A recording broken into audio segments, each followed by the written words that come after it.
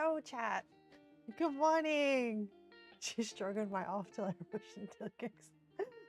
Good morning, Jen. Good morning, Veggie Bear. Morning, Penguin. Oh, I see Tidy lurking as well. Man, you guys are really hyped for this, which I'm excited for because I'm also hyped because I did a lot of research for this. So Goblin 767. We just started streaming. You started following already. Welcome. Welcome to chat. Didn't expect that first thing. All right, chat. We got a busy day today because we're going to try and finish all our cooking in this stream. Then I'm going to end stream. Then I have to do a rush cleanup of the kitchen, maybe squeeze in a nap, and then we'll start again when Wilds goes live. So we'll do 2 today. We got this. Now, a little bit ambitious today because what's on the agenda? No, man, believe in us. Okay, man, these hello things are starting to get longer because it just feels like a stream of consciousness. Okay, so today has been inspired by Jen, who suggested in an offhand comment Stroganoff, and I was like, what about Stroganoff? And I was like, what is Stroganoff? Oh, yeah. So it turned out, so Jen said Stroganoff. Then I was like, oh, it's Russian. And then I was like, what Russian food is there? Okay, I gotta quickly like give you the history lesson because I went down a rabbit hole, chat. It was insane. Okay, so after the Russian food, I was like, oh, what else is there Russian? And then I stumbled upon Russian tea culture. So, oh, before we go into the history, let's make it thematic, okay? Let me put on, what was it? All right, drum roll, well, pipe roll.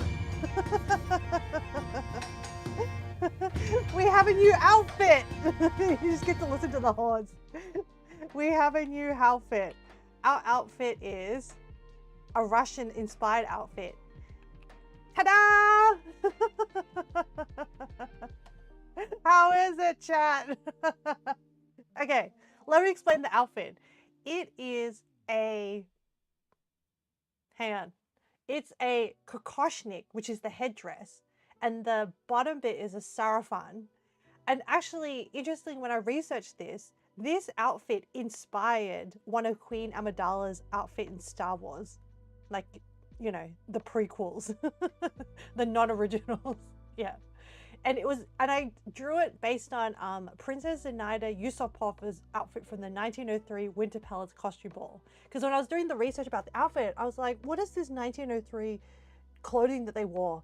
And then I was like, it looks really old. And then when I did more research, in 1900s, they were already wearing like Western European court outfits. But it turned out in 1903, they threw like a costume ball. Yeah.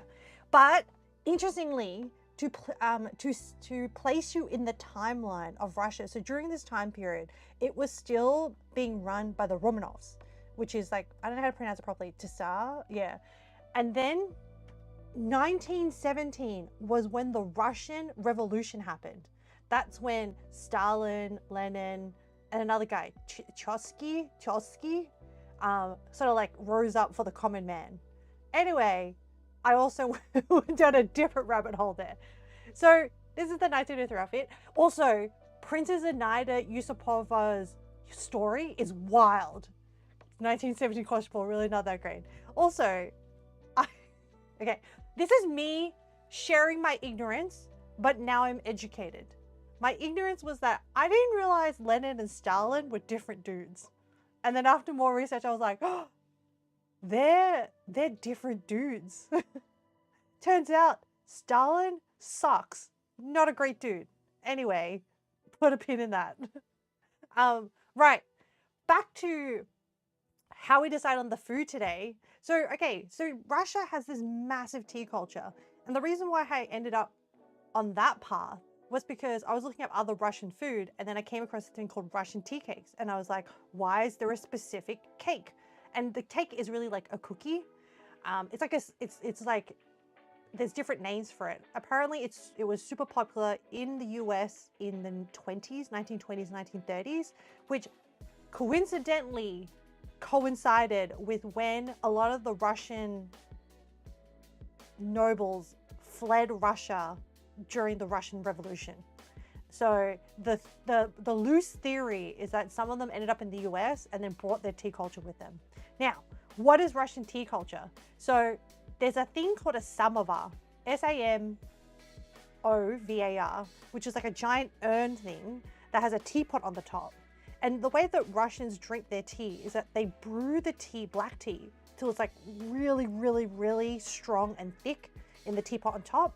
And because Russia is so cold, the samovar, like they put coal and stuff in it and it keeps the teapot hot.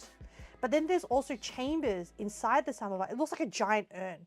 Inside the samovar, there is some chambers for hot and cold water. And essentially what you do is that like you get together with your homies, you hang out for 2 hours, you have a whole tea set, you have like a whole spread. It's like the Russian version of English tea, but like more, because they eat larger portions, they drink larger quantities of tea because it's so cold. So you have a whole giant spread of like savory things, of like sweet things. And the biscuit I'm holding in my hand is one of those biscuits. And it is called a, man, my Russian is not so great. It's called a shushki. It's like a little small, crunchy, sweet bread ring. Kind of like a bagel, but not a bagel because it's a biscuit instead of a bread that's been boiled. It looks like a bagel. It's not a bagel. And then on the left, I'm holding in my hand, is a podstachanik, which is like a metal holder with a glass inside it because like the tea can be hot and you don't want to hold it, so you want to like have a little bit of distance from your hand. And it's not just specifically Russian, it was also used in Poland as well. But you can have like, this is where like it started out being like a rich people thing to drink tea, and so like it would be really ornate. And apparently a lot of families had like 3 sets of samovars, one for like just heating water, one for everyday use, and then one for like really fancy schmancy like events. Anyway, Russian tea culture. So tea was first introduced into Russia in the 1600s by the Mongols. And originally at the start, they were like, Russia wasn't so keen on it. But then a Tsar drank a tea and it helped his stomach issues and digestion issues. And then he was like, all right, tea for everybody. We're all drinking tea, okay?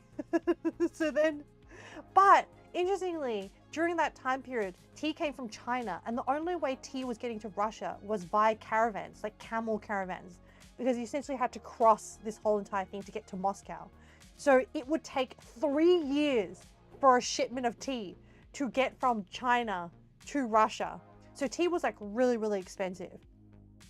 And then like fast forward to the 1700s, Chinese tea took off.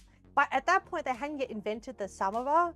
So the Chinese people tried to like teach them how their tea culture. And then the Russians were like, your portions are tiny. What do you mean I have to brew a pot and like pour out a little bit and just drink that? I want big goblets of tea.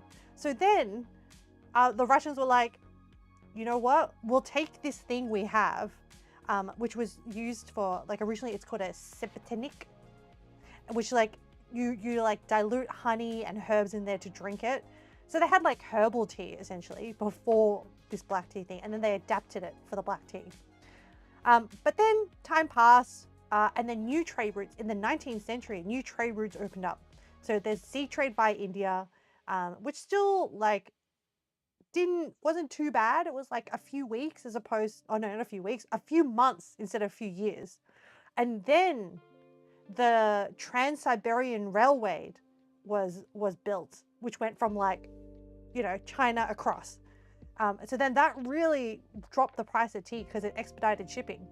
And then the Suez Canal, guys, the Suez Canal was found, and it ended up being, which is like, it's this like little like section to get past, so that then opens up this trade route to past Turkey to Moscow. So then the tea price dropped even further because it was actually cheaper to ship tea via the Suez Canal by boat than it was by train, because train is like coal. You have to like use coal, whereas like tea and ocean and ships is like human effort. So yeah, and then it just like took off, and then, but yeah, so that's like the really high level TLDR.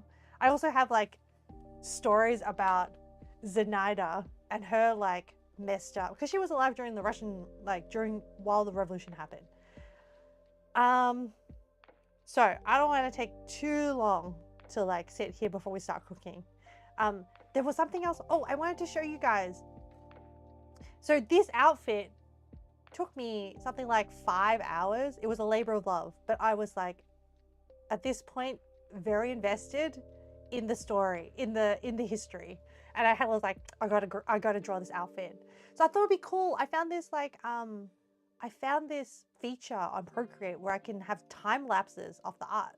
So I was like, you know what? I'm gonna show you. So like, whoop. So then essentially like this is the process.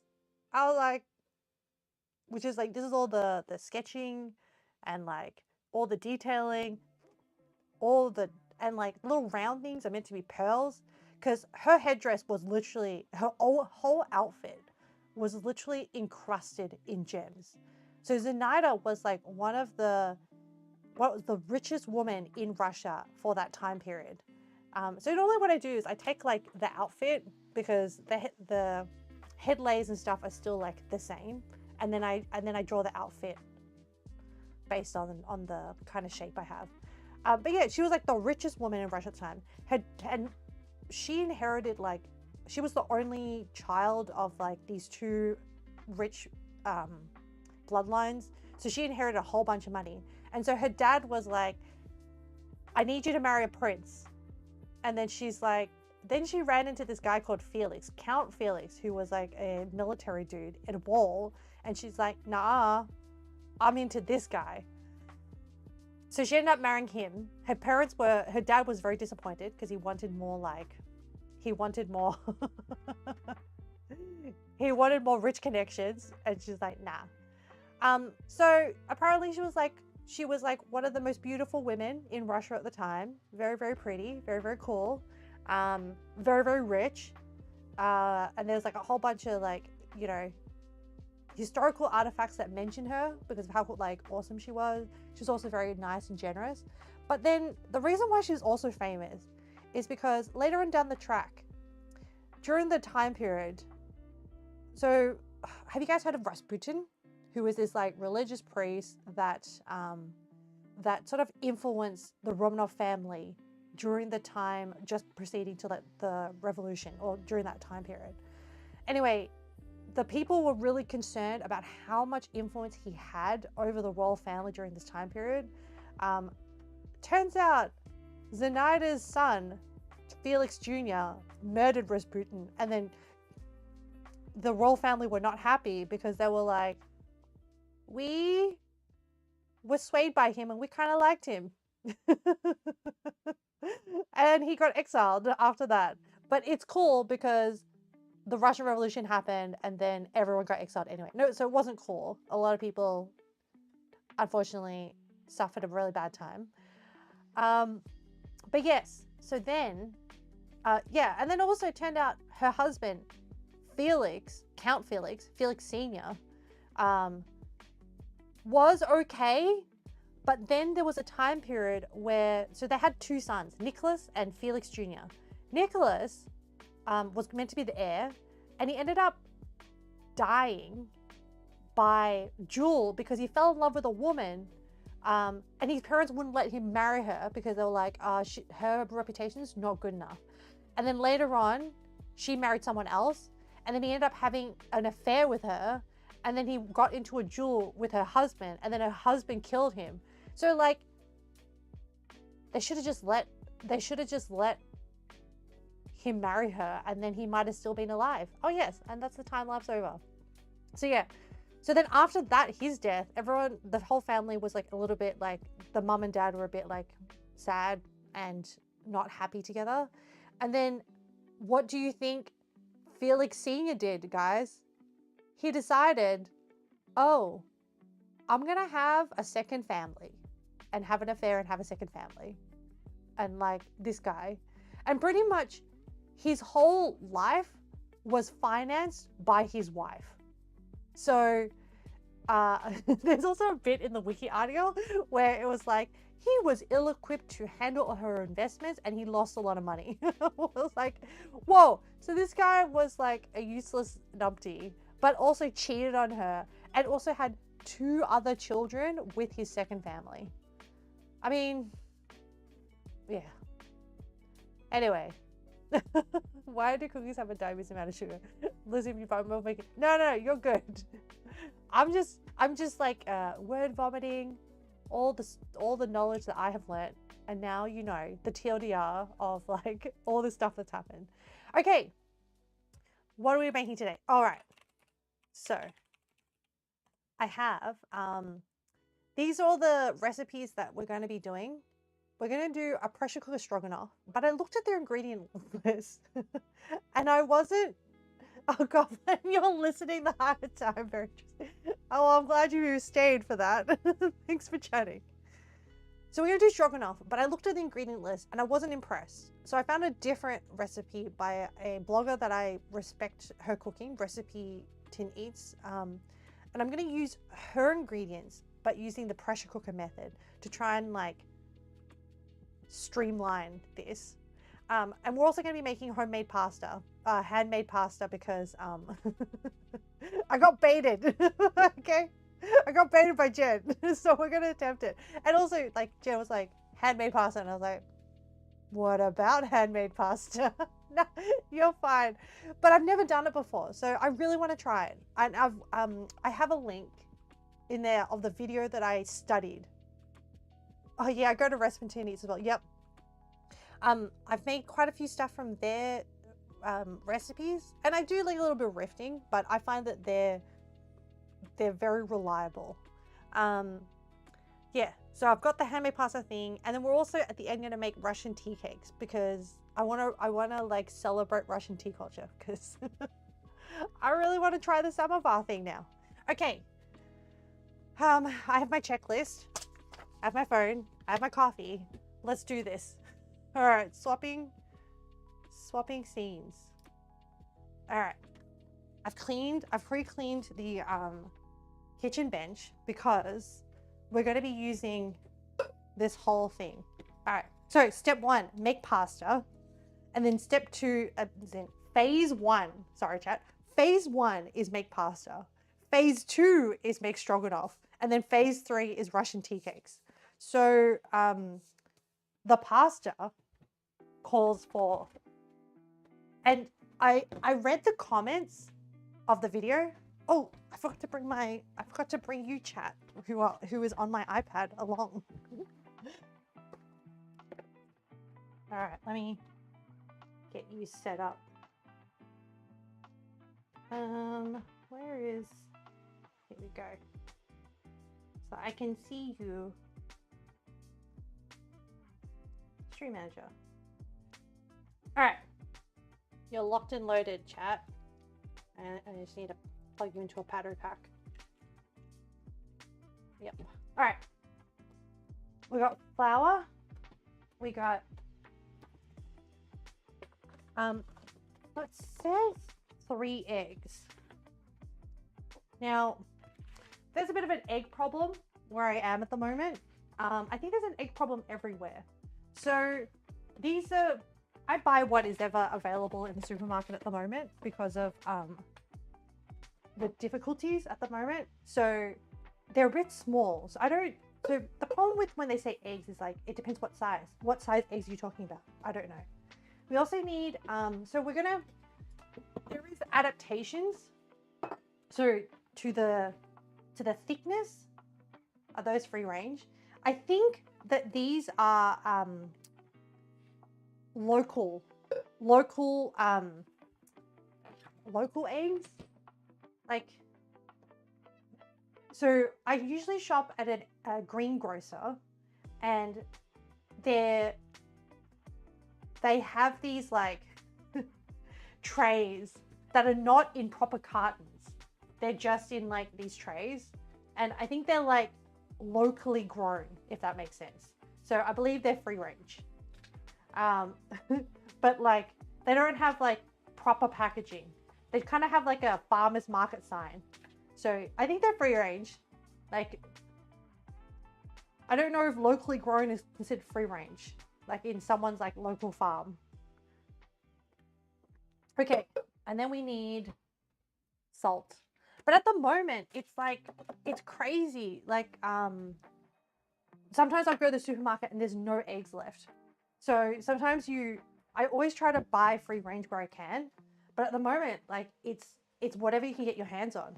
It is kind of concerning.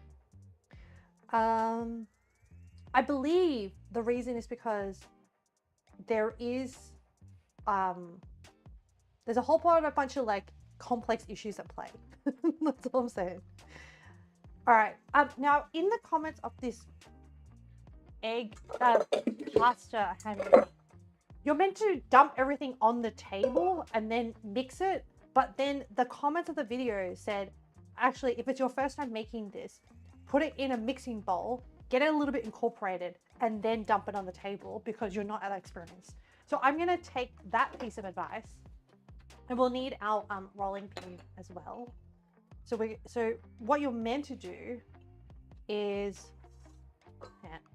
put the 2 cups there on the table, make a well, a hole, like kind of like a volcano looking thing, crack the eggs into the well, and then pour some olive oil and salt in. All right. Let's do, oh, the cup measure doesn't fit. I know. I'll use the half cup measure. I think it, or barely. All right, let's try. So I need 2 cups of flour, which is 4 of these half cups. 1,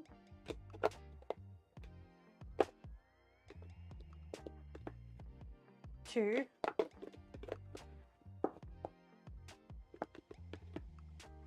3,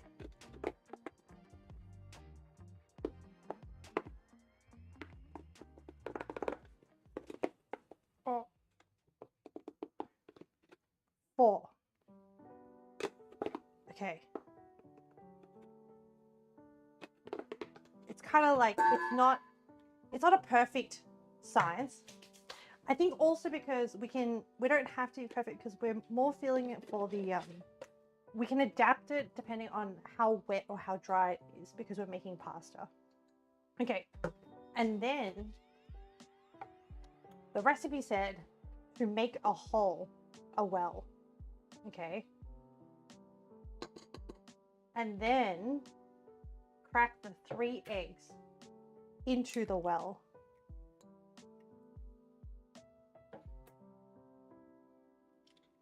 Two.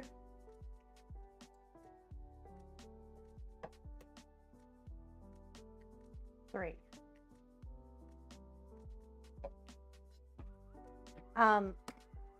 Maybe we don't need the 4. I don't know.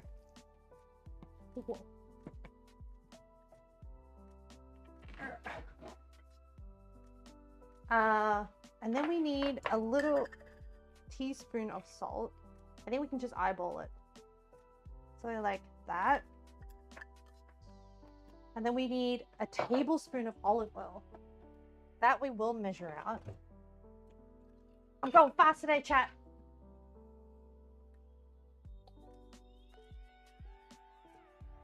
This poor spigot thing. A tablespoon. Okay. So we have eggs. Wow, these are tiny eggs. I feel like I could put in another egg. They're very small eggs. I'll put another one. Oh no! It spilleth over.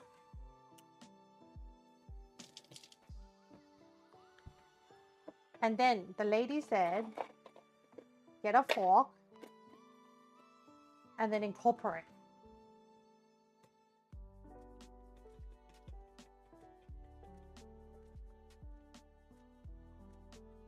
Until it kind of forms together. Some of my liquid fell to the side. Is it just to prevent lumps? I don't know what the purpose of this technique is.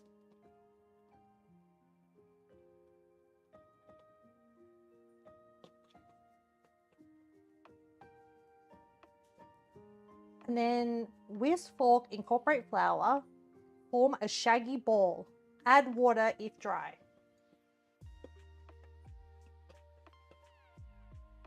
Actually, the wholesome looking good already. Jen, I don't even know. Have you made homemade pasta before? Is this what it's meant to look like?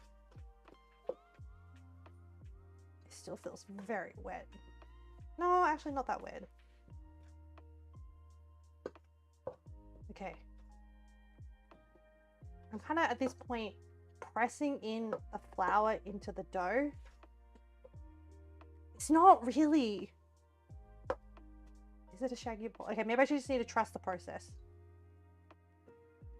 You want to try making pasta at some point? Well, if I can make this and it turns out okay, then I can recommend it. But we'll see. I'm doing it for the team.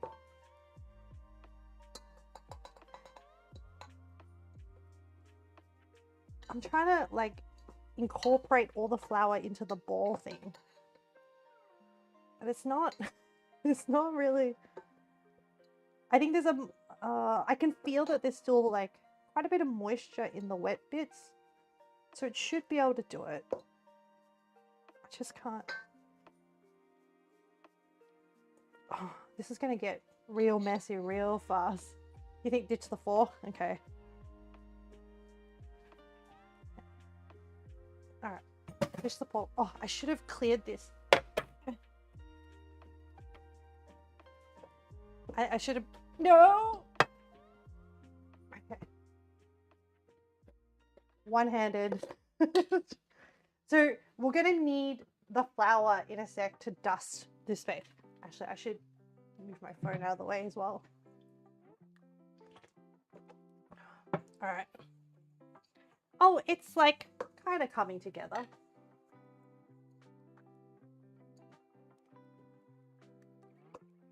Okay.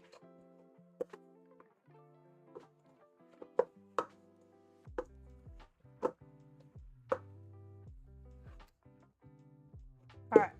I think we have a kind of ball, but I want to like scrape some of this. I think it's a little bit dry. Maybe I should have added the water into.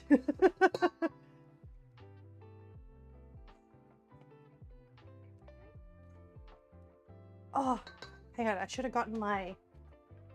I had this like dough scraper. I don't know, I think there was once I was trying to make cinnamon rolls and I bought this dough scraper to help me handle dough. I think it needs like a little bit of water, like a, not heaps, just like, well, at least I'm glad we put in 4 of the small eggs because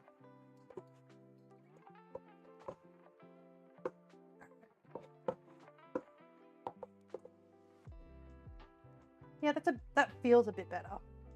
Okay. I'm trying to put like the little dry bits into it. Okay, now we need it for 10 minutes. Disclaimer, Google's gonna have a trigger if anyone has Google Home. Hey Google, set a timer for 10 minutes. Alright, 10 minutes. Starting now. Oh, I should bring my watch further up my wrist. Okay. This kind of looks promising.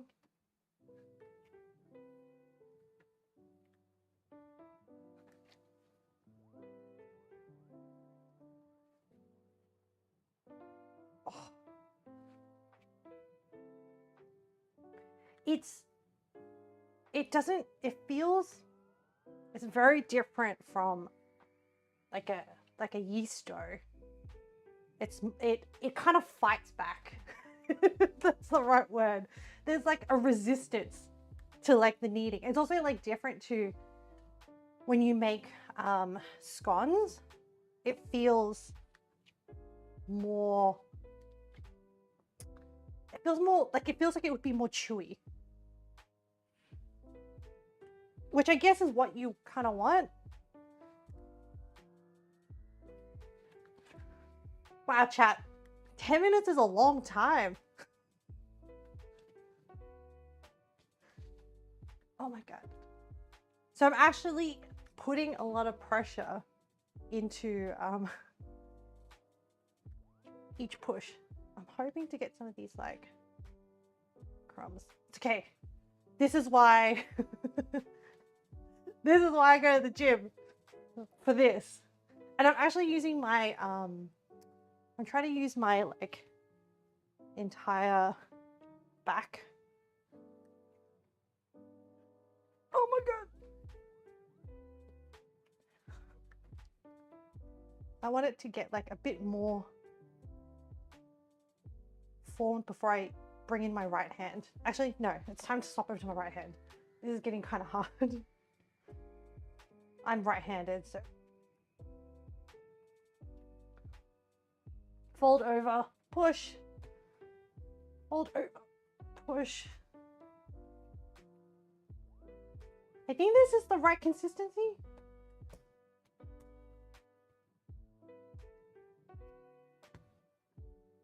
Push. Man, there's still 7.5 minutes.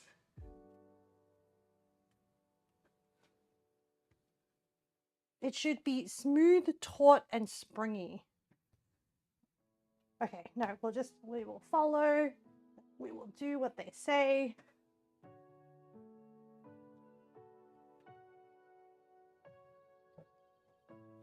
Oof.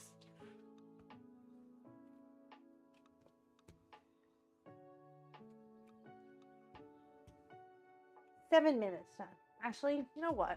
This is pretty good for like taking out your frustrations on. It's not quite a pounding motion, it's more of like a kneading, is more of like schmear with the heel of your palm.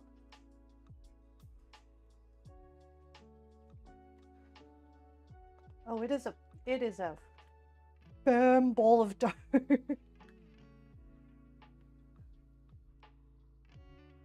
It is kind of springy. Springy as in like if I shove a finger into it, it kind of like slowly pushes back, as in forms back.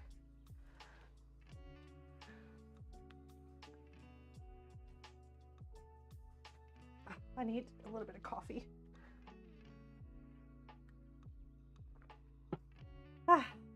What cookies are you making, Penguin? Actually, you're probably making the cookies. You can't really talk. Also, Jen, you're here so early today. This is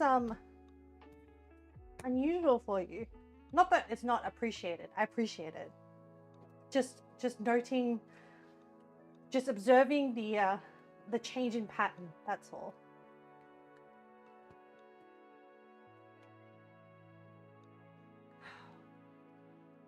I do. Oh, I had a flash of inspiration for more new emotes, chat.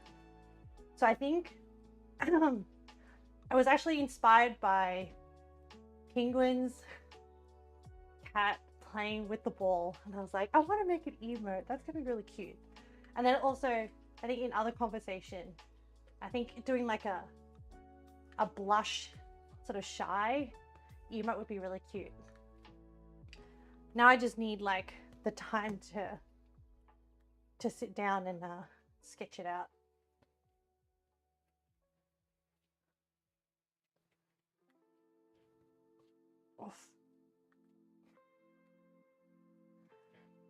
but like literally, I broke my own rule.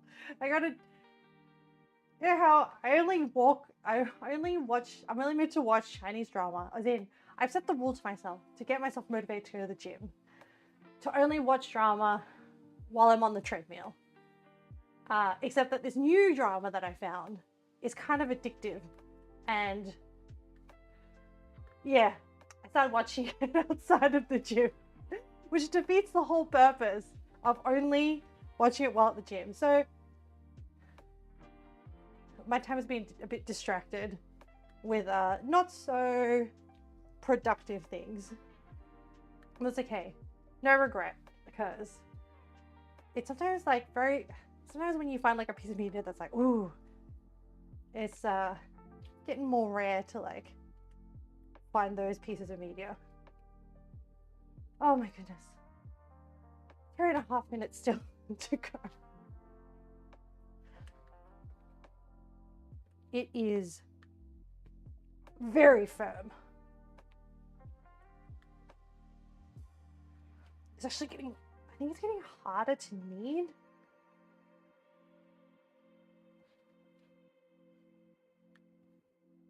Do I need to let it rest after? Yes.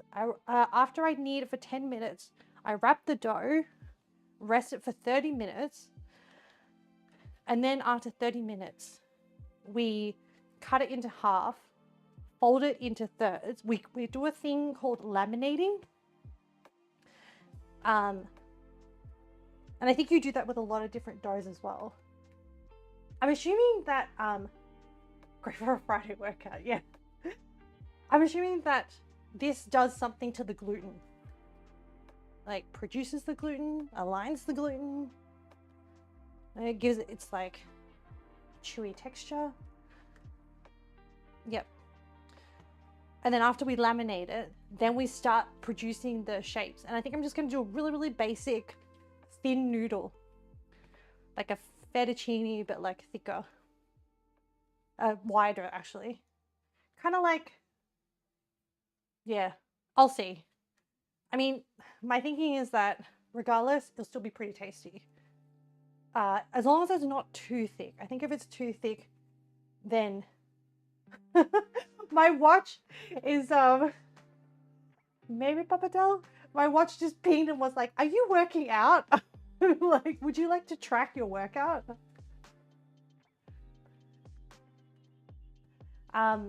Maybe. I don't know all the names of all the shapes, but I'm thinking like 1.5 centimeters wide, perhaps, and then cutting it into like long noodles, because I think that will complement the stroganoff sauce the best.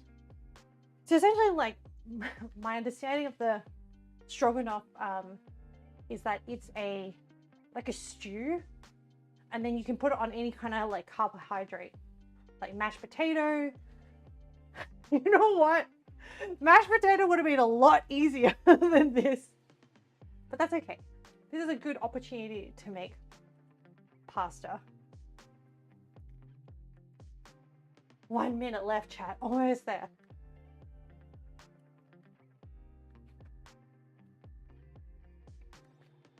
Yeah, at this point now I need to use like both hands to push it along.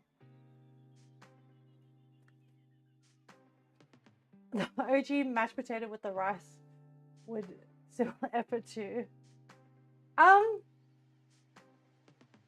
It depends. So I don't have a masher for mashed potato. So usually when I make mashed potato, I usually use like a jar, and I grab the top of the jar, and then I use that as like a masher to like pulverize the potato. I think it also depends on like how, like if you're making like a really, really like smooth potato, then you might even end up like needing to use like a food processor. Oh my gosh, thank goodness. That's 10 minutes. Okay. So then you form it into a ball. You've seen this recipe which calls for equal parts potato and equal parts butter. At that point, is it even still mashed potato? All right. I bought these recently. Oh wait, this is too small. I bought these beeswax sheets recently, so I'm going to use it, and then you can use it like cling wrap. So I'm going to use this beeswax sheet, wrap my dough in that, rest for 30 minutes. So I'll just put it in the pantry and let it rest. Oh my goodness, chat. Man, coffee. Surprisingly, yes, the tabletop is dirty, but it's not like that dirty. We're about to make it, well, so we'll use this 30, oh, hey Google, set a timer for 30 minutes. 30 minutes. Starting. What we'll do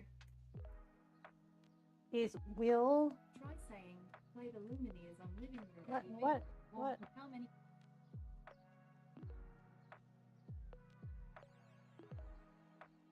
Okay, for how long? No, hey Google, how much time left on the timer? T minus 29. Okay, good. It's set. I just wanted to make sure. All right, we're going to use our 30 minutes to prep some of the ingredients for the stroganoff. So let me wash my hands.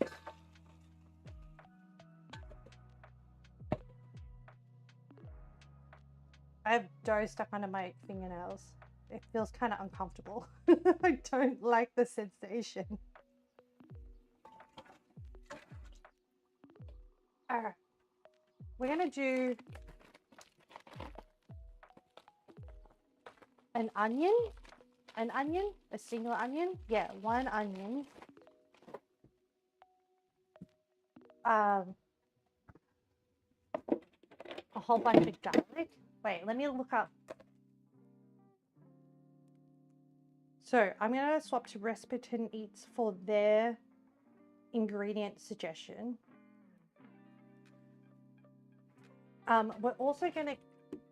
We're doing a pressure cooker version. The reason why I picked a pressure cooker version is that, so firstly, it's faster, but secondly, in this economy, we can try doing stuff that is cheaper. So this is beef chuck casserole, which is $15.50 a kilo, which is way cheaper than, so usually stroganoff, from my research, is made from like higher quality beef, like beef fillet, Scotch fillet sort of thing, but they can go up to like high 20s up to $30 a kilo. Not this economy, guys. we're gonna go cheap.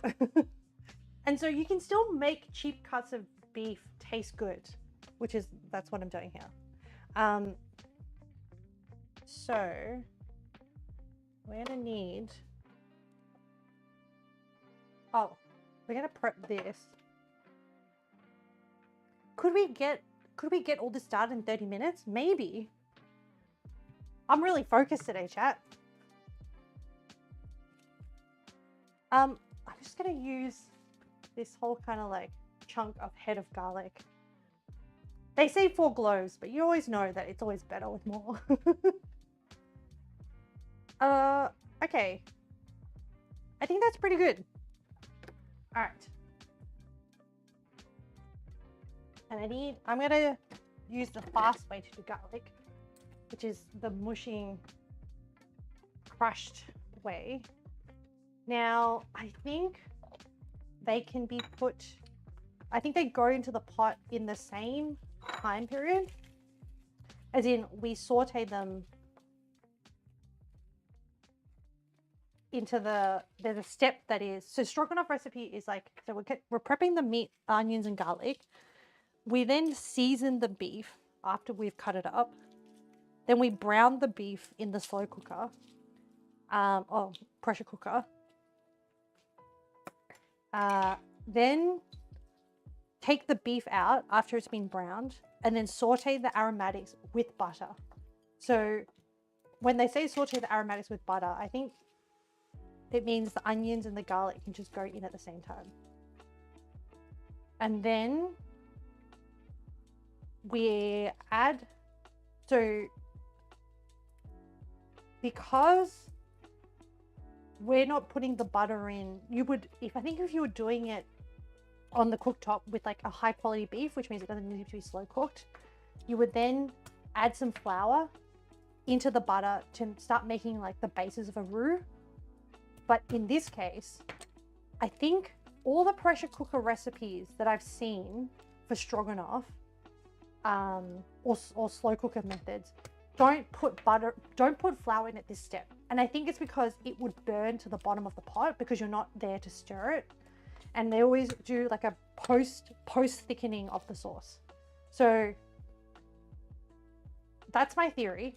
I'm going to respect the chefs before me, but I'm interested to know if that is the case. Actually, a really good resource that I really love to know the science behind cooking is America's Test Kitchen, Cooks Illustrated. They do really good like investigations, experiments, and then they sort of tell you the reasoning. Yeah, and it will, I don't know, cooking is like chemistry, guys. Once you know some of the like scientific stuff, you're like, yeah, I can like adapt things when things don't look like they're going well. So like, I think the only recipe that has not really worked out, you know, the great tasting at the end was probably like the frozen berry one. And I think it was like the ratios were wrong. But like, I think everything else, even though we do occasionally stuff things up along the way, they all end up being quite tasty. And I would accreditate the ability to adapt when things go wrong to like just having like the fundamental knowledge of like, oh, how do you make something thicker? How do you make something thinner? Also, how to make it thicker without making it lumpy. Like those sort of like skills. But sometimes the fun is in the chaos, you know? Sometimes the fun is just being like, oh no. I got distracted for a second. Okay. Really good onion. Alright. Let's crush all this garlic. I think we can probably get this pressure cooker started. Oof.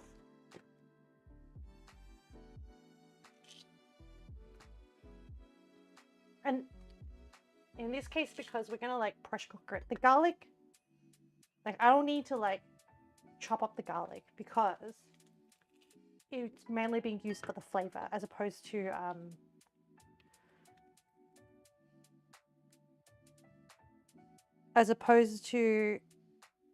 oh, there's actually a separate section to this recipe as opposed to like a stir fry where you want like chunks of garlic.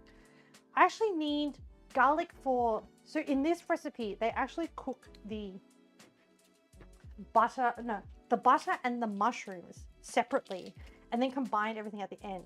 So I might do like even more garlic and then only use part of it for the stroganoff, for the stew.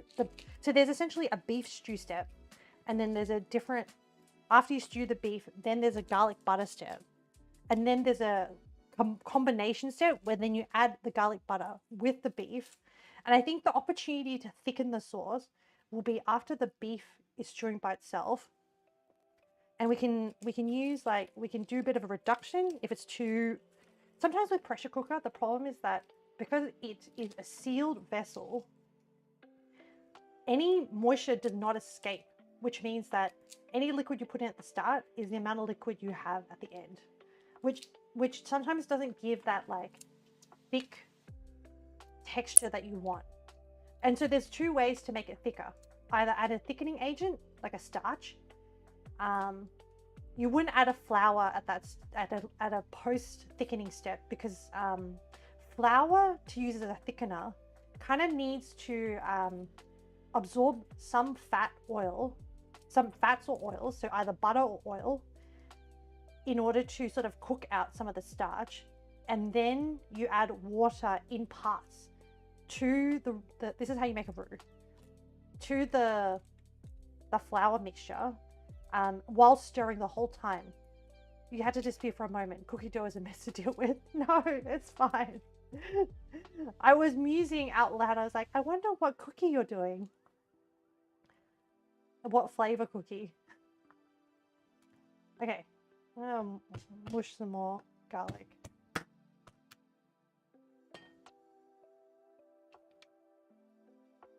But yeah, so the point is, flour's gonna go in at. Oh no, if we're gonna thicken it, we're gonna thicken it using starch, and we're gonna thicken it after the beef has gone through the pressure cooker cycle, and then we'll perfect our thickness at that point. Because I think even once you add the mushroom, it won't really. If anything, will add more liquid to the sauce in the pot. Okay. So I just need to remember not to use all this garlic when we do the saute. The recipe follows says inside out red velvet cookies. That sounds really good. I actually really like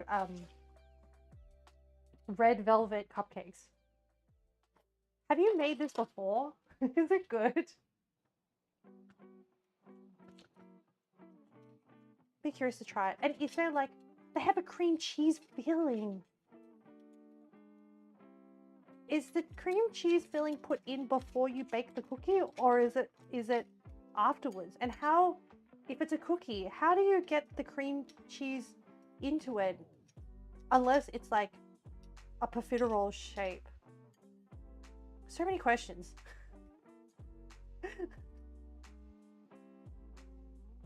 You would have to mold the dough around the cheese beforehand.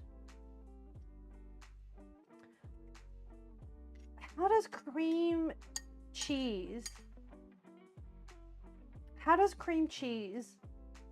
fare in the oven inside a cookie? Oh, I guess you like flash bake it, like a really high temperature for like a very short period of time to just like crispen up the dough. This kind of, and I guess you prepare the cream cheese with sugar, because usually a cream cheese stuff that's used in sweets is like sweetened. Interesting.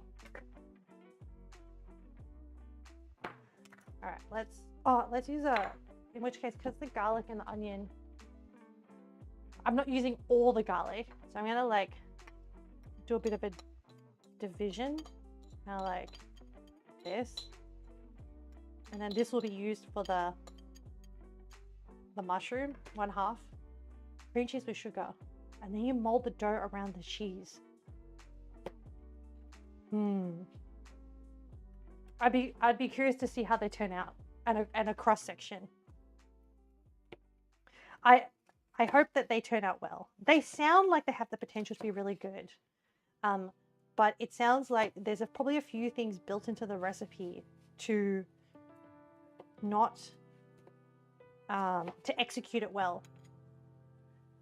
Oh, Yama, hello. Just doing it to drop by. You're on the way to office or work. We'll tune in whenever I can. Oh, no worries. I hope you have a good day. Don't worry, Yama. If the plan pans out, we'll be streaming for a long time today. I mean, in 2 sections. But, yeah, we'll see how it goes. Oh, this onion is juicy. I can feel it in my eyes. It's going to be a long day, yeah. Chat doesn't believe me, Yama, when they say I'm going to finish all this cooking in 4 hours. I'm going to do my best. You're meeting your friends for dinner and you'll only be back late in the evening. Oh, I hope you have fun. What a good Friday catch up. Yes, I know. You're shocked.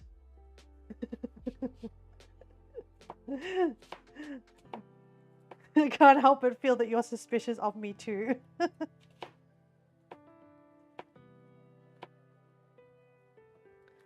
where are you going for dinner? Wait, no, don't tell me where you're going to dinner. I want to know what you're having for dinner. You have to put flour in your hands, even form the cookies and shape them around the cheese without the dough sticking. You don't want the dough to stick to your hands. It ruins everything.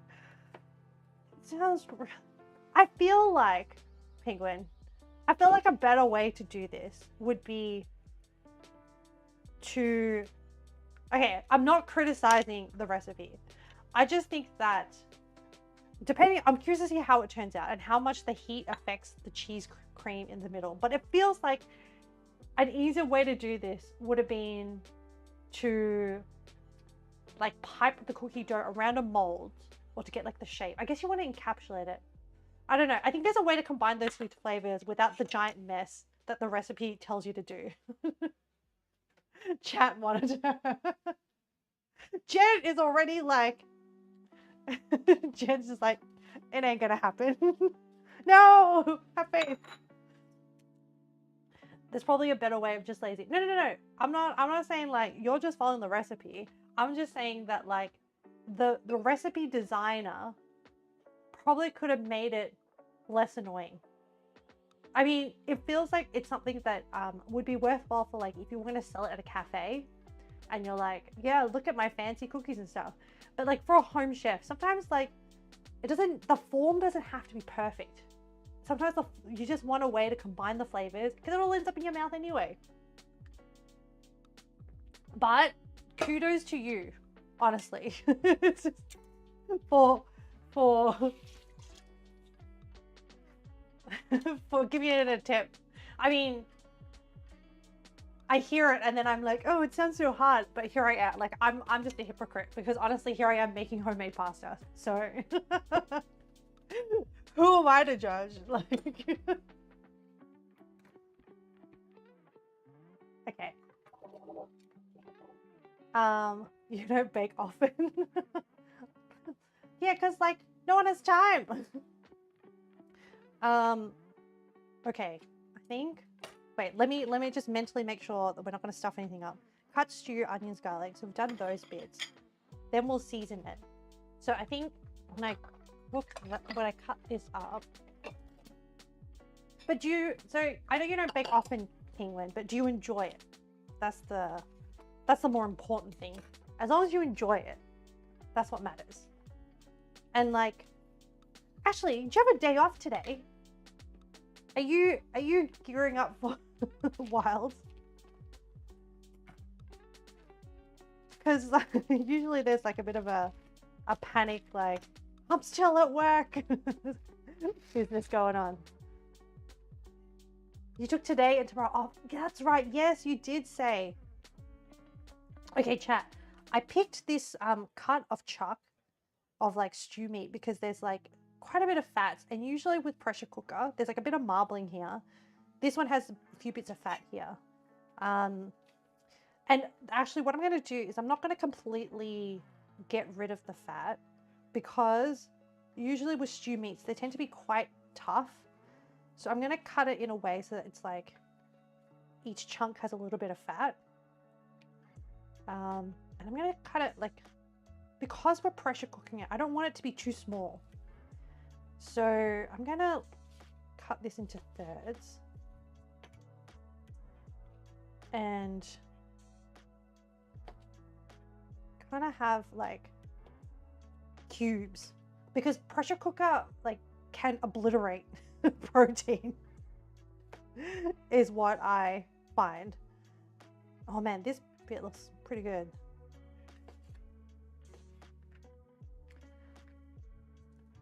Oh, I'm so excited for you. I'm hoping that my energy levels are okay and I can also stream tomorrow, but I cleared my calendar for tomorrow as well. So we'll see how things go. Oh, but you're not gonna, you're not joining us for Wilds because you're up, Leo. Good morning to you. You missed our whole, no. I mean, you didn't miss anything. As in, it wasn't really that exciting, but I needed dough for 10 minutes. Okay, I'm going to cut through here.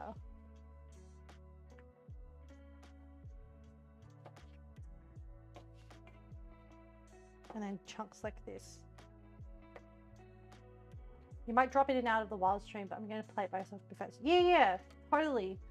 Like, you've waited so long for this moment. So, and like, you'll probably, actually, you know what, Pecan, you'll probably progress much faster than me. So by the time the next wild stream comes around, I'll probably be still behind you. I intend for the first stream, I'm going to take it easy because I'm going to actually do the tutorials because I watched the hunting horn maestro in Wild's guide and I was like, it was really hard. Like none of it really stayed. And I was like, okay, I think I just need to like muck around with it a little bit, get a feel for things, and then rewatch the video. And then I think it will make more sense. Cause yeah. But yeah, I'm just excited for all the experiences people are gonna have. This chunk is a little bit big. And now I'm just quality checking the size of my chunks so that they're all like sort of equivalent sizes. Morning, Leo. Are you still groggy?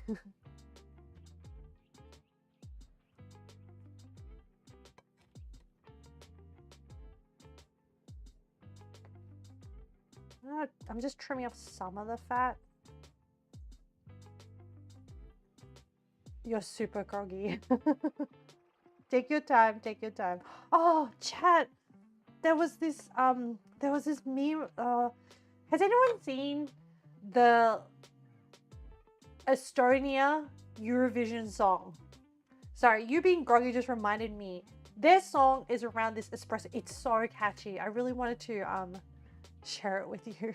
I need to like post it later. It's so funny. It's just like I don't know, the song is just about coffee, but it's so catchy. I was just thinking of like Leo getting up and getting his coffee.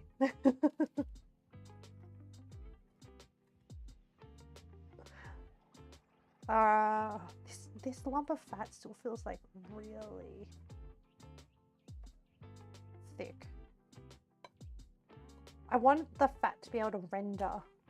Okay, I think that's good. And then we'll salt and pepper that.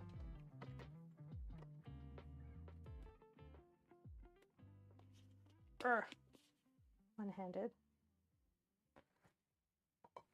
And then we'll sear it.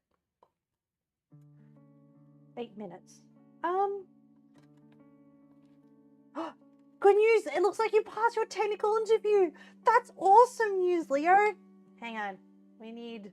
Oh, I don't have anything like... I just have like... I'm not even at my computer. I can't even like... trigger any... Yay! I'm actually super happy for you. But... Wait, how many more stages is left?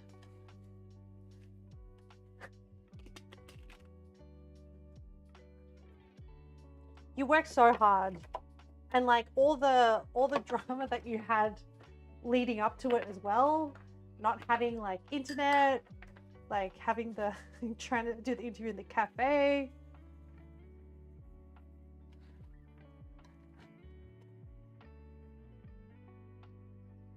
All right, I've done a little bit of like salt and pepper on the beef.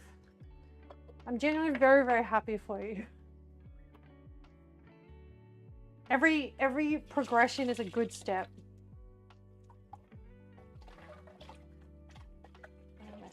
Okay.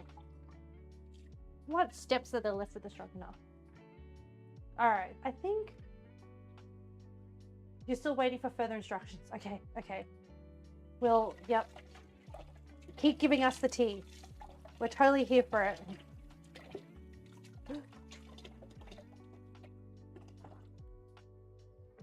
How are you going with your search, Jen? You like that they're taking their time allowing you to play Wild before you have to start work? Pat, hello! You can't hear, but you are. Wait, Leo, make sure the cat knows that you got your next progression. You passed the interview, the technical interview bit. I'm sure that they would also be excited for you. Okay. Because like I can't say, well, even if I say it, she can't hear me. I mean, they can't hear me. Okay. Beef. All right, I think there's still 5 minutes left. I think we can start it. Yeah, I think we can start it. No, wait. Nah. The reason why, chat, is because I'd have to put the pressure cooker on the bench. And the problem is that I need the bench to roll out the pasta. So I can't have...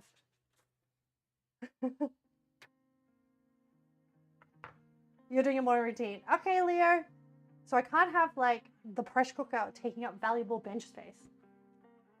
So we'll do the pasta first. Then we'll start the stroganoff.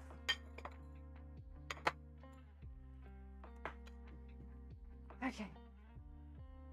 And then, you know what? I will just do a little bit of a... I need to do a bit of a cleanup because we had the meat here and we're going to be rolling out pasta. So I want to make sure that we don't poison ourselves. We practice good food hygiene.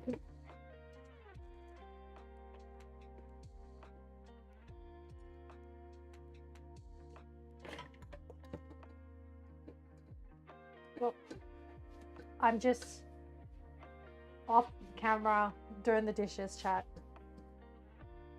We gotta keep on top of the mess in the kitchen. Otherwise it's like it gets out of control very quickly.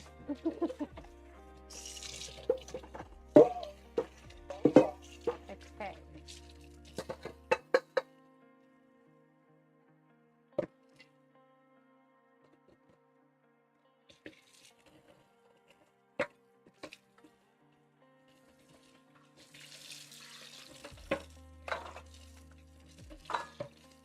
Alright.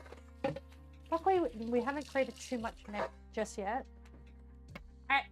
Oh, and let me do a full spray and wipe of this bench top before we reset it for the purposes. It's a dishwashing stream now. Yeah, it is. It's great. Our streams are wild, very unpredictable. Whoa, so exciting. Cleaning. I might do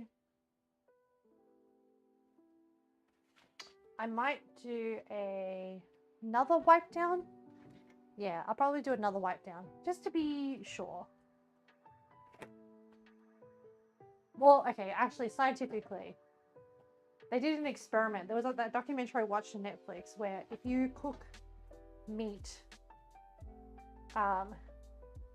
in the kitchen, it gets everywhere. So, I mean, we do the best we can. And what I'm also going to do, because I have to use the bench, is I'm going to also do like a scrub with the sponge, because I don't really want the spray that I used getting into the pasta. So I'm going to wipe it down with some water and a tea towel. I'm just going to wet the tea towel.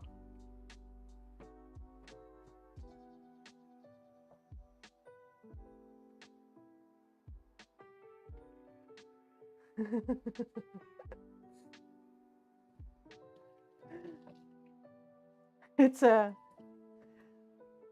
a really big cleaning stream now. Do I teach Vietnamese swear words?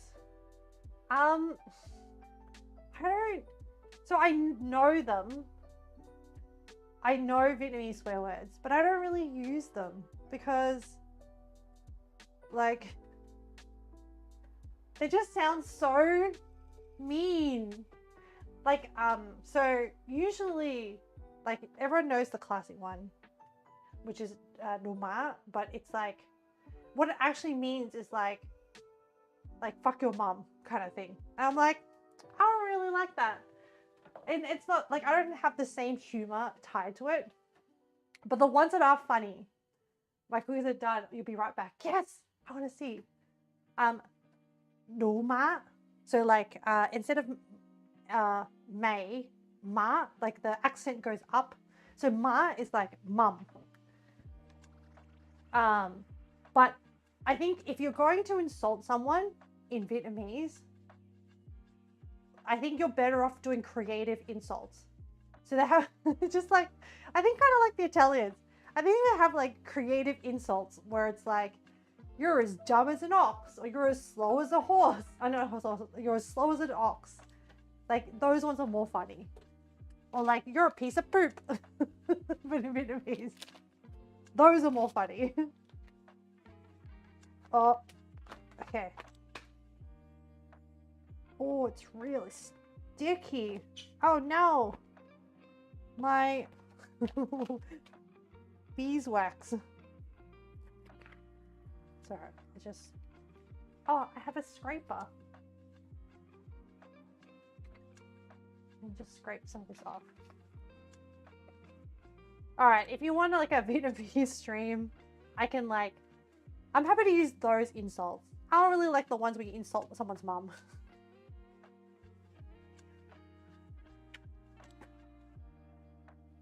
But like, I can come up with some creative ones and then I can teach you. Maybe we can have like a just as in chatting Vietnamese language stream. But like, I probably insult people more in Australian than in than in Vietnamese. Okay, I think this is fine. I'll put that aside. But yeah, maybe we can do that. If that's... Oh, it feels so different now after 30 minutes. Okay. It feels so smooth. Okay, I'm gonna...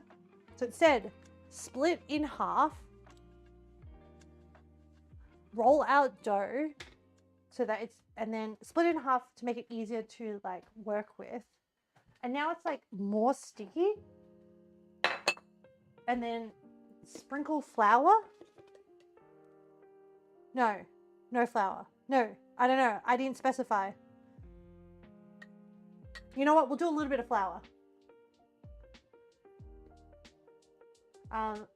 You'll be getting out of my stream later. You'd like to add me? Okay. Into the friend list. Sure. At this point, I owe you a lot for like the support, as in the Monster Hunter support. So I need to roll this out into thirds. Okay, so big enough to laminate.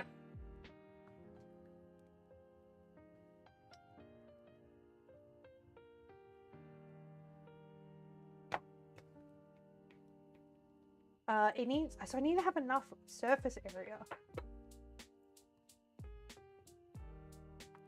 Okay, and then we fold it into thirds like this. So this is 1. Is that soon to be pasta? Yes, it is soon to be pasta. We're laminating the dough. So that's 1. And then 2.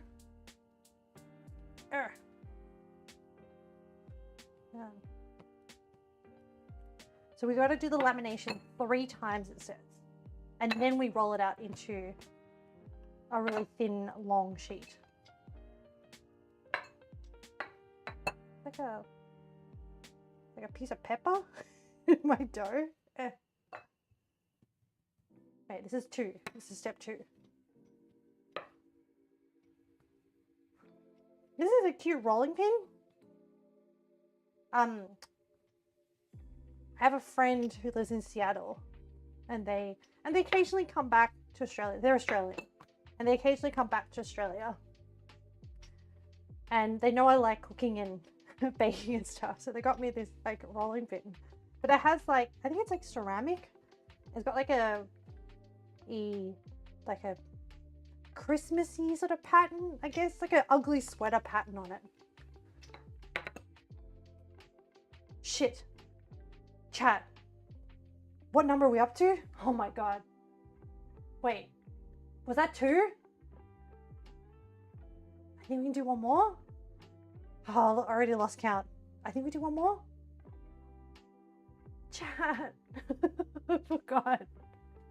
Because I told a story about a rolling pin. You weren't counting. No. Okay, I think it's okay. I think we do one more. Uh-oh. I think it's fine. I need to like write it down on a piece of paper. I think it's fine. We'll just do one more. And if it turns out bad, we can say, oh, I did it 4 times instead of 3.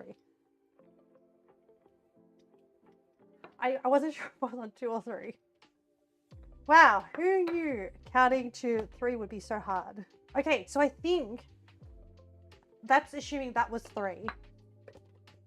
We were definitely at least 2, but I couldn't remember if we did a third one while I was yapping away. Okay, so now we roll it out into a really, really thin sheet. And then here, apparently, the gluten will fight back. So if it like fights back too much, we like let it rest for a bit before we continue rolling it out. And then from the video, they did like a really thin sheet.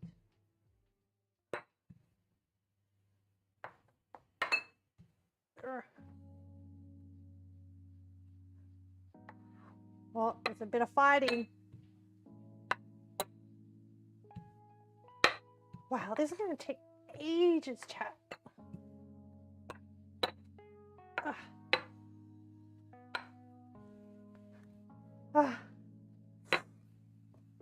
It's meant to be thin enough that you can see your fingers through it. And then we have to do this twice.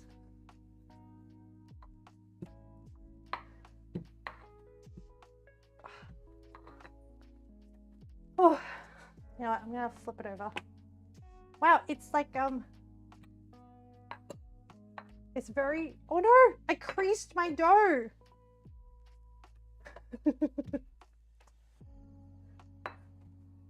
It's alright.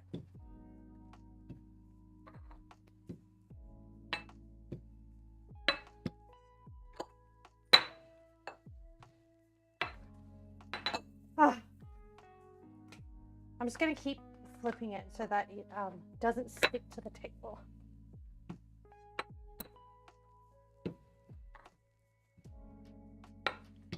Still not thin enough.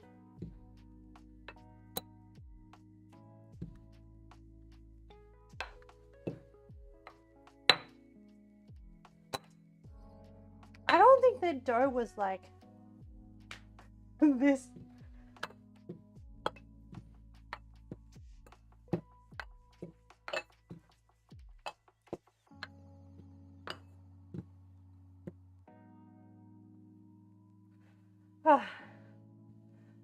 You've been sending a few applications doing course at SQO so far, no interviews yet. Oh, good luck.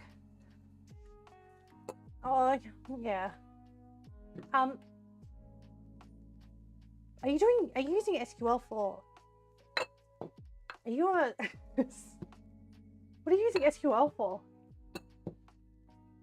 As in, yes, it's to search up like database and stuff. Actually, SQL is very useful because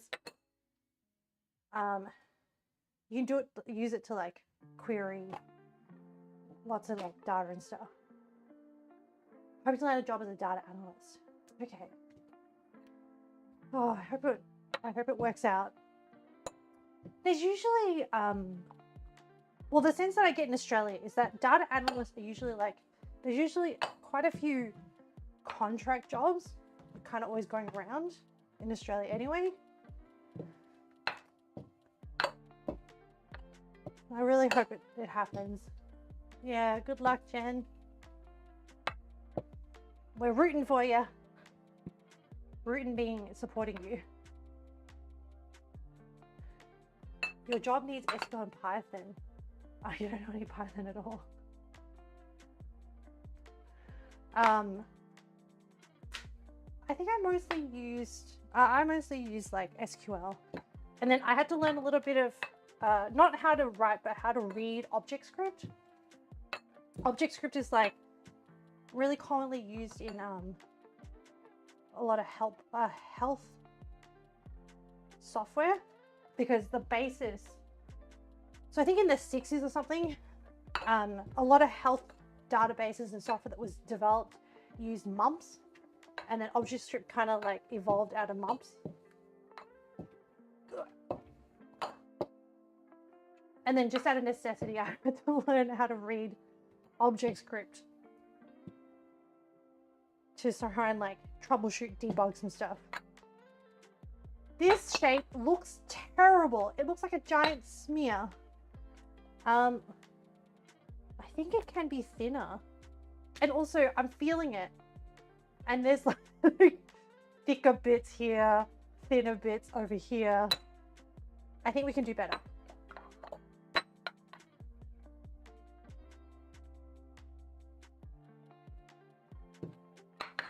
Oh no, oh no. It creased again.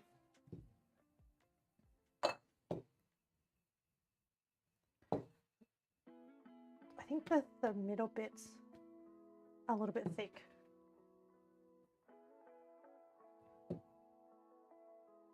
I think we're almost there, but I think we can do a little bit better.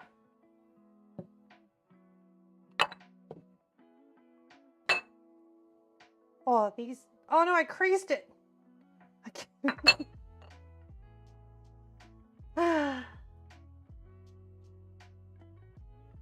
You just let them cool down a bit and then you'll cut one and show the pic of the middle. Yeah.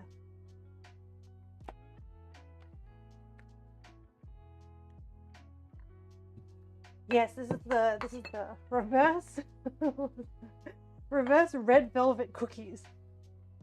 Okay. Shimmy up. Smearing it out.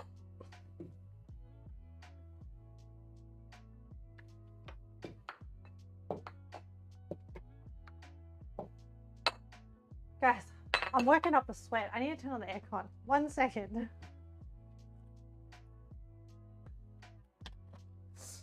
Oh, what a workout.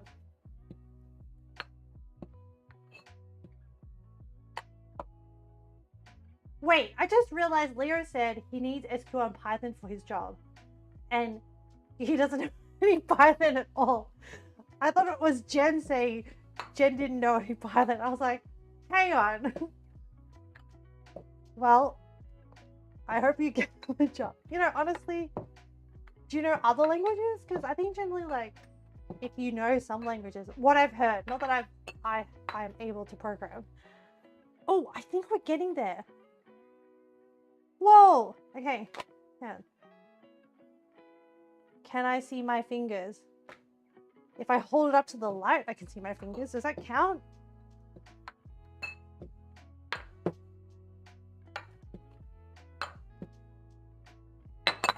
All right. So I think this end is good. I think this end is still kind of thick and needs a little bit more help. Oh no! Yeah.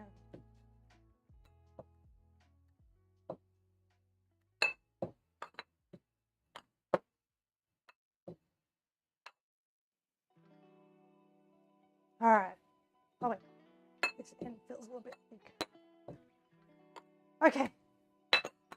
Look, it's a little bit thicker on one end and thinner on the other end. But like, this is the best we're gonna do. So the technique she showed was like, she just folded up her pasta into like this.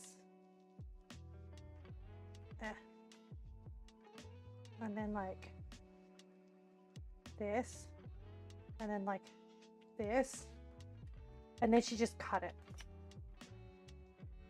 So, because our edges are a little bit like wonky. Like that. And then we unravel it. Okay, I'm doing like a centimeter thick. Yeah, maybe I should have like... Oh, maybe I should have floured it before I folded it. No! I'm kind of stupid. Chad, I'm not very smart. Man. Okay, okay. Okay, if I work fast.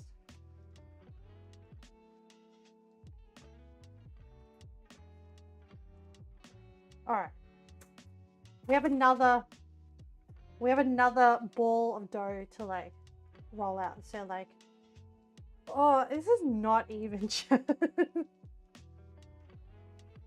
There's some bits are like, this is like the equivalent of like a brand new, yeah, another round of rolling. Oh, some of these middle bits are like very bits. I'm unraveling. I mean, it looks okay.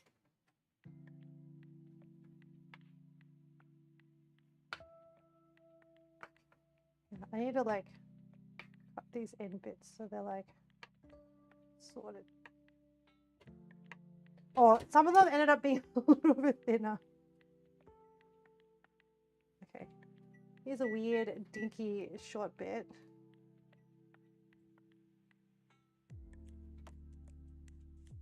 Because some of the edges were like uneven. This is fine. Another round of rolling. Yeah, I really worked up quite a sweat. There we go.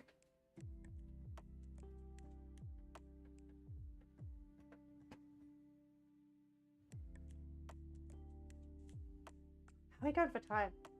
1 hour 30. Okay. We're okay. Whoa, this bit is a really long bit.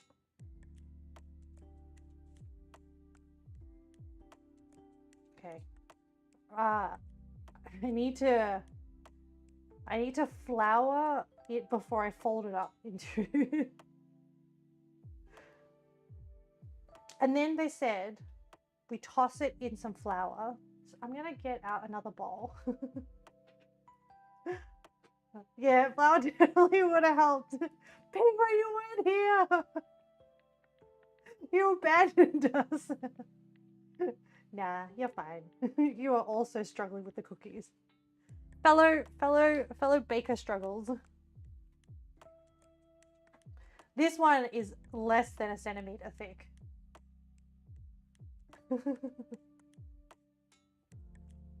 Okay. And they said, yeah, after this, chuck these noodles in some flour. I'm gonna bowl it out. I'm gonna do it. I'm not gonna leave it too long because I don't. It's meant to stop it from. Whoa! I think baking journal is just super messy. You make more or less than you do making dinner. Yeah. Alright, I'm doing it in a bowl because I want to contain the mess. And then essentially we just want to coat, like toss. Actually, I think we can just chuck all of them in here so they don't stick together.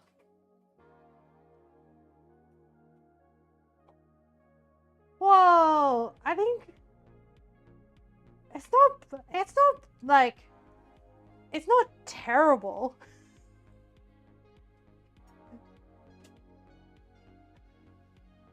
Like some of them admittedly are a little bit thick, but I think that's where if you had a I don't have a KitchenAid, but if you had a KitchenAid or you had like one of those pasta attachments or had one of those like pasta rolling out machines, I think this is where you would have more quality controlled pasta.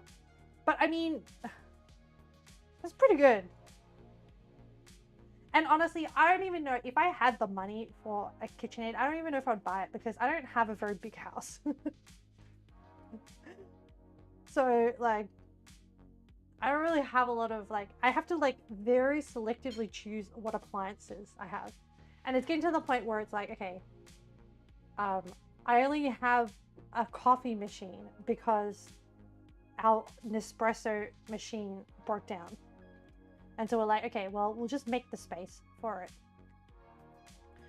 But I have a very, not like a tiny apartment kitchen. It's a pretty still decent sized kitchen, but like, it's certainly not. Is this fettuccine pasta? I think Jen called it pappardelle. I don't know if I'm pronouncing it right. It's definitely thicker than fettuccine. Okay. And then you're meant to portion it out. I don't know what a portion of pasta consists of. Yeah, we're fancy artisanal people now, guys. This is who we are.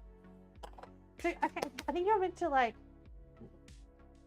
I don't know, this doesn't look like a bowl of pasta. Like, I feel like maybe like that's more a bowl of pasta. Like that kind of size. So wait, one. And I'm trying to divide it and it's like, they're all really long bits. Like that. That kind of looks like a portion. You're always hungry on Fridays. Well, hopefully, Leo, when you get this job, and I say when, because I believe that's going to happen. When you get this job, you can recreate this dish. I'm gonna like put it on a plate. That. And then we have portions. All right, we now have to repeat this. You move this stuff out of the way. Okay. Now we repeat this with the other. Oh, it's really sticky. It just stuck to the table. Okay. With the other ball. You're also gonna buy the burrito you've seen so longing for. You might not need to go to the shops quickly. Won't be long. Thanks for letting me know, Penguin. Enjoy your trip to the shops. I'll be here. Rolling out pasta. Handmade pasta. Mmm. So fun. Just what I enjoy doing because I'm secret. Wait. We need to laminate this. Hang on. Oh, good thing we only did this much. Laminate. Okay, chat. This time. This time. All right, 1. We're at phase 1. Okay. Laminate number 1. I'm just going to keep repeating it because I'm not going to get distracted by random stories. Laminate number 1. And then laminate number 2, chat. Laminate number 2. Oh my god. Laminate number 2. We're up to laminate number 2. Oh. It needs to be rolled out big enough for at least to fold over on itself. What is the purpose of this lamination? I don't know. Hey Google, why do you laminate dough? On the website KitchenAid.com, they say, laminated dough recipes literally lots of time in the freezer or refrigerator to help strengthen the gluten in the dough. What? Ladies. Then, during the baking process, That's not... The reply from Google is like, oh, so that like, you when you put it in the freezer, and I was like, I didn't put it in the freezer. Apparently it's like strengthens the gluten is the gist that I got from Google. Shit! Laminate 2, laminate 2. We're up to laminate 2. What? I think this is the 3rd laminate. Okay, last one. Last laminate.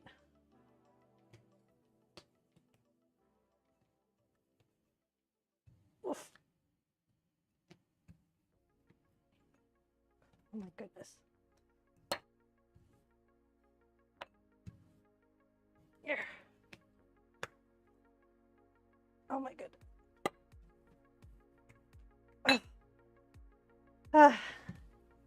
It's like a very long step from when it starts out like this lump to the really thin sheet. I think actually the most fun part is the cutting of the rolled out dough into noodles, because then that's like, yeah, now it looks like actual like pasta noodles. Oh, almost creased it. I'm gonna do a little bit of width. And then we still have to cook this once the beef stew is ready.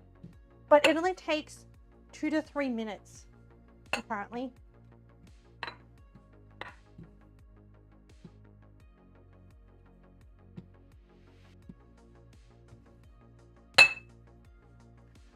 Oh my god, chat.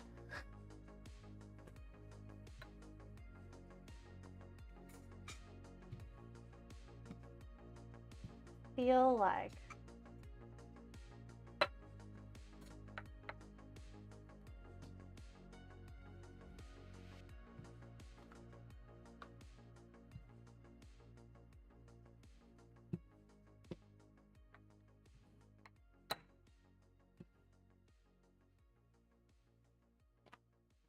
just slapping around the dough.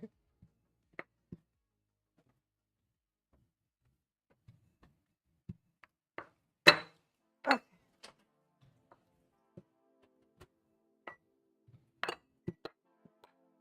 Oh no, it's already misshapen.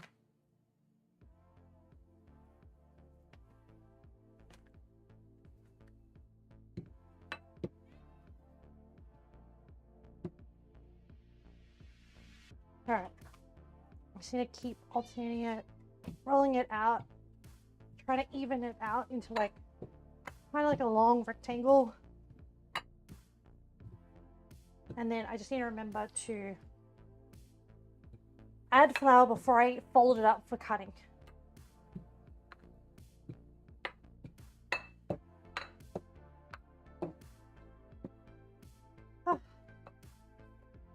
Oh, chat. Actually, where's my coffee? I need more coffee.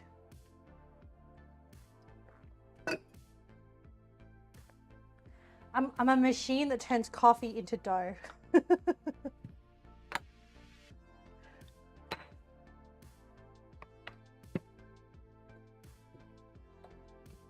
Oof.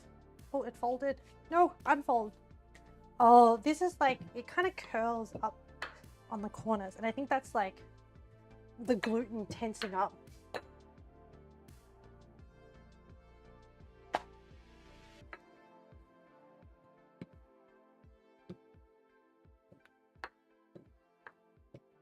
Respect for all the people that like make this at home on a regular basis for their families. I'm gonna tell you, chat. Are you already studying PC? Okay, Leo. Let me tell you, I'm not made out to be trad home person material. As in, I'm cut out to be a homebody, but not so much a trad person.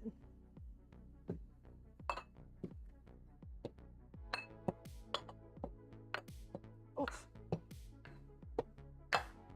Also, like, yeah, can't imagine not using store-bought pasta. You know what though? This would be fun to do with friends. Like if you were like, oh, I want a activity that is pretty low cost to like gather together at someone's house and do.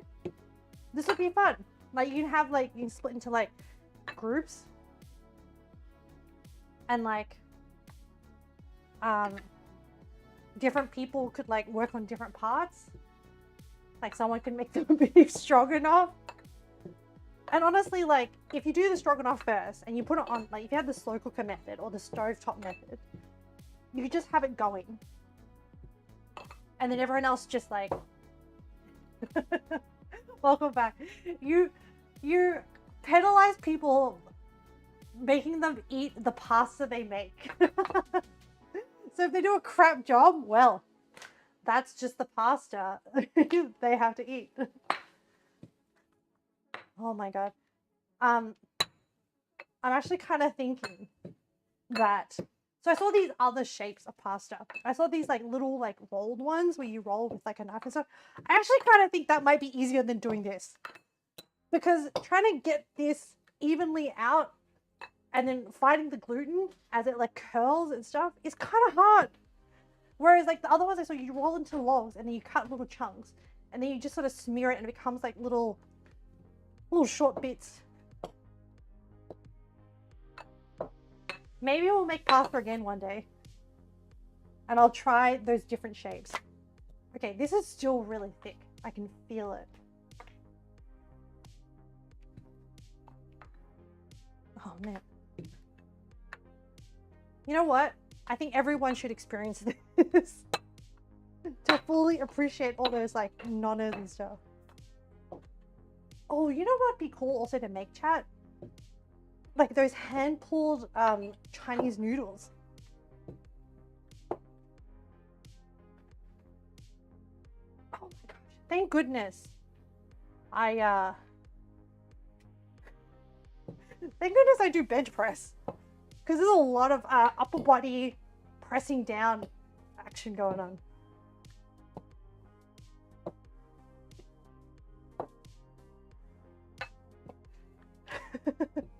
Look, I don't do large amounts of weights, but like it's enough. I was doing I was doing like 30 kilos. And then I was like, this is not the weight I normally do. So then I went back down to like 25. Then I was like, this is the weight I normally do. Yeah, consider my workout done before you go mental. Yeah, that's why I was like, oh, I'm not going to go to the gym this morning because I know that I'm going to exert a lot of it. Well, I need to conserve. Oh, wait, that's just a bit of flour. I need to conserve my energy for the pasta making. And then like the energy reserves required to get through like 2 back-to-back streams. Never done this before. I'm curious to see how my energy levels hold out and like how much I'll crash.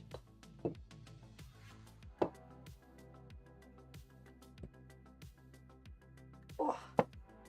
Actually, and I haven't actually planned like how long I'm gonna stream for either. Oh, it's getting there. But like, so when you look at the light, when I peel it off, I can see the way the light shines through the pasta is not consistent. Which means that there's like little areas where it's like a bit thicker. The middle is the hardest bit. Urgh. Oh my gosh.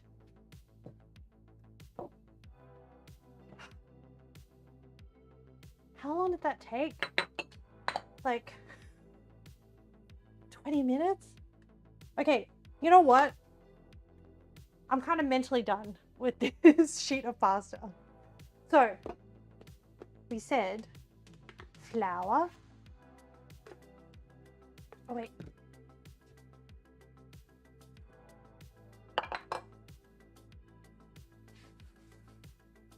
Oh, it kind of, it's, okay. It feels sensation-wise really nice. Sprinkling, this is definitely more fun than making pie sheets. Because pie sheets kind of stick together, are more stickier. Whereas this is like a lot more fun. Okay, so we fold it half like this. And then I'm also going to flour the back side of this. It's like it's like WD-40ing my pasta. And then like this. Oh, buddy. Okay. And then flip it over. And then flip it this way. Oh, this feels so much better. Hey, we've at least progressed in knowledge. So I'm gonna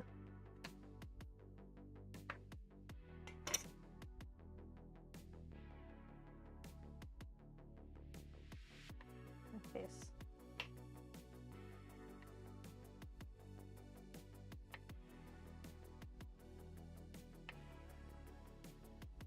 At least the second effort was better. Oh.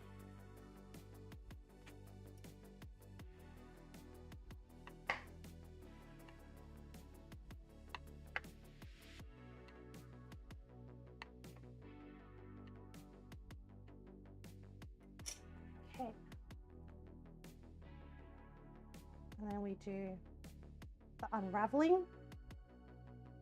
Much easier than the first time. That's what we want. We want faster character development.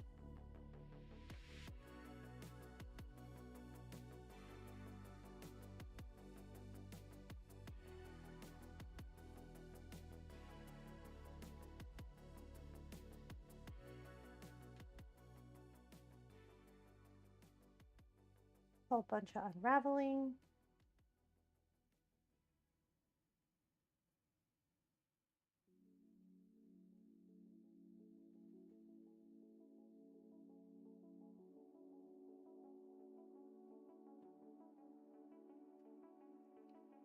Oh, and I think, I don't know if I think we did a better job because I don't feel as many weird thick bits. Some of these are like the original ones. Some of them are like 2 to 3 millimeters thick. They're not very consistent. Whereas these, I think we've consistently got it underneath 1 millimeter or around 1 millimeter.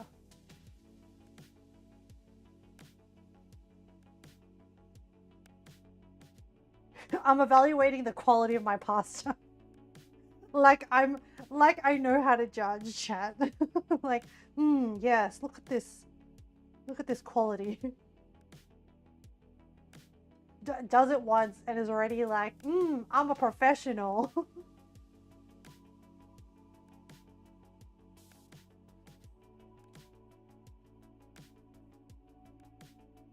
It was pretty good though.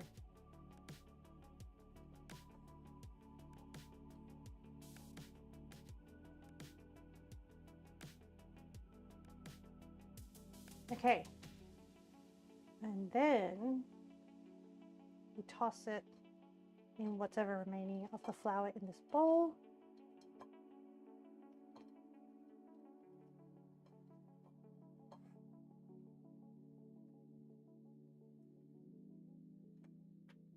Okay. And then we form the portions. I feel like I didn't divide the ball evenly. Because this feels like there's more pasta. And there's like some weird...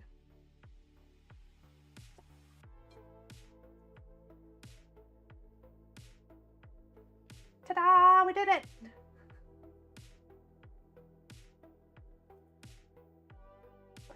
Alright. Look at that. Look at the shape and color. Yeah. Look at it. Oh my goodness. Okay. Wow. I think after all that work, we have 4 portions.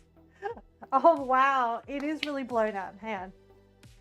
Let me fix the camera, chat. You can't see it. Oh, did the camera just autofocus itself as soon as I said, I'm gonna fix it? Flashbang.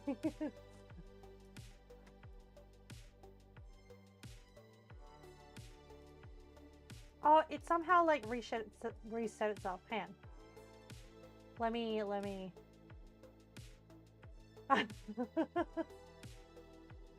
Kyle, is your avatar true to the public thing? No, it's a Russian. What's the word? Hang on. I can't look at it while this is happening. I didn't know the Pope was sick.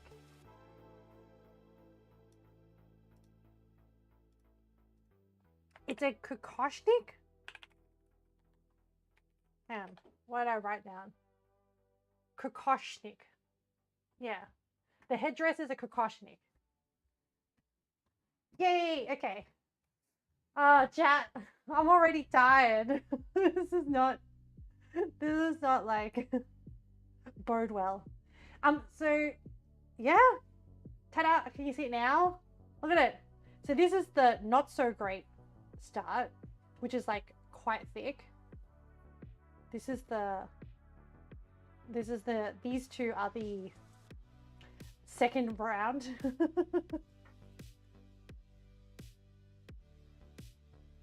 Oh, hello, ND.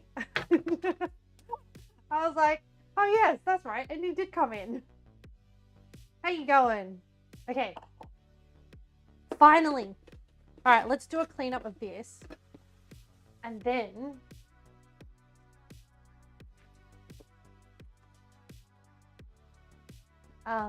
we can chat. My apron has so much flour on it. It's insane. Then we can start doing the pressure cooker. I might wipe it down with like this to get rid of the first layer of flour. Autofocus. No! The camera! Thanks, Leo. That's I'm fighting with the auto settings of the camera.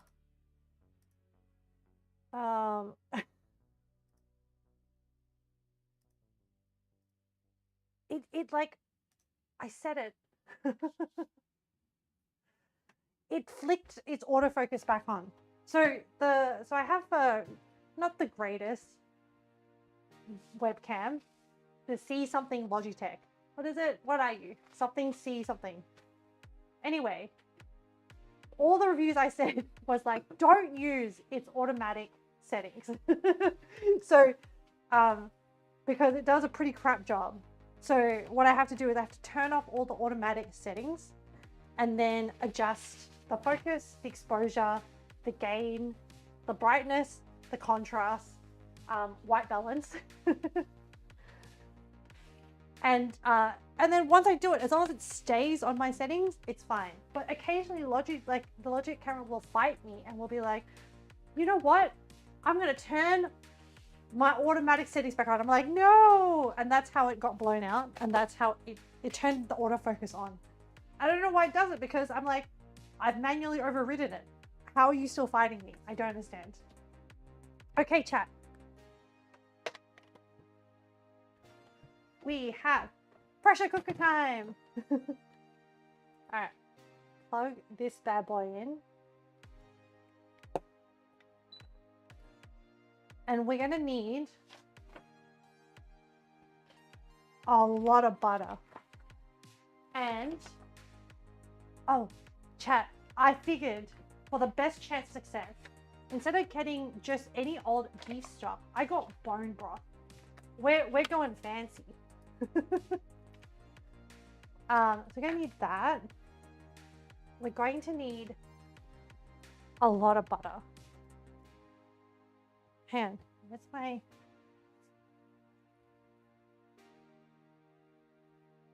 I know, chat. Somehow in the cleanup. Oh wait, there's my phone. I thought I lost my phone. Okay. So to cook this, we need 20 grams of butter. We need Dijon mustard. So I'm going off recipe techniques. Remember, we're only doing half the garlic because we need the other half for the mushrooms. We're doing And then part of the aromatics is the onion. And then here's our beef. Whoa. Yes. Should be good. And then what did they say? Oh, okay. So we're going to be cooking with. We'll brown the beef with oil first. Okay, so now we can set this going. Sear. This is preheat. Is that an Instapot or generic pressure cooker? This is actually a combination pressure cooker and slow cooker. It's not the Instapot brand. It's by Breville, and we got a friend. So I got it because a friend has the same one, and I like the idea. See, I have to be very selective about the amount of appliances I bring into the kitchen, because I'm very, like, not tiny, but like not a big kitchen. It's not one of those modern houses. And so this was worth the investment, because then I can do two things. I can either slow cook or pressure cook with the same device. Gotta be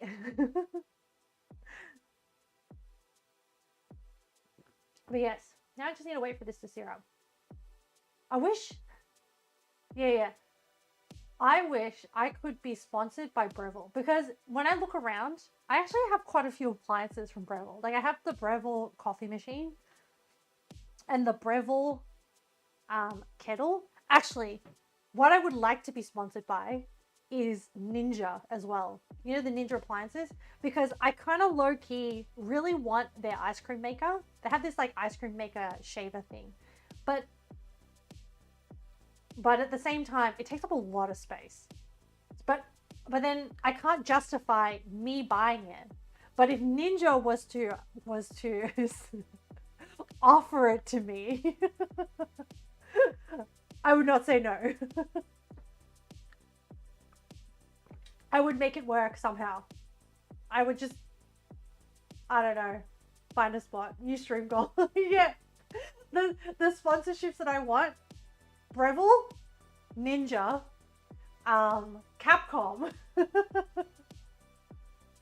I was like, who are you? I'm like, yeah, you know what? I just want the stuff that, like, I actually kind of use, but like the brands that I want. Capcom, yeah. And like, you know what? A Capcom partnership would be insane. Like, because then, I don't know, I feel like I could just like, if I had permission, I'd like set up, I don't know, fun things to do. I don't know what. I believe in my own creativity. This is still searing. Oh, I'm gonna need tongs for it to preheat. But I think, yeah, I mean, one of my, like, if I ever did a thing, one of the things I'd want to do is like, so I'm not so interested in like the fame of like TwitchCon. I don't know. Ninja has an affiliate program, at least at the start. Ninja has an affiliate program? I have not thought about anything related to monetization. Ninja affiliate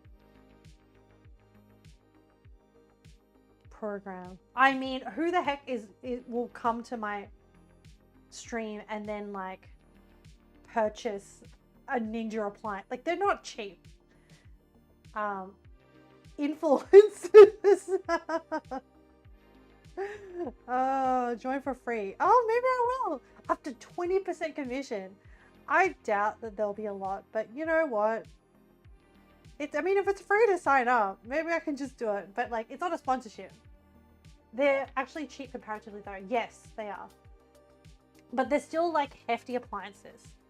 But I do love my food processor thing. So the one I have is like a blender and a food processor and a spiralizer. And I kind of regret getting the spiralizer attachment. Like, it's like spiralizers to like spiral, create like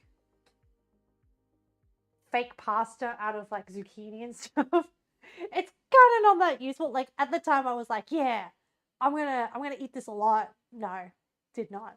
But the food processor and the blender are actually very, very good. Oh, and it also comes with like the little like cup for like smoothies and stuff. And like the software UI is pretty good. Hang on, I should stop. Yeah, like hang on, I'm not even an affiliate yet. Don't, if you're gonna buy one, don't buy one yet until I sign up to the affiliate program. But the thing is, my Ninja blender doesn't live on screen. It lives like behind me. So I guess if I need to like sponsor it, I have to like, or if I want to like promote it, I have to like put it in frame. But like this is the only space I have. So I don't know. We'll see. All right, this is hot, heating up. So I'm gonna put any fat surfaces in contact with the bottom because I want to render as much fat out of this as I can. And I have a note here. Put it on my avatar like everyone drive it. What? Like I put it on my head. I swapped to like swapped to the ninja outfit whenever I use it.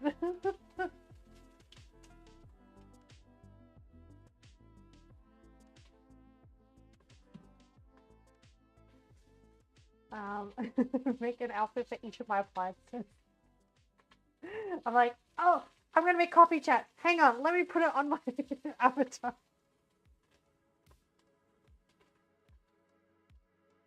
Oh yeah. So I have a note here that says brown beef bracket aggressive.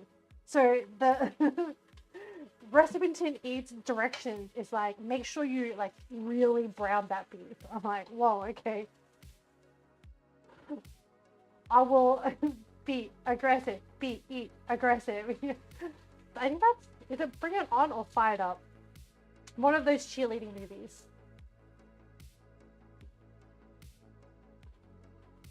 We have economical cuts of beef, chat.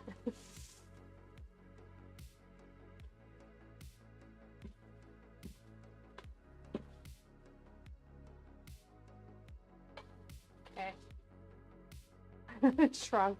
Tidy! You're so active! Welcome to chat.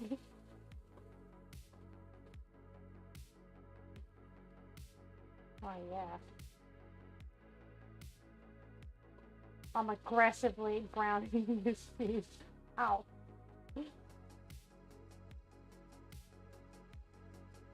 No explosions at work? Things are okay? You have a break before 4 hours of meetings. Well, I hope that goes well for you. You should be like, use all the corporate lingo. They're like, and then many more hours of Mod Hunt. Yeah! Oh, NG, are you gonna join the wilds, or are you still gonna progress through? Are you gonna progress through Rise? I think you said you were playing at the moment. You're currently playing Rise. I'm gonna be doing another stream later today for Wilds. I'm just spruiking my own stream, and hopefully I'll be okay. We'll see. What time? Interesting question. Oh, graphics card, best it with your computer. Oh no. You'll live through months after Wilds through us. Okay. Yeah, I don't know what time, because the hope is, how are we doing? 2 hours. The hope is that we wrap up this cooking stream within the 4 hours, and then I still have to clean the kitchen, and then I want to take like a little bit of a a break, like just like be a potato on the couch for a little bit or a nap, depending on whatever I need, and then start wild. So I'm hoping, like, I think it only drops at about 5 in Australia, so probably like around then. You know what? We're all gonna just put this in the pressure cooker anyway. So even though this is like what had raw meat in this bowl, I think it's gonna be fine. I think this is, I don't know, is this aggressive? Like, sorry, aggressive browning of beef? I don't know. I think now that I bring it up to the light, some of them could probably do with a little bit more.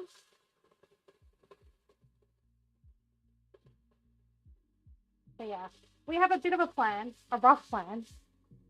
We'll see if we can execute it.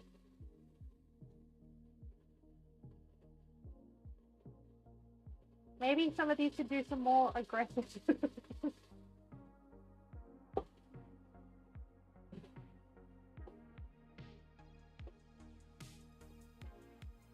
I don't know. I don't know, chat. I don't know what the definition of aggressive browning means. I think she wants like charmer. Yeah, very unknown. But you know, at the very least, I've passed her.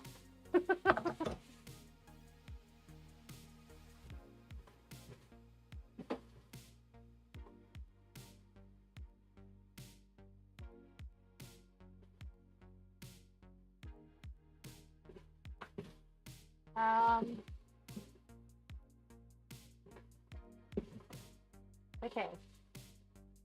I think some of these have like the char marks on them.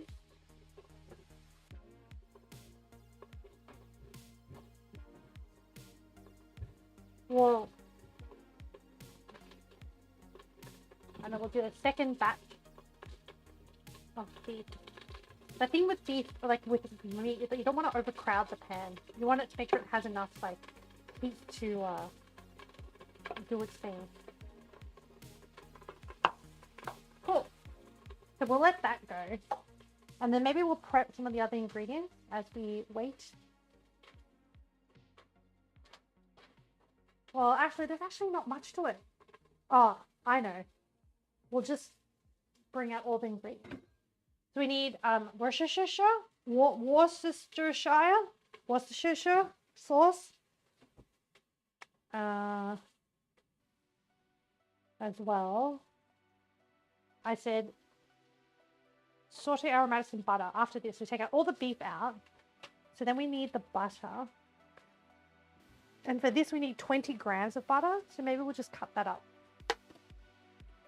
Worcestershire is like Worcester, but there's no, like, it's not, it's like the cess in incest. It's like Worcestershire. If I was to break that up. And I think I pronounced it wrong anyway. It contains water, vinegar, molasses, golden syrup, sugar, tamarind, salt, spices, garlic powder, onion powder. Yeah. It's like, I don't know, it's a sauce that like Western people made up. I don't know what it is. It's a thing. Okay.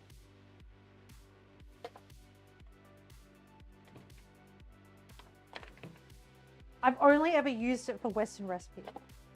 I've not had an Asian recipe that's like, you know what we need? We need Worcestershire. Okay, we want 20 grams of butter. Yeah, that'll do. And then that's what the onion and the garlic can cook in.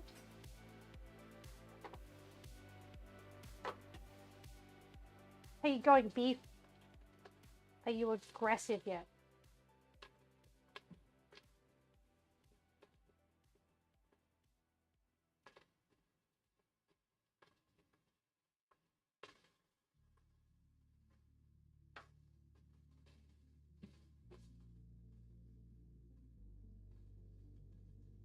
just want to do more fun things. Okay. There's really not a lot to this recipe, actually. The beef, there's the beef stock. There's oil, there's butter, there's onion, there's garlic, there's mustard. And then eventually we'll have sour cream. And then we'll eventually cook the mushrooms in butter and garlic separately and then stir it together. I clicked on one of the wild streamers and got spoiled by one monster clip. Yeah. No, Leo, no. When does it release for you?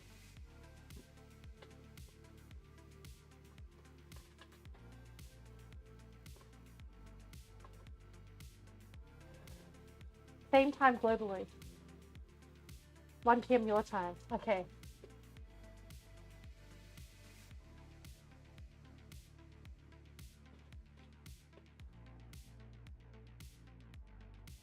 Gonna be hopefully a great weekend.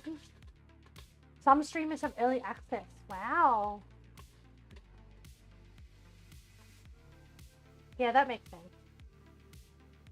They gotta like start hyping it up.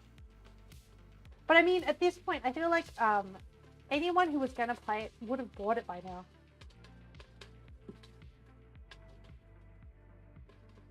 It must be like all the media access. Oh, and maybe it's like, I know like sometimes they release it early for people who do reviews and stuff.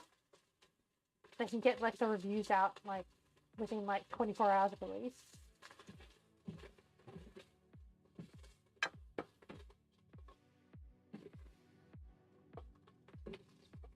Okay. We are done with the aggressive beef browning. And then chuck in that lump of butter. And then I'll need a spatula. Wooden or silicone? I feel like wooden is the way to go. And then it's aromatics time. Manifesting to get early access to a wild expansion. Thank you. I'm not too fussed about having early access. I guess like when you have early access, people will flock to your stream more. But like in saying that, like here I am just making stroganoff and handmade pasta. Whatever happens will happen. But yeah, that would be cool. I would be more excited about getting like you know, access to like, I don't know, do something cool with like the Monster Hunter Cafe. Oh, I saw a video of them, like someone, no, that Monster Hunter officially released showing one of the steaks that they cooked for Monster Hunter Wilds. And I really want to recreate that because it like involves like a steak, but then like a drizzle of honey. It was kind of, I kind of want to know what it tastes like. Okay, hang on. I'm going to turn on the fan. I feel like they drizzle honey on everything in Wild. Yeah, they do.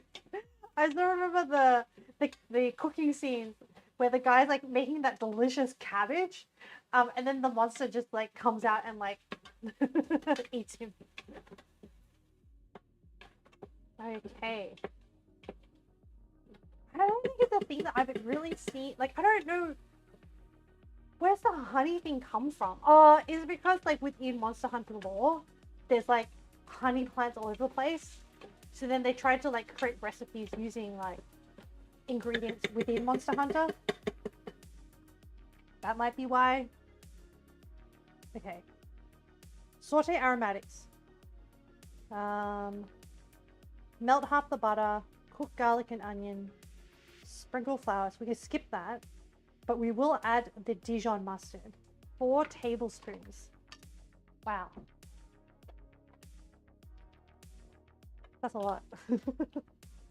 1, 2, 3. Cat! You're back! You missed the ease at which I made homemade pasta. It was I'm the next trad wife waiting to happen. There's a lot of mustard. Interesting. Did I have fun? I did have fun, but I did curse it a lot. I was like, man, like, who makes this on a regular basis? But it was good. It was, yeah, it was actually kind of fun. Hang on. Saute aromatics and butter. Add stock, and then add beef, and then we pressure cook it. Okay. Stock. This one. So I'm using bone broth, chat, because also I think bone broth actually also has like a higher protein content than just standard stock. Okay, bone broth is in. Now, they called for more bone broth, more stock than bone broth, but I think we'll just add a little bit more depending on what we need. A bit more water to dilute it. And I think it'll be fine because essentially whatever's in there, are you sure it's not 4 teaspoons? Hang on.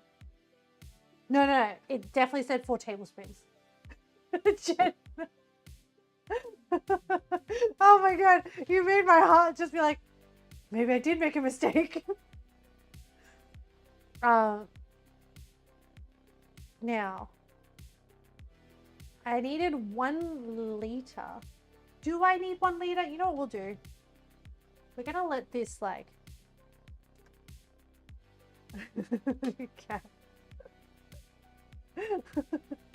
Don't worry.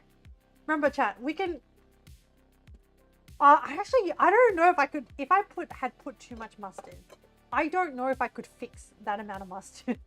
Like, that's a lot of mustard. Actually, maybe I should have put less mustard. You know what? It's fine. It's fine. Is it fine? Hang on, does this have Worcestershire sauce? No, this recipe uses mustard instead of Worcestershire sauce. Worcestershire, whatever. That sauce. Okay, so we didn't, maybe that balances. It is what it is, yeah. I don't know if I need more water. Actually, I think that that's enough. You'll do. Okay, so I think we just pressure cooker it now. I think, yeah. And then we can move on to this day. I don't know how to pronounce that. Really, I don't know how to pronounce it either. And even though I've watched YouTube videos, I don't remember it. Okay, pressure cooker. Now it said, hang on, let me check the manual. The if I was sponsored, the Breville manual. There's a page where it's like there's a table of like, what do you want to make? I want to make, I think this must be like casserole. Pressure cooker casserole. 1 hour. I don't think so. I don't think it's 1 hour because we cut it into really small bits. I don't think it's 1 hour.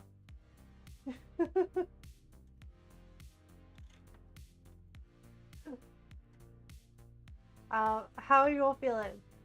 Good, excited. I want to do 15 minutes. Okay, this will take longer than 15 minutes anyway. I think it should be fine. I have faith. But yeah, today's day is like, I was very excited for the I've never made stroganoff before, so like this is my first time. And then oh, we're now moving to the Russian tea cakes. So I'll put that, yeah, safety valve, everything's locked. The thingy is in the right place. Okay. Should be good. As in, I think we've we've assessed all the safety aspect of the pressure cooker. How are you? How's your day been? I need to spill some sauce at the back here. Oh, wait, maybe I should cook. Maybe I should make the mushrooms now. And then it'll be ready for when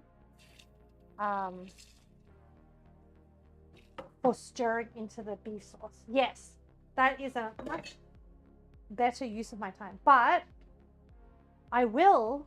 I'm so smart. You're not too bad today. Oh, you may have had a shot after work. How was work today? Hey, that means you just relaxed. I'm gonna preheat the oven, chat, because we're smart like that. And I've learnt, despite the number of times that we've messed this up. Okay, we're gonna do the mushrooms. Yeah, how was work today? Is the basketball season still going strong? Cat, I was lazy. I bought the sliced spoon. Oh, why are you sorry? You should be relaxed and good. I'm happy for you.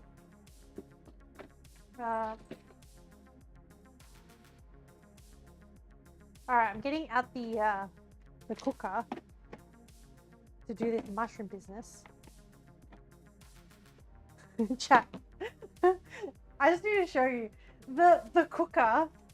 The cooker comes in this case. So every time I bring it out, I feel like I'm like taking out like a treasure.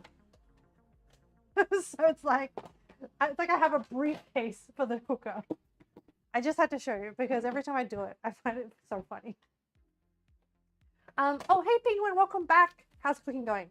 We have, wait, I can't remember when you left, but we have pasta.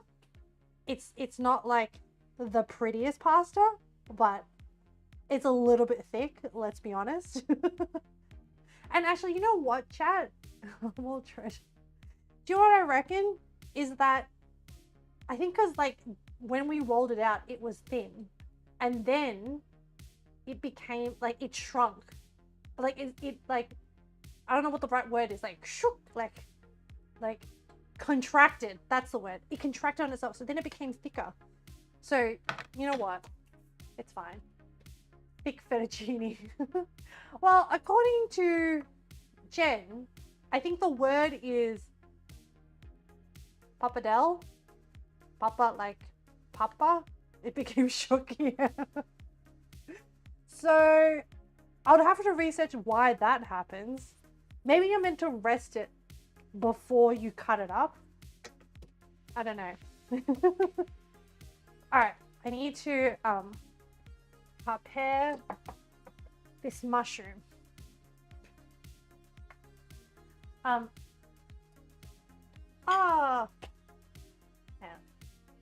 Oh, nothing amazing in sports, cat set.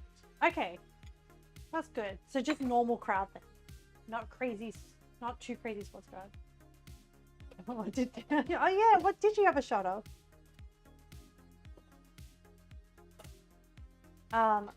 My trigger spirits is vodka. But I still have it. But like, in terms of not great experiences, it's definitely vodka. Everyone has one. Okay, heat this up.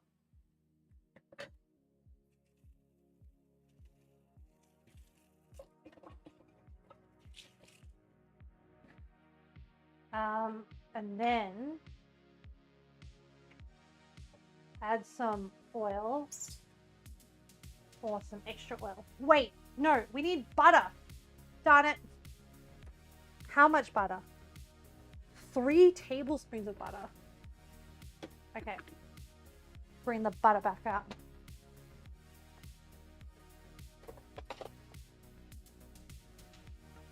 Okay. Wait. Oh no. I won't have a... Oh, whatever. We'll just eyeball it. It'll be fine. Like this amount. It'll be fine. Mexican candy shot. What's a Mexican candy shot? Tequila, hot sauce, lime, Taj. Oh, you really like the Taj all in the butter. Hey, veggie man.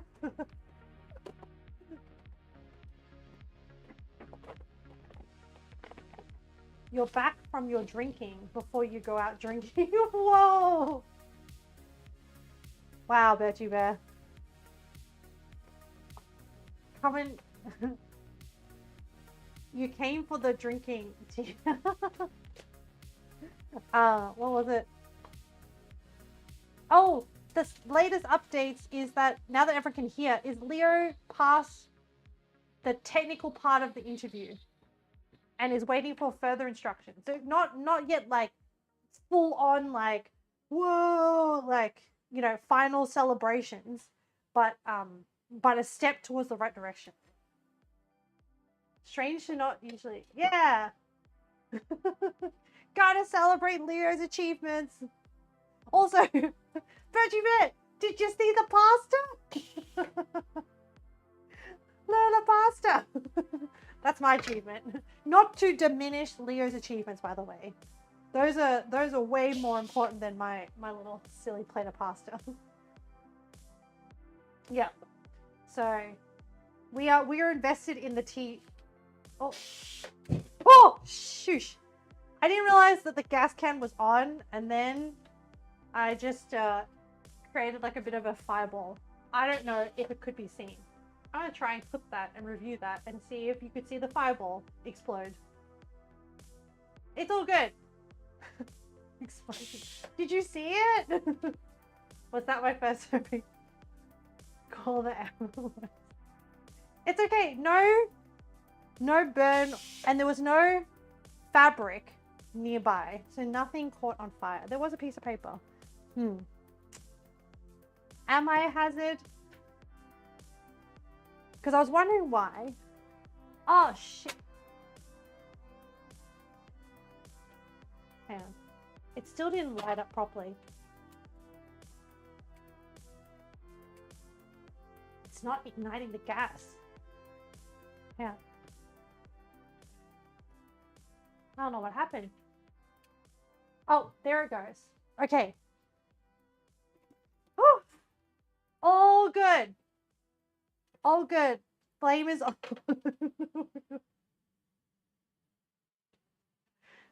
Did you guys actually see the fireball? Because it was a very fast fireball. Was that my first time making pasta? Yes. Injury, singed eyebrows. Oh, that's a good one. Let me add that to the list. I need a pen.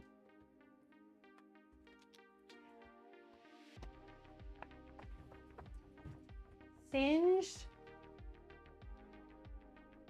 eyebrows. Low, medium, or high? Veggie Bear? Like low injury, medium injury, or high injury? Alright, I'm gonna put all the mushrooms in.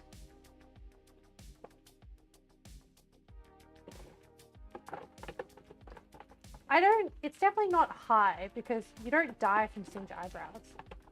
It's probably like a low one. I'd probably like low, low for sure. Okay. I'll update that. We did get lemon juice in eye the other day. You can always draw them back on. Exactly, low. Tattoo. See, we're a chat of solutions. You know what? I feel like maybe it is time to get a fire blanket. Maybe considering the events that have gone on, like one day, one of these near misses will not be a near miss, if you know what I mean. Actually, I think I saw a fire blanket in Aldi. Do you reckon I could trust an Aldi fire blanket? Oh, I should have. So if you guys don't shop at Aldi, there are these like giant bins of things that like just randomly appear in Aldi, and then you just like peruse them. Like, not a bad idea. You feed your cat. I'm back. Okay, cat. I'm just saying. Oh, since we're talking about pets, I would like people. Oil is pretty easy or anything in a pan, but outside the pan, I wouldn't know what to do. Yeah, I don't know. Catception. Since we're talking about cats, I like it when people post pets doing cute things because it inspires me to like create emotes. That's all I'm saying. So I encourage this like posting of pet behavior. But yeah. Oh, okay. The other trick to getting, I want the mushrooms to be like kind of softened. I don't want to fully reduce them. Or do I? Do I want to fully reduce them? We also have to factor in the cooking time in once we add them to the stew. But they should just be ready to be eaten, I think.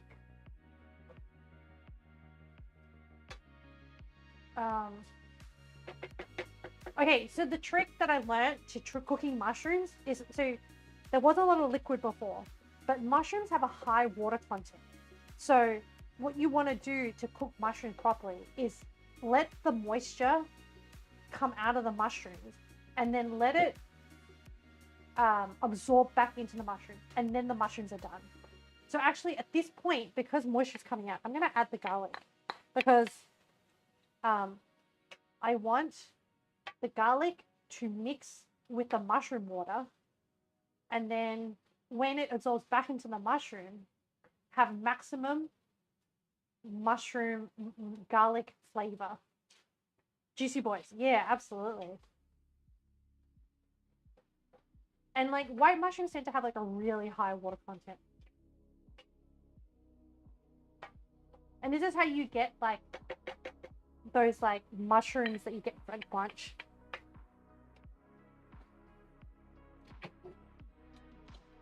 Alright. Very good. How are we doing for time? Oh, getting on to 3 hours. And we haven't started on the Russian cookies yet. But I don't think the baking time will take that long. I think we should be okay.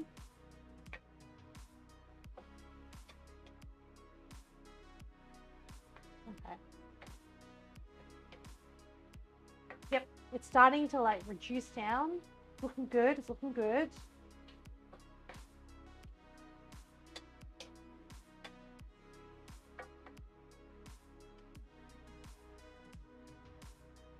Soften it up. The mythical on-time cooking stream. No, bet you bear. Have faith. This is gonna happen.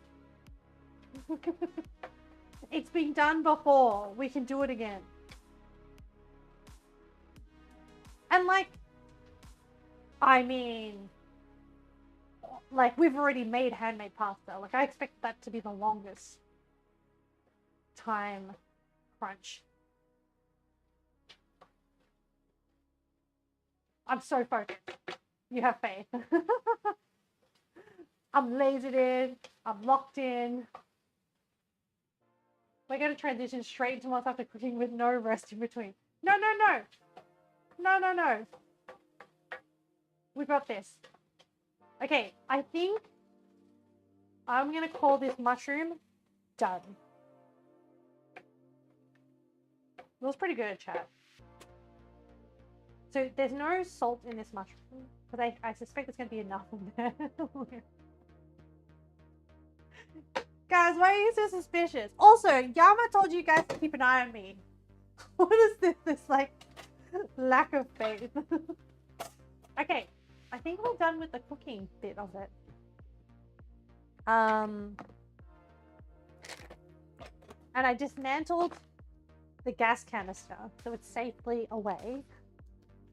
And then, all right, this can be fine. We're progressing onto the sweets. And You're gonna go meal prep, so I minimize downtime for love. Smart strat. You have to go and get 3 beers. I'm sure you understand. I understand. Man, your tolerance is like insane. Hang on. I feel like your tolerance is high. Especially if you drink the amount, well, okay, it's not equivalent, but like, it seems like you consume a lot of caffeine. And I feel like that translates to your alcohol tolerance. There's no scientific relationship, but you know, it's just a feeling I got. Okay, cookies. Russian tea cakes. So, this is powdered sugar. Now, I have like a whole bunch of like half-used icing sugar, which we're gonna finish because I'm tired of all these like random bags lying around. And then flour needs to make a reappearance. Walnuts. Walnuts need to make an appearance. Also, how long do walnuts last? I have this like half open bag. Let me test it.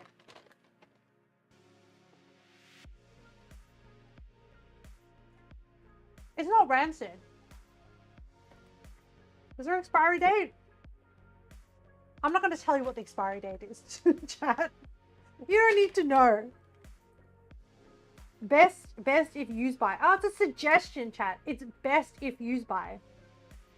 But it doesn't taste rancid. I think we can finish off this bit of walnut. Do I have any other dregs of walnut?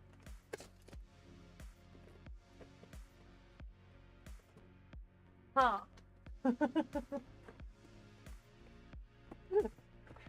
Chat's like, I never want to eat anything that comes out of Ahmed's kitchen. But we'll cook it, chat. It's gonna be fine. It's gonna get baked anyway. Oh, you want me to explain the outfit? Yes, hang on. So it is a... So when I did my research into it, I was looking at Imperial.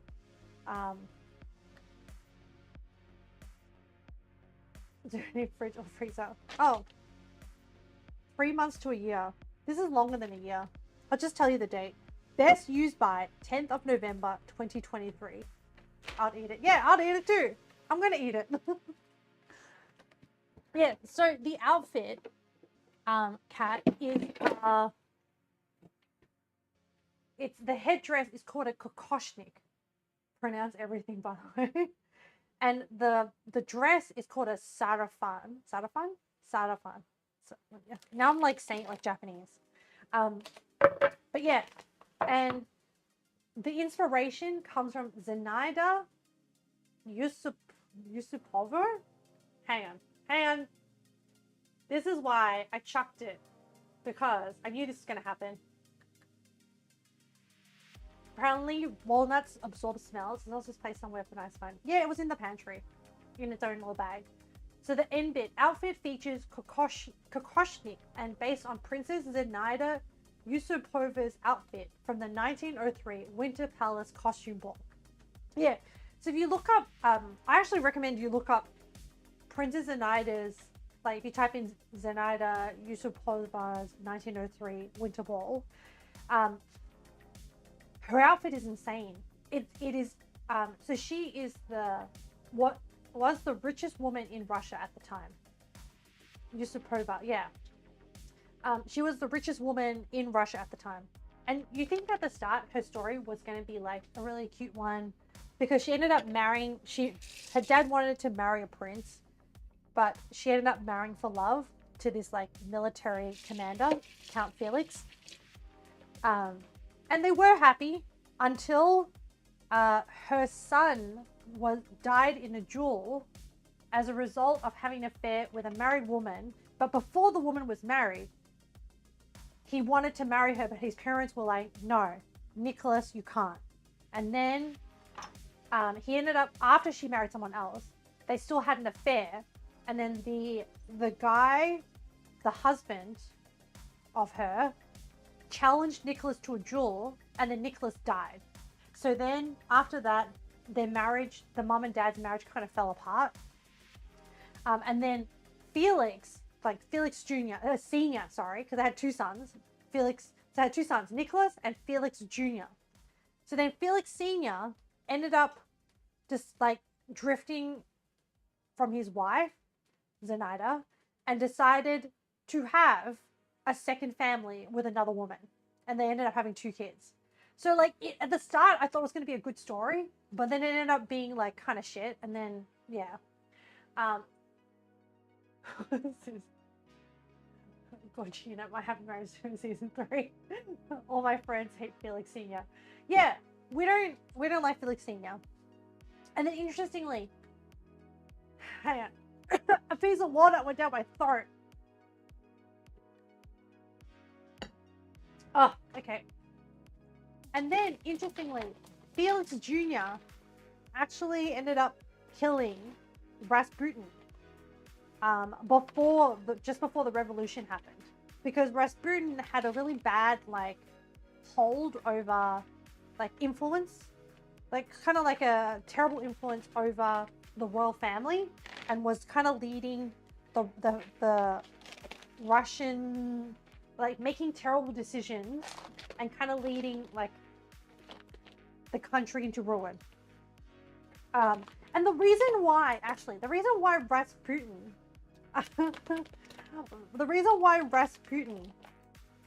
ended up having such a hold over the royal family is because Nicholas Tsar, like the ruler, the Romanov ruler, and his wife was a German princess and actually was like a granddaughter or godchild of Queen Victoria at the time. Like they're all kind of like weirdly, the royal families in Eastern Europe are all weirdly like interconnected. But anyway, this like princess from Germany ended up marrying the ruler of Russia, and their son, so they had like 4 daughters and then 1 son, and their son ended up inheriting from the mother's side hemophilia. So like he doesn't have ability to like clot blood. He bleeds really easily. Am I right? I'm okay. There lived a certain man in Russia long ago. He certainly was a lover of a Russian queen. Some might even call him a cat. He really was a cat. Is this like the Rasputin song? No. Oh yes. So there was like a whole period. So then coincidentally through his prayers, he was able to like save the prince's life. Like not really. I think it was all a coincidence.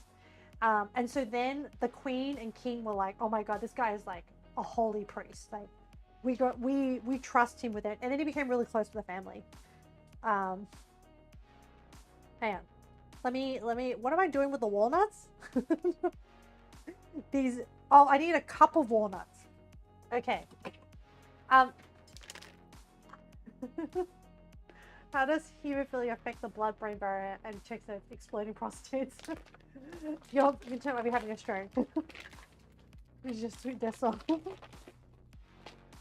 I mean, hemophilia is just bad in general because of like, you just don't have like clotting factors and you just bleed really easily.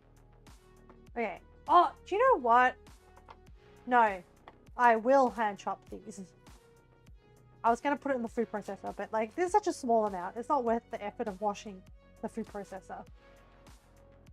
So yeah, so the 1903 Winter Ball was a costume ball because at this point everyone's wearing Eastern European, like more sort of Western. So historically, interestingly, what I learned was Russia was actually made up of a whole bunch of different tribes, and different like ethnic people, and a lot of the outfits sort of like is similar to the Tsarist where it's like a long robe with like some headdress, and they're very orthodox as well. So married women would wear this Kokoshnik and hide their hair with like wrapped up and stuff like that.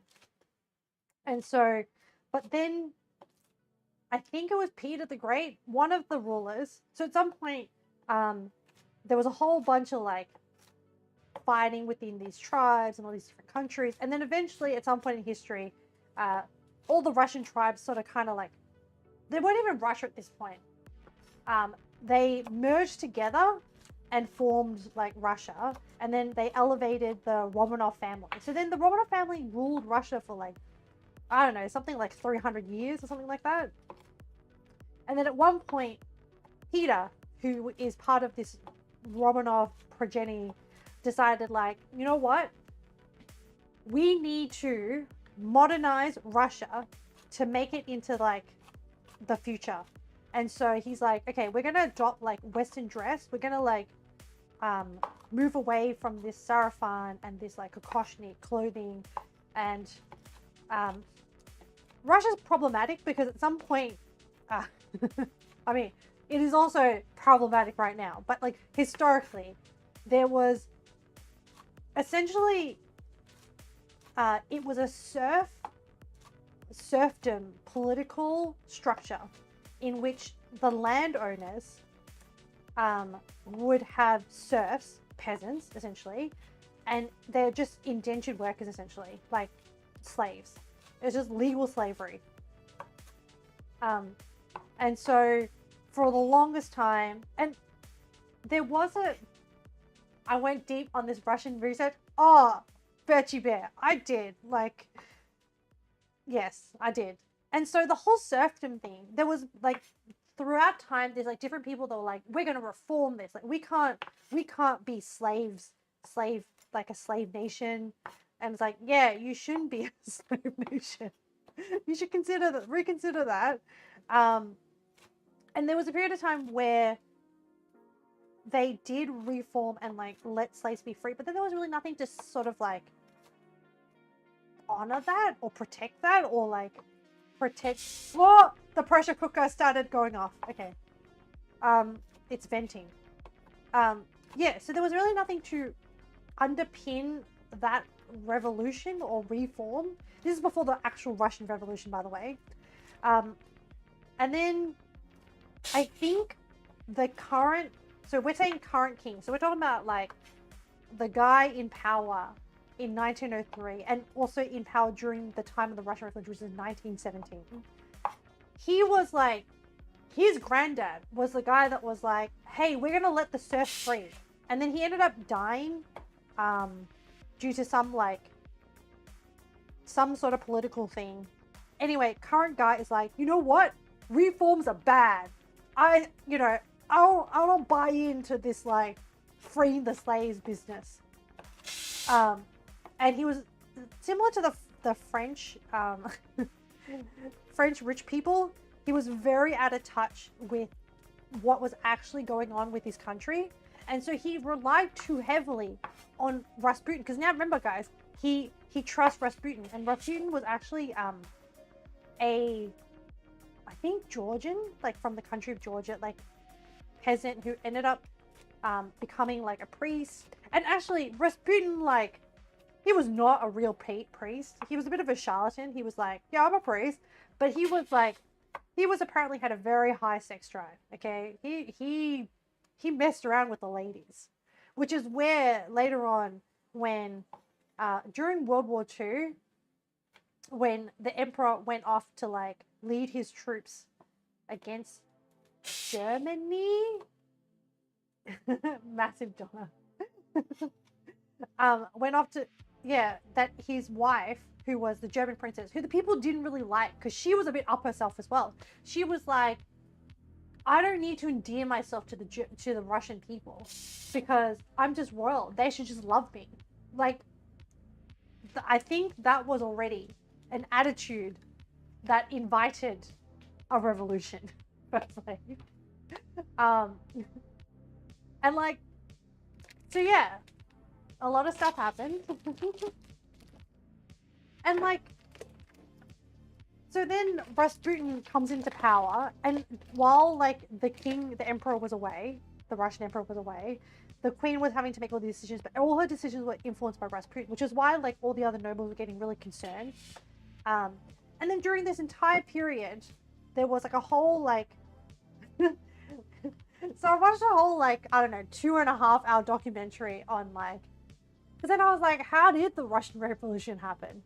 So there was a bloke called Lenin who was like quite the thinker, so revolutionary thinker, read a lot into like, and he was like a lower level noble, and his brother had some like political ideas, and ended up his older brother actually died as a result of those. So Lenin was like, what is all this stuff about? So he started doing research, ended up in the whole like down the whole Karl Marx. So he's one of those people that are like, Russia needs to change.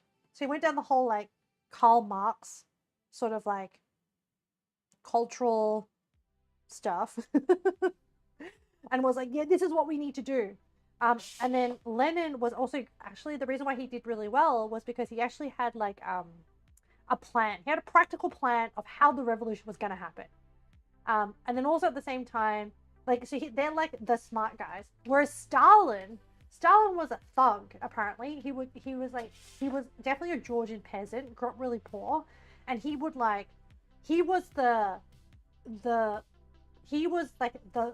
physical muscle. He was the brawn, not the brain. He was a meanie, a really big meanie.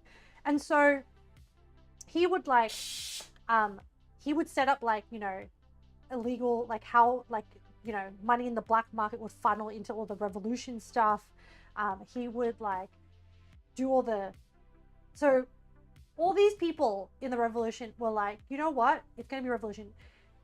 There's going to be violence. Okay. And so they kind of built the revolution from the standpoint of like, yeah, it's the means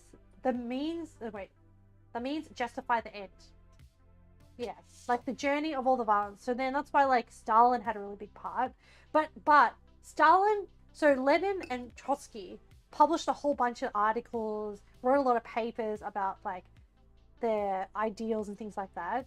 But Stalin was a little bit dumb, and I think he had like an inferiority complex about it, because he later then wrote like one article and he's like, yeah, I'm smart enough to be at this table, but like secretly Lenin and Trotsky are like, get a load of this guy, but whatever, we keep him around because he's like practical. But because he was so good at being a thug and organizing criminal networks and stuff, that they really, Lenin and Trotsky sort of like depended on him. Yeah, get a load of this guy. Yeah, they depend on him too much, so they couldn't actually get anything done without him. So then, like, I don't know, all these people so also I learned that like the way that Russia handled people, and I think it's still the case today, if they wanted to exile people, they would send them to Siberia for exile. And so you're not a serious revolutionist until you've been exiled to Siberia. So like that goes for all of them. But yeah, so then like so like the funny thing is that the actual revolution didn't take place as a result of Stalin, Lenin, or Trotsky. It actually just happened organically, and people were just really, really mad, and like there was an uprising. And so at the time, these people were like either out of the country or different countries, and they're like, oh shit, the revolution's taking place. We gotta get the heck back into Russia so that we can like, you know, shape it into our ideals. So these guys didn't even like kick off the revolution. They were just like opportunistic. I was like, what? Okay. And then there was more like, Stalin is this like brawny guy, criminal connections, doesn't have a whole lot of like high level political maneuvering abilities, but he knows like physical force. He knows how to intimidate people. Okay, he's like a ruffian kind of guy. Anyway, so stuff happens, and like the whole revolution takes off. They get the king to like, so the emperor, get this, they make the emperor abdicate. So he abdicates his throne, and he's like, hey, my brother, the people aren't happy with me. Do you want to be emperor? His younger brother is like, no, thank you. He rejected the throne. Was like, nah, So now there's all this uncertainty around who's going to hold the throne. Like, can you believe that? Like, usually people are like, oh, I want the throne. No, his younger brother's like, nah, with all this shit going down, I ain't touching it. So he backs off. Anyway, the whole, like, imperial family, like, the, like, you know, our main dudes and, like, the 4 daughters and the son, they get, like, under house arrest. And unfortunately, they meet a terrible end because, Stalin organized a hit out on the whole family. Like, they were going to hold them as political prisoners, and then the imperial family were like, oh, we're just going to get exiled, right? Nah, joke's on them. Stalin, not such a great guy, was like, nah, we're taking care of them. We're going to take care of business. So I was like, okay, it's a little bit sad. So unfortunately, they did, and apparently was not a clean, quick death either, unfortunately. So yeah, so then I just wanted to get to this last bit of the story, which was, I thought was really funny. So yeah, there's this whole like revolution going on, stuff happens, and like it's starting to take off, the revolution, right? And there's 3 guys, Lenin, Trotsky, and Stalin. Trotsky and Lenin are like, in terms of like political thinking, they're like at the high level, they're like university educated, they're a bit smarter than Stalin. And Lenin actually ends up dying. I can't remember from what, either a stroke or a heart attack or something like that. So he ends up dying like fairly young. And Stalin is organizing Lenin's funeral, okay? And this is just a classic example of Stalin being a dickhead, like an absolute raging D-bag, okay? He then tells, like, so at this point, Stalin hasn't had much of the limelight. It's mostly been Lenin. And he wants to maneuver himself into like prime head honcho position, okay? So he's organizing Lenin's funeral. He then tells Trotsky, oh, a different day and time for Lenin's funeral. So then at Lenin's funeral, so everyone loves Lenin, by the way, at this point. So there's a lot of like media focus on Lenin's funeral. And so because he tells Trotsky a different day and time at the funeral, Trotsky is in none of the photos. And so Stalin is in all the photos. And he's like, yeah, I'm the next face of the revolution. And so essentially he just screws over Trotsky, who's been in it from the very start, mind you. But he's like, nah, I'm going to make myself top guy. So yeah, those were the highlights of what I learned of the Russian Revolution. I hope you enjoyed it. I need to keep going with these biscuits. Oh no, chat. We're at 3 hours. No, we got this. Oven's preheated. We're going to cream the butter and vanilla together.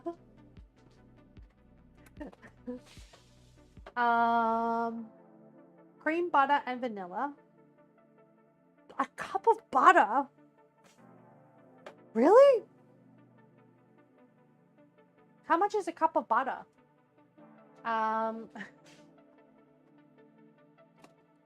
Oh no, chat.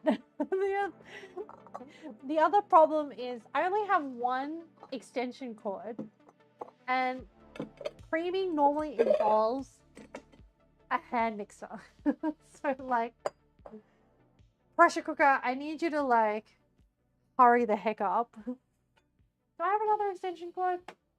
Man, this kitchen is getting insane. Volume measurements of solid things is so cool.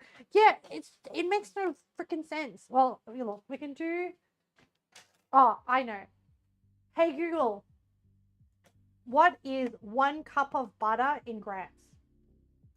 I found a table on the website. 115 grams. Half a cup is 115 grams. So a cup is 227 grams. Okay. See, this is what the internet is good for. 227 grams of butter. Not this time, Satan. Oh, bet you bad. Damn it. I live to trigger your Google Home. Alright, how much can I eyeball this? Oh my gosh! Do I even have enough butter? Oh, maybe I should. I didn't. Maybe I don't know if I have enough butter. Your internet cut off. You're so mad right now. Oh no, as in you're not gonna have wilds? As in it's like as in it's downtime? Is that the situation? Oh, you don't know if you can play wilds. Oh my gosh. That's really, really bad. Ripperoonie. Wow. Oh! This is now done. Wow. That's terrible.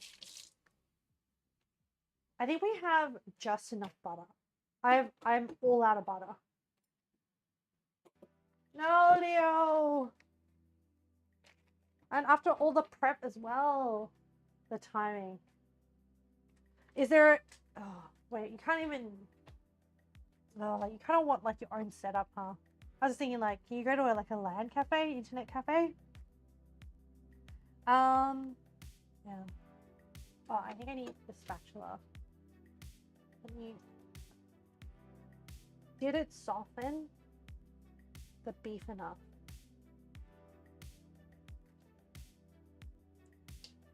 It's kind of hot. I think it should be okay. Actually, maybe I should actually test it.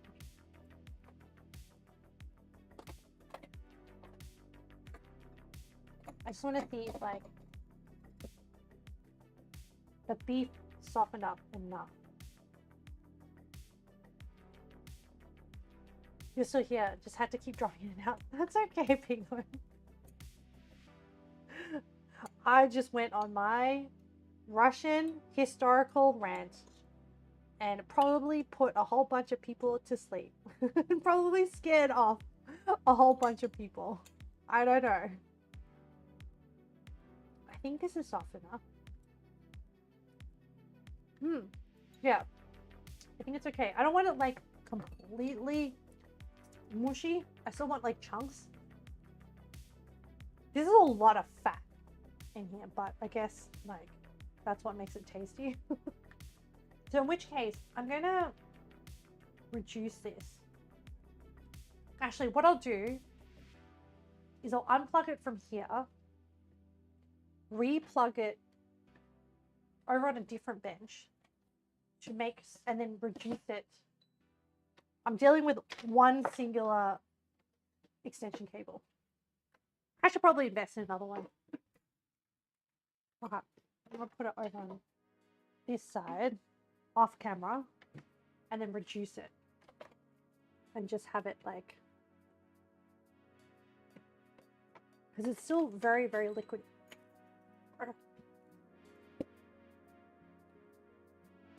Okay. This should be okay for a bit. Oh. Man, why is this lid so hard to open?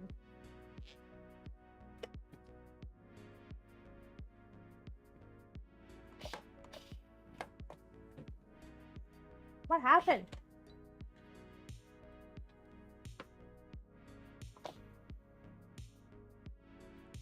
There's like so much suction on this lid. Oh, okay. There was still some pressure. All right, I'm gonna set it on reduce. Because I think there's just way too much liquid for the amount of beef that's in there. So I'll reduce that, because that's the problem with pressure cookers, that they don't, the amount of liquid doesn't condense. Okay, in which case, yay, we've freed up a socket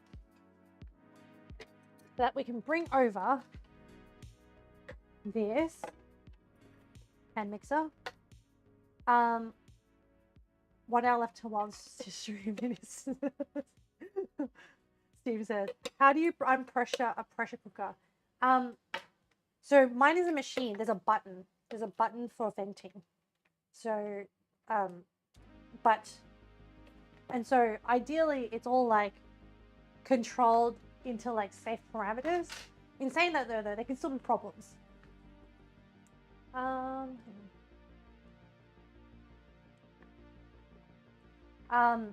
Yeah. So there's a and then I don't know. I can't speak to the one that you put on cooktop. I think there's like probably a release valve, but you can't just like let out all the pressure in one go. I mean, you kind of can, but like you sort of want to control it. I'm going to microwave the butter because I want to soften the butter. Yep, you never use one. Well, if you're interested, if you're in the market for a combination pressure cooker / slow cooker, I have one that I can recommend. I should look whether there's like a Breville affiliate program. Breville affiliate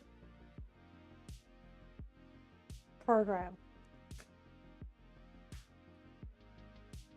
Wow, there is a Breville affiliate program. All right, guys, this is how we're gonna we are going to try and make some money for the stream. But yeah, the one that I use, I really like. Like, I'm not even like, you know, I'm not an affiliate member yet, but I generally do like it because it's a combination 2-in-1 slow cooker, pressure cooker. So it takes up less space. And then you get more functionality out of it, which is like what you want. Okay, I'm gonna put the tea towel on the bottom to support the bowl, and then we'll blend butter that's been softened. We'll cream the butter and the vanilla. Oh, vanilla extract.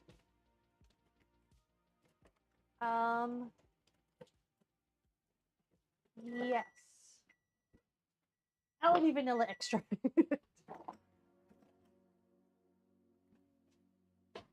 This is probably too liquid. I probably made a mistake.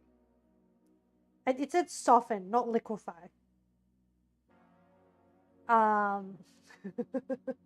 Whoops.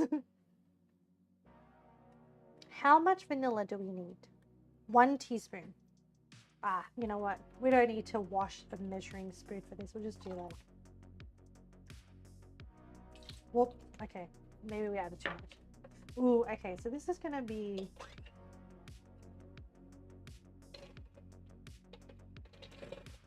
we made a mistake, chat. I liquefied it way too much. So creaming sort of changes the like it adds air into butter. Won't be able to chat much. Oh, that's okay, Leo. You're struggling with your own situation over there. I totally understand.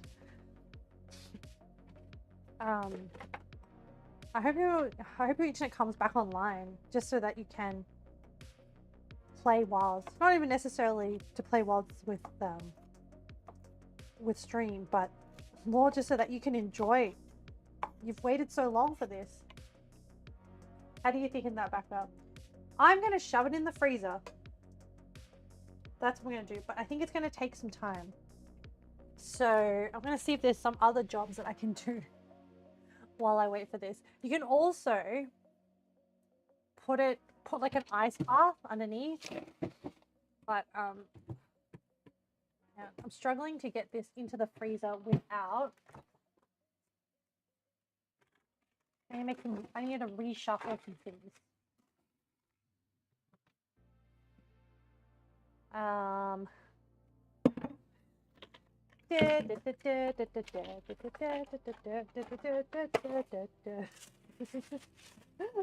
Literally Tetris in the freezer. Oh, it just fits. Okay. All right. My bad. Don't do that. I'm putting it straight in the freezer so that we have more, that it has more chance. Maybe in the meantime, I'll just weigh out the dry ingredients. Whisk flour and 6 tablespoons of powdered sugar. Do you know what? Why can it not give me? Hey Google, what's 6 tablespoons in grams? I don't know, but I found the example on 7. I really don't like this recipe. I don't. The reason why if you guys have done any research into baking, is because cup measures, not everyone measures the same cup measure for baking in the same amount. So it can result in like either a too dry, too much powder, sort of consistency. And with baking, where sometimes it really does matter, the ratios do matter, and how much moisture content there is or how much fat content there is does affect some more like delicate recipes like souffle and things like that, where it just has to be the right amount for the correct reaction to take place. So with this, do I even have a, oh, yeah, that's fine. As much as I don't like it, I can't find the, I can't figure out the mass on it. And also like, with cup measures, like it also depends on like, oh, how big is the particle of the thing that you're measuring? Because there's a lot of different types of icing sugar as well. Anyway, whatever. 1, 2,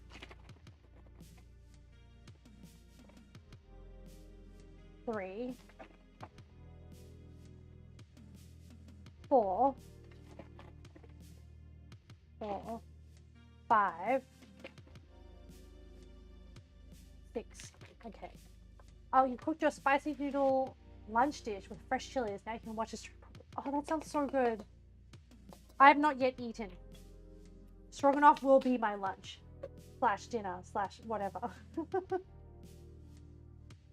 2 cups of flour. Oh yes, cat. The whole Russian rant was an explanation of what my outfit is, which is a Kokoshnik, and you have too many chilies. You grow chilies. Oh, you should look at making the homemade chili oil. I recommend checking out the channel Chinese Cooking Demystified. They do some really excellent like explanations on things. But yeah, I realized that the whole Russian like history rant was a result of trying to explain the outfit. I don't think I fully explained everything in the outfit as well. I got distracted. Hang on, let me just continue with this. 2 cups of flour. Let's not stuff up these measurements. Oh.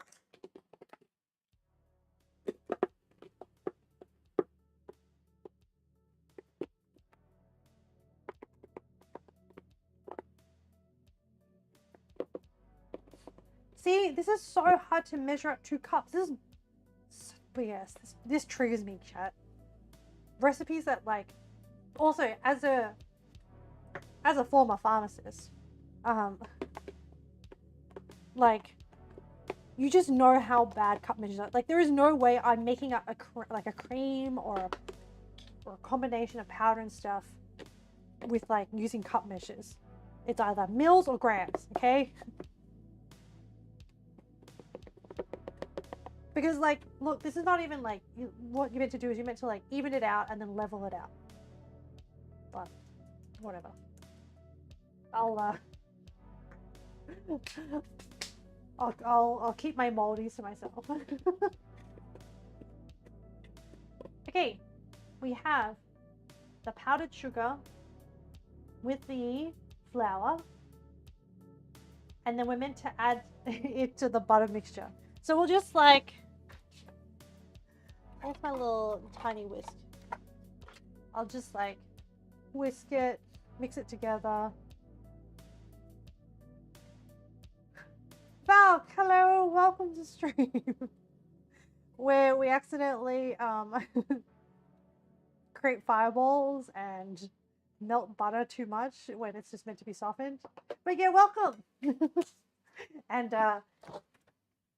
get distracted by Russian history lectures. Yeah, it's still very much liquid.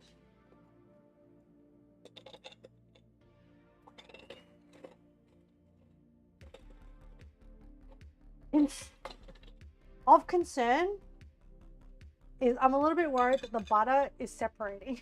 Alright, I'm gonna put it back in the fridge. Remember, chat, I didn't plan properly for the amount of butter that's required, and that is the last of the butter. So we have to make it work somehow. We have no more butter. Actually, is that true? I mean, either way, I'm not wasting that butter. That was 20 grams of butter. So we're gonna make it work. Even if I had more butter, I'm still gonna try and make that work. I'm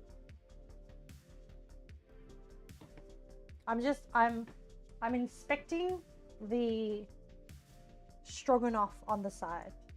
I think it actually might be okay.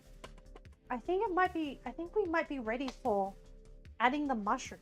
Remember, we made handmade pasta, and then we made this garlic mushroom that then goes into the stroganoff. Oh, there was meant to be salt and pepper in the garlic butter. It's fine. Okay. Well then, hang on. Let me double check.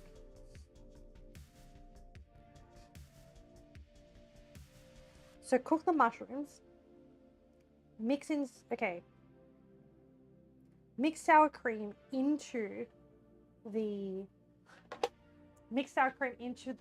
beef. And what I'll do is I'll just bring over the beef. Now, there was actually a lot of fat on the beef still. I think. Now, let me show you, chat. This is the current consistency that we have, which is actually a little bit still. I like this amount of liquid, so I think this will be good because remember, once we put the mushrooms in, but my issue is that it's still too thick. So we're going to do a little bit of a thickening. And I like using, I only keep one starch on hand. I use tapioca starch because for me, it's a lot more versatile with the type of cooking that I do. So in which case, what I usually do is I normally get like a little tiny bowl for this amount, maybe like about that amount.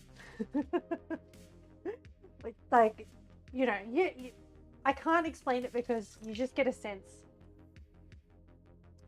You always add a little bit of water, and you never add the flour directly to the soup or stock or whatever that you're thickening. And then you mix it up with, so essentially you want to suspend it in the liquid, and then you want to incorporate it into the stew. So then it becomes a little bit diluted, so there's no lumps. And while I do a little bit, I'm gonna like stir it so it mixes in with the rest of the liquid. And then essentially when the starch granules get heated up, they get thicker. That's the science. Okay, so I'm gonna put this back on into the pressure cooker machine, and then I'm gonna use the reduce function to add some heat to thicken it up. No, I should not use my bare hands. Okay, this will go into here, and then I will reset this, use the reduce, let it do its thing. So it should be able to just like bubble away. And then once it's got to the thick consistency that we want, then we add in the mushrooms. Oh no, add in the sour cream. So I'll take out the sour cream to remind me. But yeah, Stroganoff has sour cream. I didn't know that. Now you know.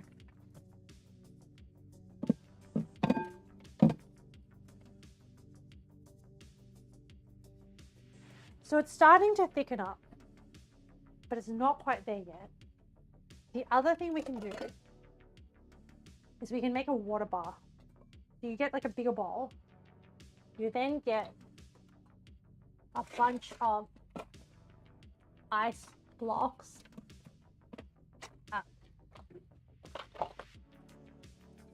Oh, this is not a big enough bowl, man. this will cause some spillage.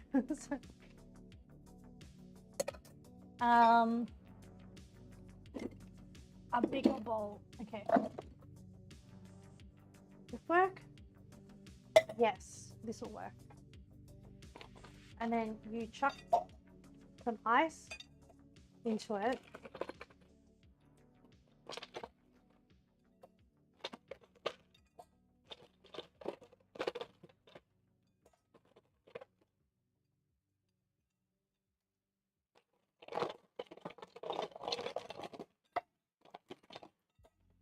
Okay, to keep it really, really cold. And then I have some just water. And then I'll just do my thing. So this is a better technique than just putting it in the freezer. The reason why is that now this butter, as it's getting mixed around, is coming into contact with the bowl, the primary bowl, which is in contact with ice cold water. And so it's a direct transference of heat away from the butter. The best thing to do is just don't liquefy your butter in the first place. But now I've stuffed myself. I think this is a costly mistake, chat. I think this is going to push out the time.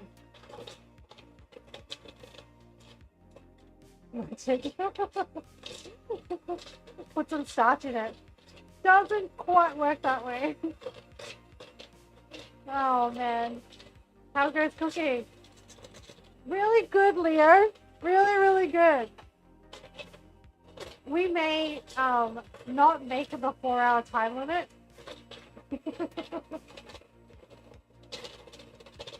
We'll see.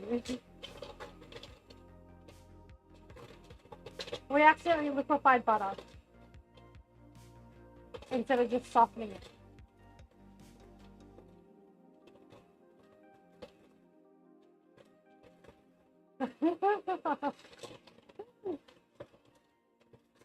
You don't have to be sorry.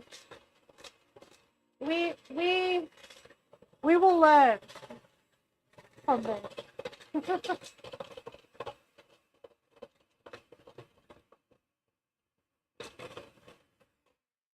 Do you know what?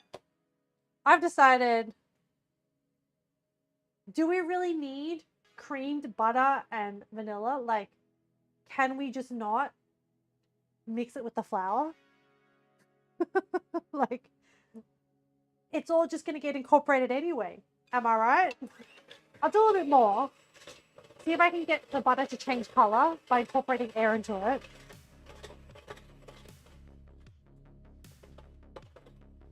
But I don't think I'm going to wait for it to solidify.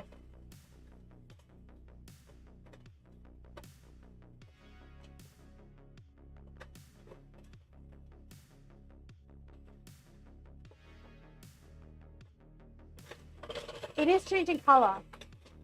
Would a whisk attachment work, or is that not a good idea? Hey Penguin, remember, I'm a streamer on a budget. This Kmart whisk is all I have. Like with this double whisk attachment. It's all I got.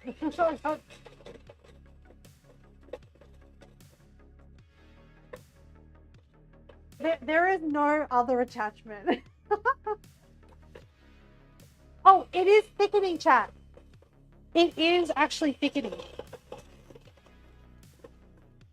I think we can save this. We can save it. Yes. You thought the Kmart one would come with other attachments. Not this one. I would probably not recommend this one, but the other thing is, like, it works perfectly fine, so I can't justify like upgrading it.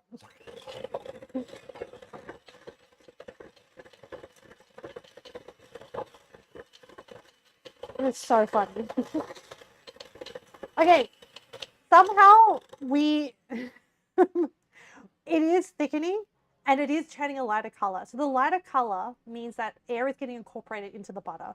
So somehow we've managed to fix this. Actually, and also the camera is blown out. So let me, actually, is this time to put up the, let me see. It's time for this giant moon thing to block out some of the light. Oh, yes. Does that look better? Okay, this is perfect. This is exactly what we want. Hang on. I think I can stop the ice bath. All right, chat. Turns out ice bath was excellent. See, you know what? This is how I'm educational, because I show you how I stuff up and then I show you how to fix it. That's perfect. We're going to be okay. The prognosis is good.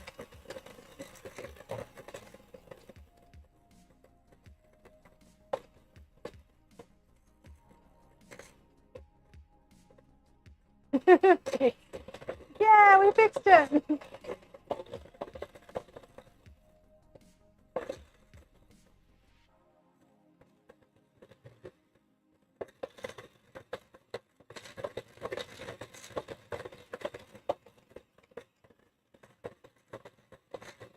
Yay. Now, how much, I want to look at the photo. Health restored, yeah. Just chugging that health potion. Like drank like all 10 health potions. Yeah, I want to see what color. This is a really white color.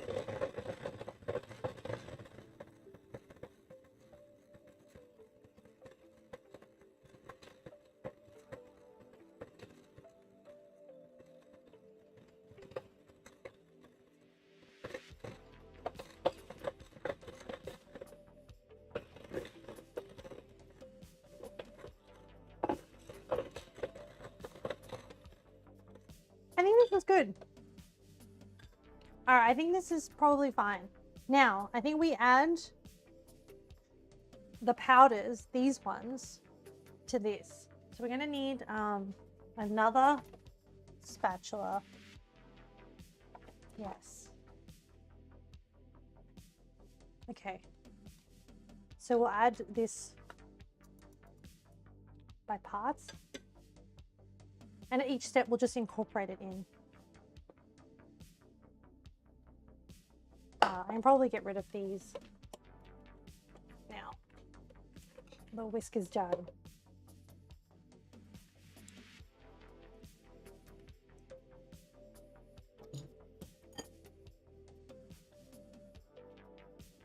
Oh, where's my... Okay. Oh, thanks. Thanks, Birchie Bear. You drink more beers in with old colleagues at the best of the rest of Cooking Impossible Wilds. No worries. Have fun, Birchie Bear. Hopefully, you don't get to too much trouble. You're just about to click it. Yes, I will hydrate. While I dual mix. We don't want to waste time, so I'll mix while I drink water. I probably need to stretch as well. Instructions. Maybe. Oh.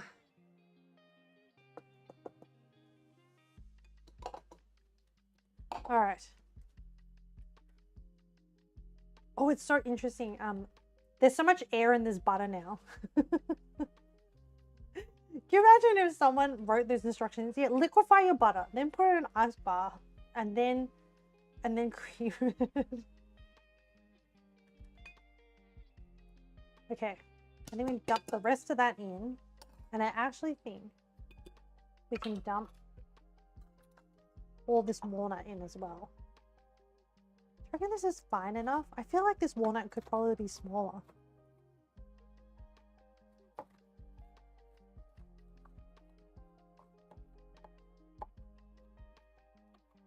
All right.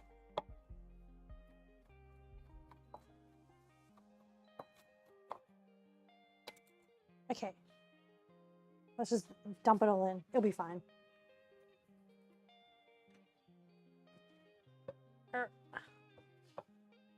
Yes.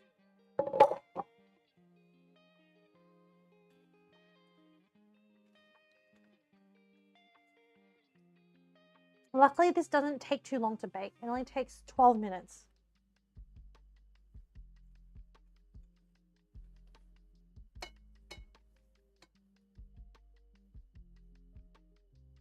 Okay. Oof. I'm just trying to make sure that it's like all uniform. This is pretty good dough.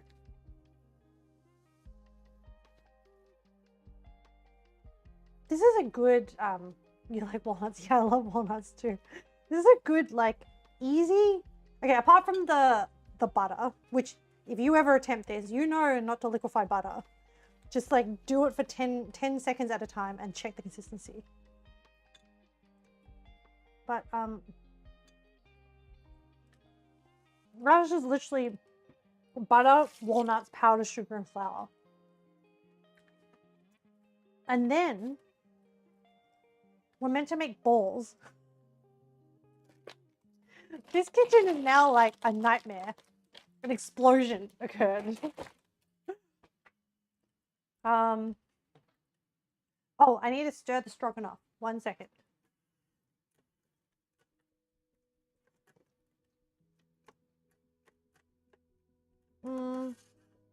I'm not 100% happy with the stroganoff.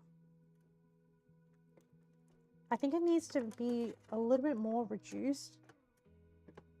It's not giving thick, unctuous. It doesn't coat the spoon. I'm wondering whether it needs more starch. Hang on. Let me try and reduce it a bit more. Just to see, there's a point with sauces and stews where it can turn velvety. Hang on. I think I need more starch.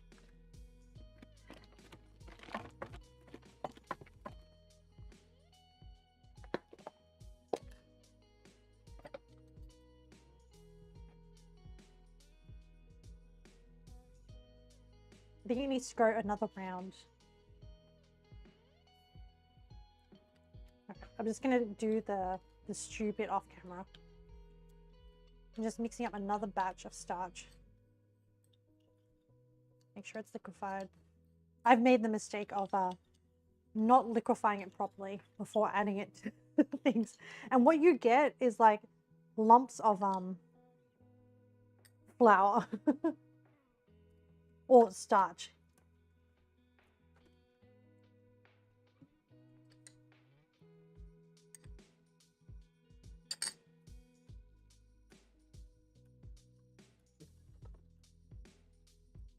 Okay. All right, let's try.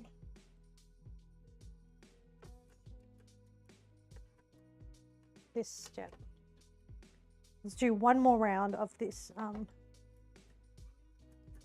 thickening step.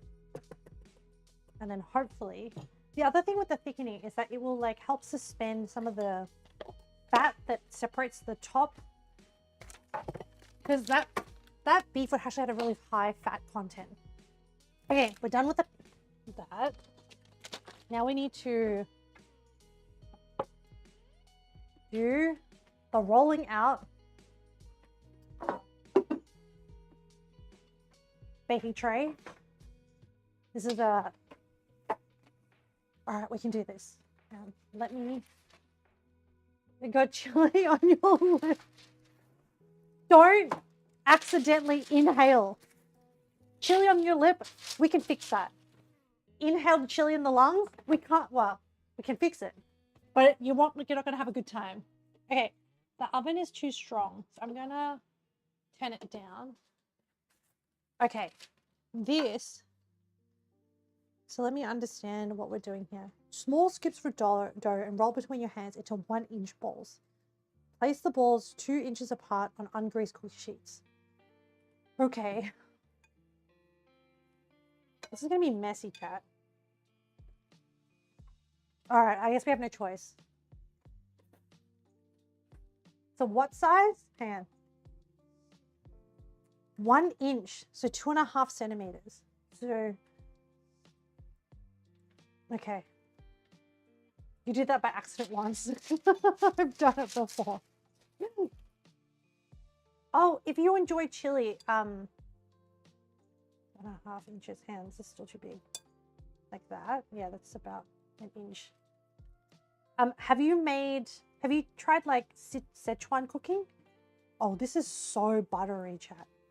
There is so much butter in here. I mean, yeah, it makes sense, but like, does this seem right? It's very soft. I guess it kind of looks right.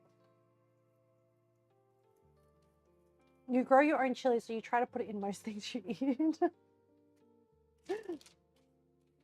You can mix it with, you can try mixing it with like Sichuan peppers for a different type of chili kick. How hot are your chilies? And like, are they habaneros or like, what are we talking?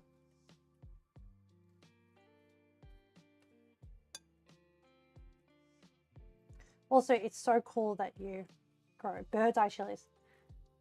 Those are like really spicy. But yeah, do you make your own chili sauce? You should also consider making like chili oils as well. And usually chili oils are made with dry chilies. Oh, you should dry out your chilies as well. Make some, you made hot or sweet chili sauce. That sounds really good. We've made on this stream the cumin lamb with chilies,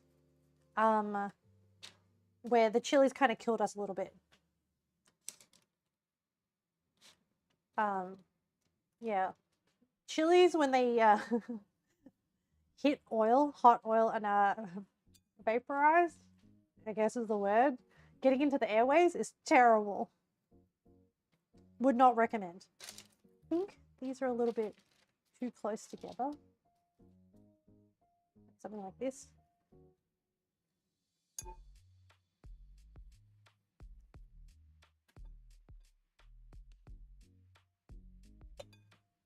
There's a lady not too far from you. She makes this amazing garlic chili sauce with the massive... Wow. I mean, garlic and chili. Excellent, excellent combination.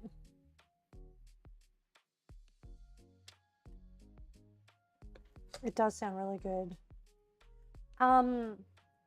There's also, if you ever make Hainanese chicken rice, there's also a chili sauce. Oh, but that's more like sriracha as opposed to like actual chilies. Oh, we can almost, I think we can almost fit all this dough into like one tray. I'll just like divvy up this amount. Like some can go here. I'll re-roll some of these. The heat from my hands is kind of melting the cookies.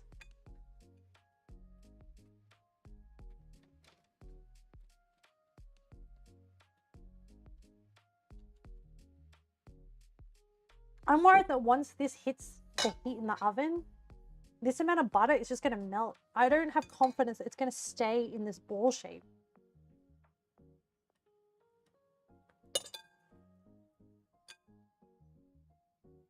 Like, there's a lot of butter in here.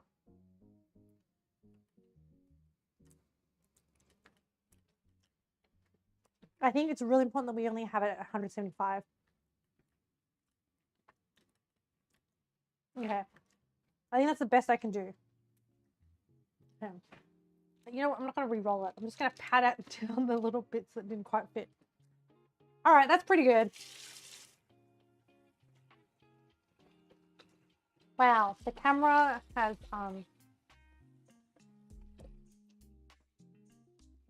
yeah, I'm gonna need to, I think it's time to change angles.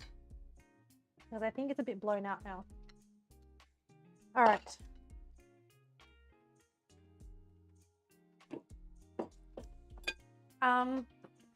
Oh. Oh, the oven's still too hot. I'm going to reduce it down some more. In the meantime, while the oven gets to temperature, because this will only take 15 minutes, oh no, 12 minutes to bake, we can fix our... Ooh, it's a good thickness now, chat. Yeah. Let me reshuffle.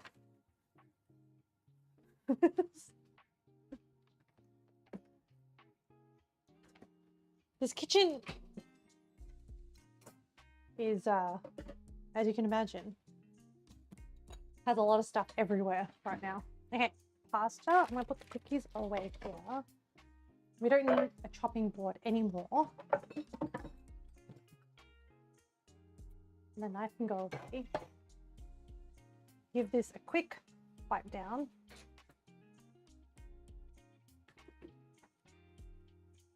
Because we're on to the final finishing steps of the stroganoff, and then we will then put together the stroganoff. Okay, so stop that.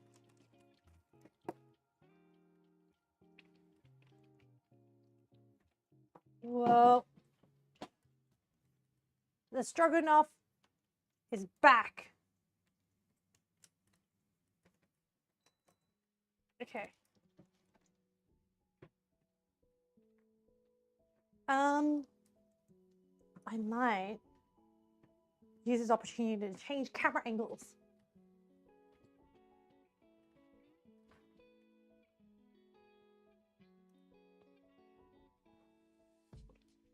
Looks terrible. You can't see anything. And I think I knocked the camera around a little bit.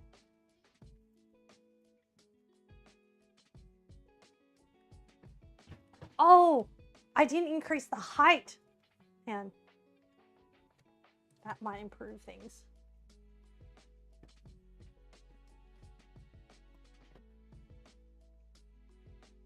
Wow. And it's also blown out. 1 second.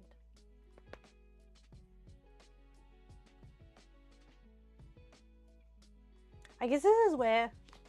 Well... See, Logitech and their autofocus is terrible.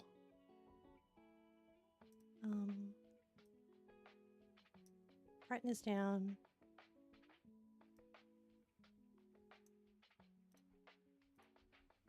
There we go. That's a bit better.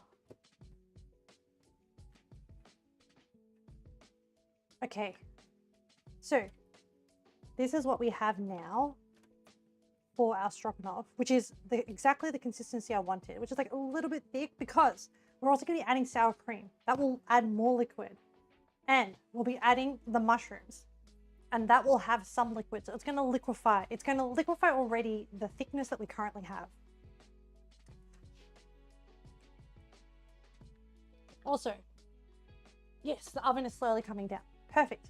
Okay, so they said with the sour cream is to, instead of putting the sour cream, the whole thing dumped straight into the stroganoff sauce, we want to liquefy it into a bowl first, because otherwise, with a bit of the stock, otherwise the stroganoff, the sour cream will be lumpy. And also to make sure that we don't have problems. Chat, this is my favorite, like, whisk tool. It's from IKEA. It's just this wire thing. It's a whisk, but it's used, I don't know what it's called, but it's used for sauces, and it really helps get rid of lumps. Maybe I need a bigger bowl. You know what? I should just get a bigger bowl. This was a mistake. Yeah. Because I feel like once I start whisking this, it's all just going to get everywhere.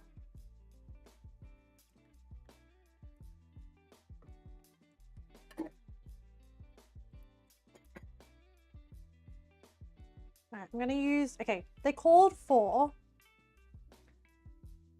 how much sour cream? 1.5 cups. A cup is like 250 mils. This is 300 grams. So 1.5 would be like 300 and something. We only have 300. It'll do. I think it'll be fine.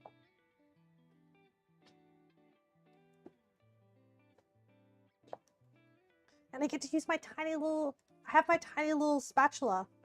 Oh, you need one of those. Yeah, they're really good. There was something else that we made. I think I used it to make mayonnaise because of the spring coil, I think it causes a lot more agitation. And so with mayonnaise, it's always spectacularly hard to suspend it when you're trying to incorporate, because you're trying to incorporate fats, an oil and mayonnaise. No, what is it? Egg. Using egg, you're trying to like use egg as a suspending agent to suspend the oil. Okay, now we're gonna add a small amount, mind you, only a small amount of some of the sauce. Firstly, I'm gonna liquefy it using the spatula first. Get it into like a more liquid consistency.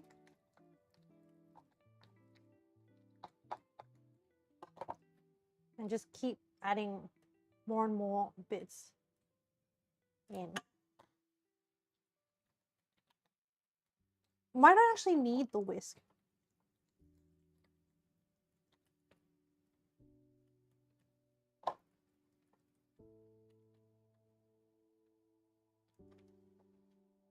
Get some more sauce.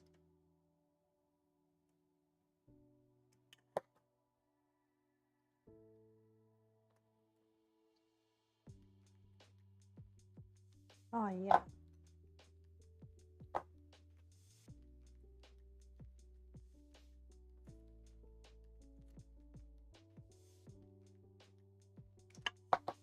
The only thing with using starch as a thickener is that it does give a particular texture to a liquid. But because this is going to incorporate, which like, if you've had any sort of like Chinese soup style things, like hot and sour soup and stuff like that, or like, you kind of know that sort of thickness, or you've had like ever had Malaysian hor fun, you kind of know what that thickness is. Okay. So I think, is it thickened? Is it liquid enough? Hang on, let's just, to be safe, add a little bit more sauce. Oh yeah. I think after this will be good. Okay, this is the thickness that we're dealing with. It's very much liquid now.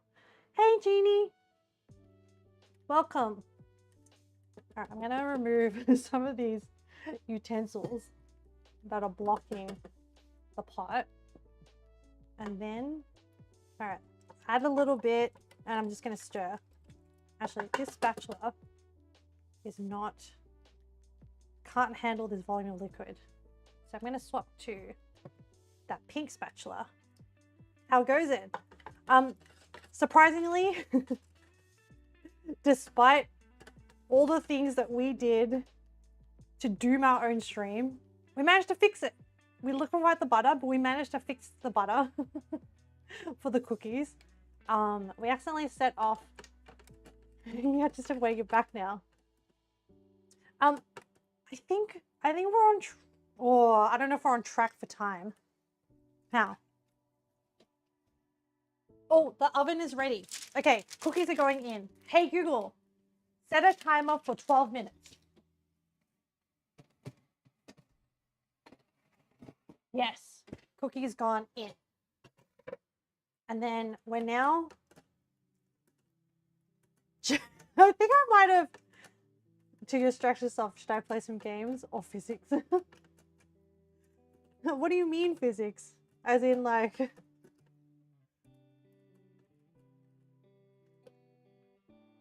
And what are you distracting yourself from? I need more context before I can give a recommendation. Okay, this looks really good. But I think it actually might be, oh no, chat. It might be too thick. Man, let's saute.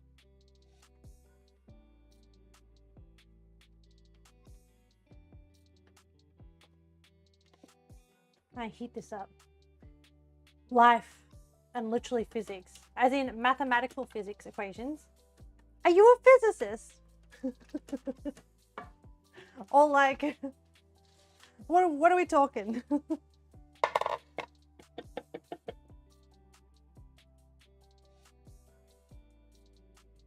Butum? No. Butum in STEM.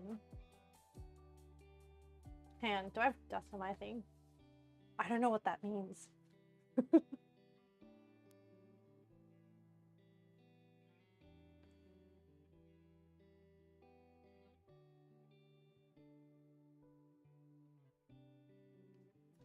don't know. Oh, but you're in science. Okay. Oh, is this like work related or like, is this like for funds?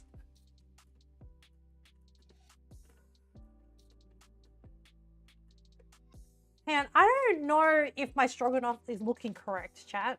It's like both. Oh, okay. I mean, what's your like emotional state at the moment? Do you feel like you need to, it feels like science for you is like a interest and a passion, but do you like, depends on what mental state you're in and whether you want to create something to combat whatever mental state you're in, or whether you're looking more for a distraction from life. Looks fine to me. I've never made strong enough though. Big one, neither have I. It's meant to be more brown. Hang on, maybe if we add in the mushrooms.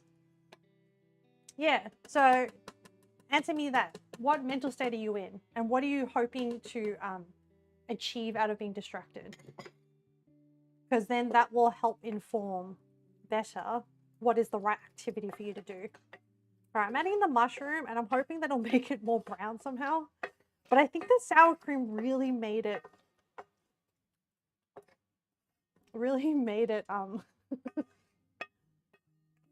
pale is what I'm gonna say. Okay, that's the mushrooms in. Let me stir it around again. Nope, it stayed creamy. I don't think this is right.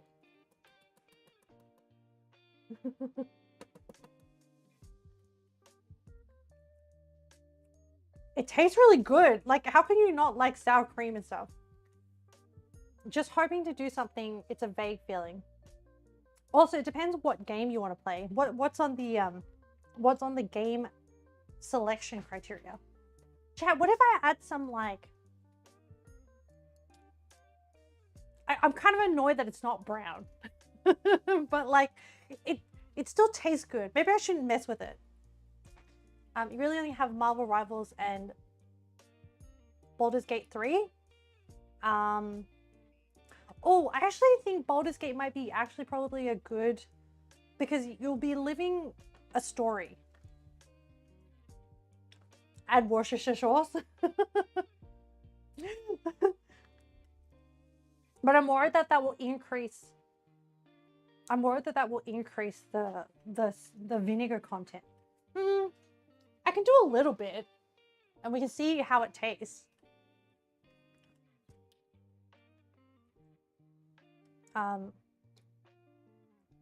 Like a tablespoon, I don't think will. And I'm gonna reheat this up. How does it taste? Man, I need an actual spoon.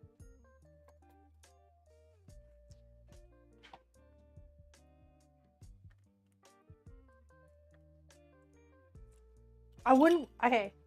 A tablespoon of Worcestershire sauce was enough because it kind of made it more, it definitely added that vinegar content. Soy sauce? It will add some salt, and I didn't add any salt. I didn't add any salt to the mushroom.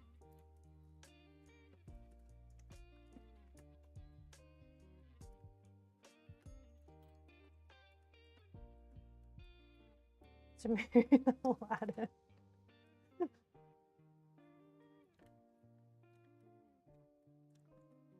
They're kind of good. I don't know. What else do I have?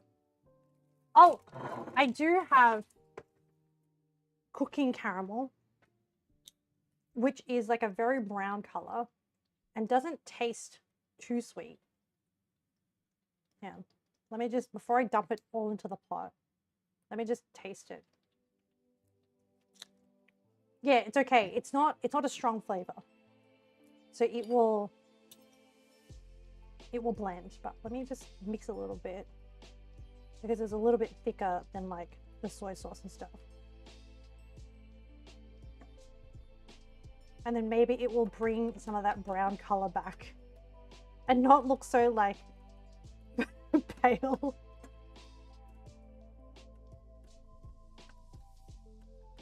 Yeah, brown color's coming back, baby.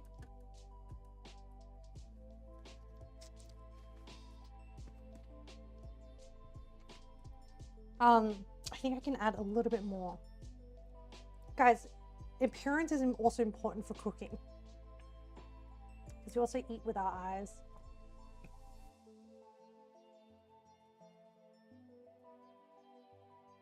Okay.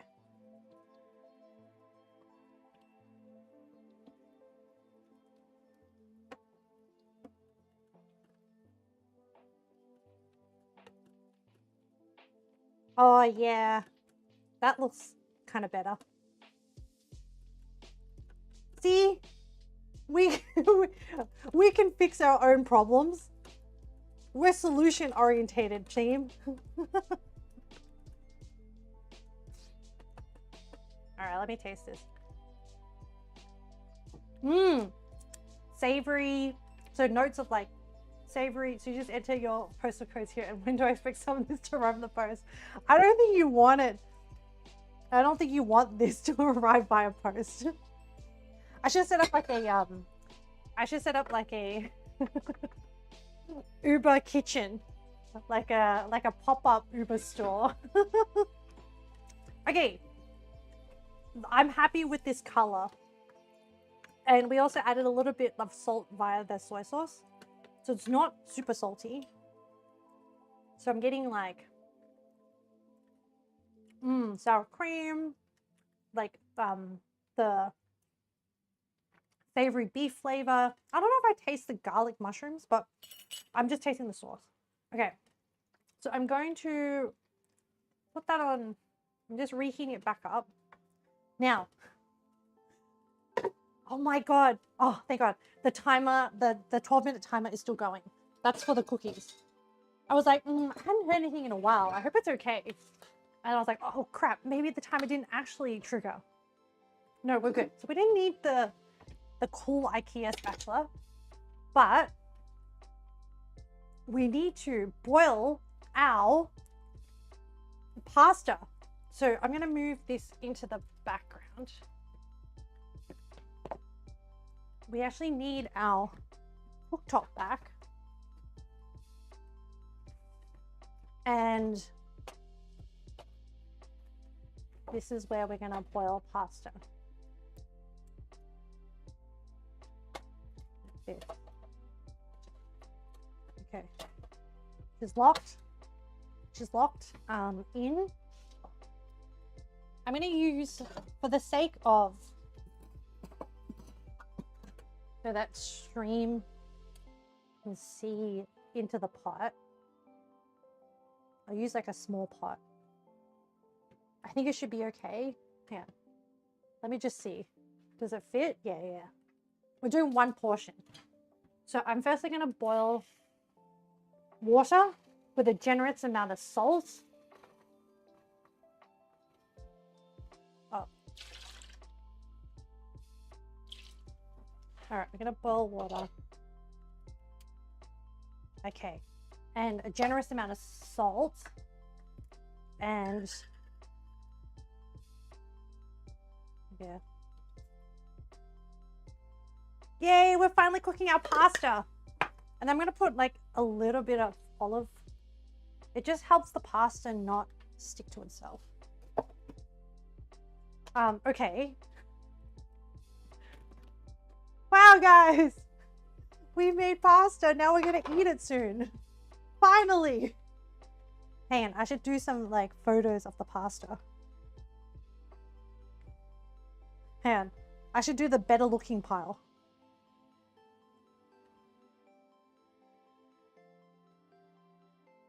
All right.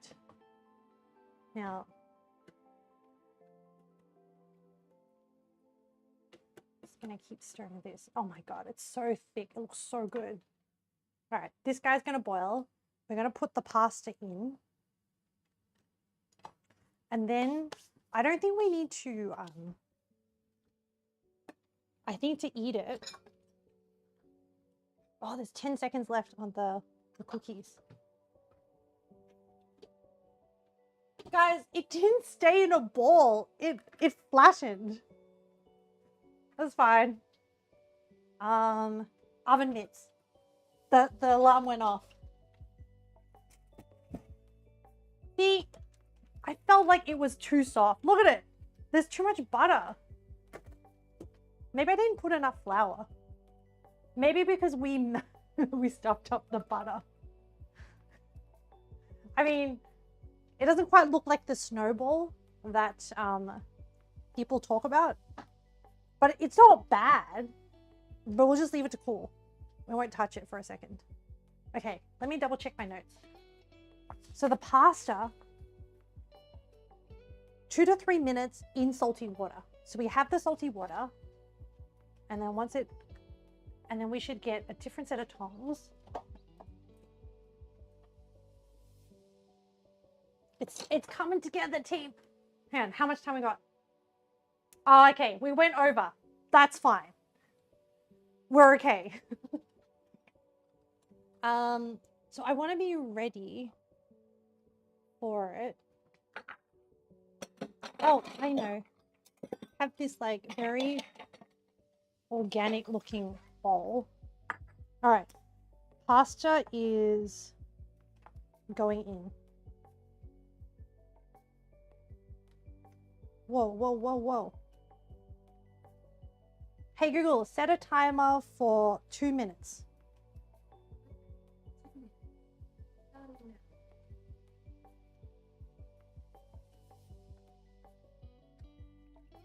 Whoa. Okay. This is the Australian version of Stroganoff pasta. Oh, the Australian version of the Russian tea cakes. Yeah, you're right. Look, we said this is about like exploring other cultures and experiencing other foods, and hopefully people in other places of the world who don't have access to beef stroganoff or Russian tea cakes can take a moment to experience it at home. Okay, it's boiling away. This is good. This is great. We're doing good.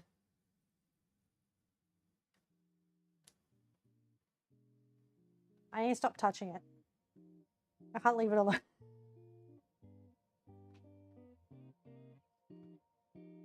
It's boiling. It's boiling. I'm just worried it's going to stick together, you know? But it's doing okay. And then I should probably test to make sure it's al dente. That's what people say, huh? That's a word that people use. We should make sure it's that. Yeah, there's so much to clean up. No, it's fine. We'll clean up and then I'll have a quick break with a cup of tea and then we'll get on it for wilds. And it's gonna be fine. We're gonna survive. It's gonna be good. Okay, it's almost 2 minutes.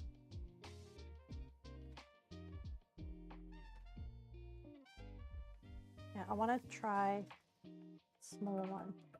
That's 2 minutes.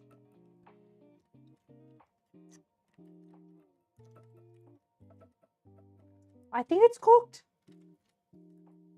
Just pull it out one by one.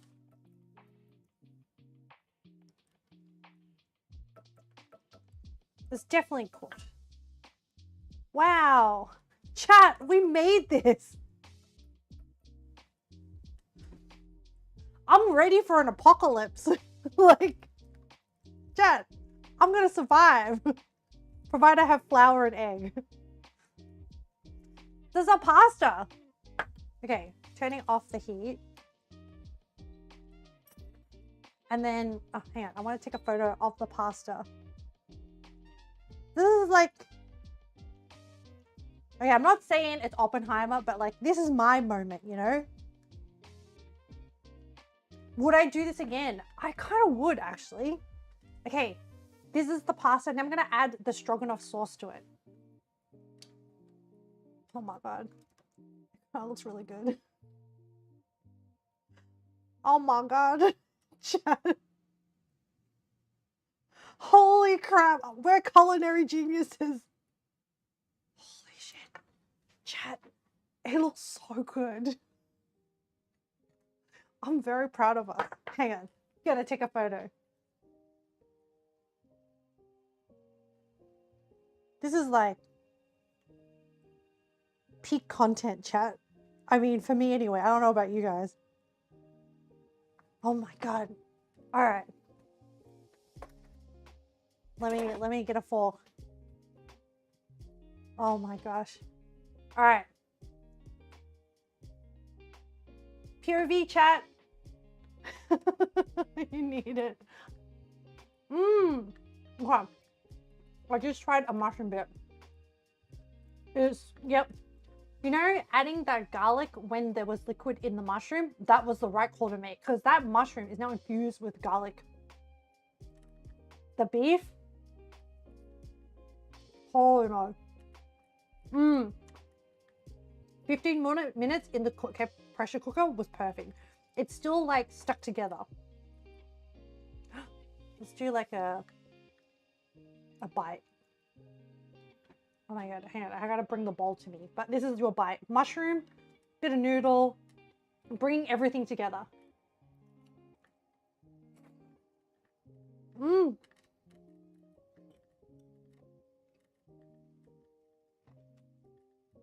Okay. The noodle is a little bit thicker, but it's like home cooking.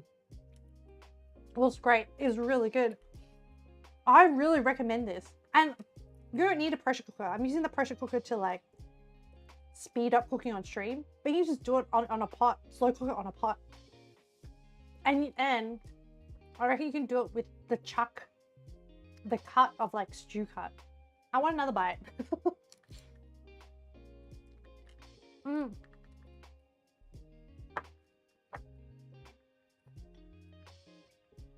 thumbs up, chat. And like, wow, homemade pasta, it's different, is all I have to say. And like, yeah, sure, I think people put like maybe cheese on top of this. I don't know. But like, this is already good enough as it is.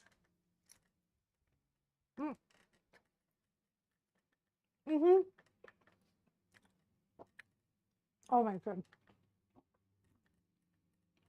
I'm gonna be disappointed if I order a stroganoff from a restaurant and it doesn't taste like this.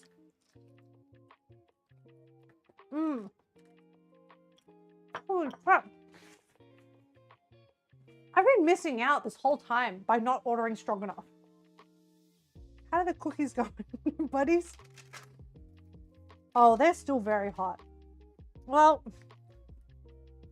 we can chat for a bit, chat, while I eat this. How are things going? Actually, is Leo back yet or still out? Also, Jeannie is the worst plot twist. Restaurants use prepackaged stuff. You know, you're joking, I hope. I would, if I had a Monster Hunter cafe, I'd add this to the list. Still no internet, no. Has your company given you an updated time of when it's expected back?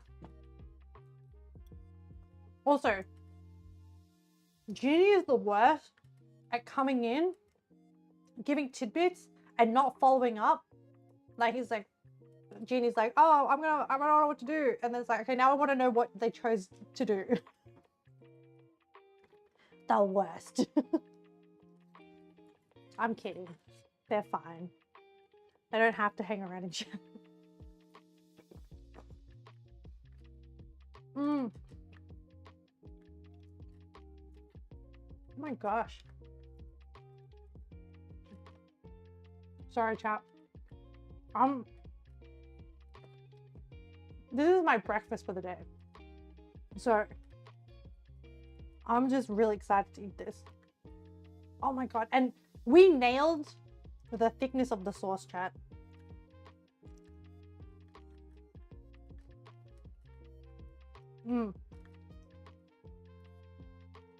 Man.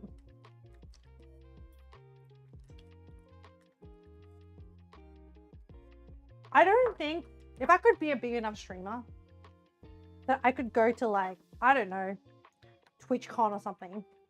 But like, I would want to set up like a pop-up cafe and just make a bunch of food and then like meet people that way. I don't know how that will logistically work. I don't actually want to be a chef. I think a chef is a very hard job and a lot of work. Also yummy. It was really good. I really recommend those recipes that I linked. And the flavor profile that Recipient Eats recommends with the mustard, can't go wrong. Just be prepared for it to look a little bit pale when you add the sour cream. Actually, they did add more liquid than I did. I think I added half the liquid. That's probably why, comparatively, mine turned out more pale. Also, if you don't have the fancy pasta equipment, that handmade pasta recipe, it kind of slaps. Like, sure, it's not perfect, but there's a bounce to it. And do it as like a date night, friend gathering event. Well, with wines. While you're drinking wine, you roll out the pasta. Maybe you roll out the pasta with the wine bottle. Who knows? You could do all sorts of things. But yeah. I would never want to be a chef. But I'd probably, what I'll do is I'll set up the recipes, the menu, the experience. I love themed cafes and like themed experiences.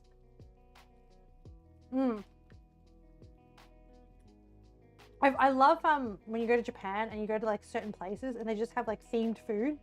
So I went to the Dragon Quest theme park on Awaji Island. That place is so good. So even if I don't play Dragon Quest, but if you love JRPGs, which I'm sure a lot of people do, going there and doing that where you get to play your own, like you create your own character and then you like start out in the village and then you go out to the forest and you fight like different bosses and then there's a final boss. It really is living the RPG life, but in like a theme park form. Anyway, the food they have there is so themed. Like that's what I would want to do if I had like a I would bring the Japanese weeb experience, but with like an anime twist to like conventions.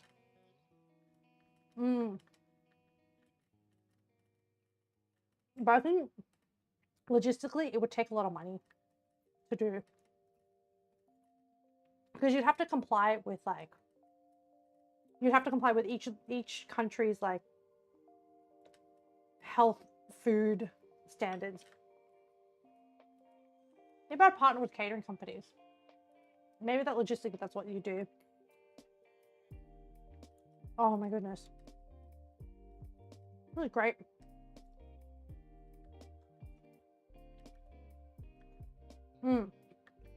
Okay. Hey, you going cookies? Have you cooled down? Absolutely not. Oh no! So floppy.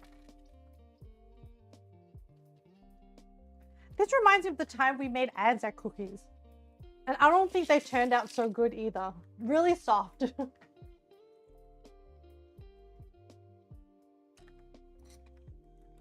You know what, chat? That portion of pasta is actually quite a lot of pasta.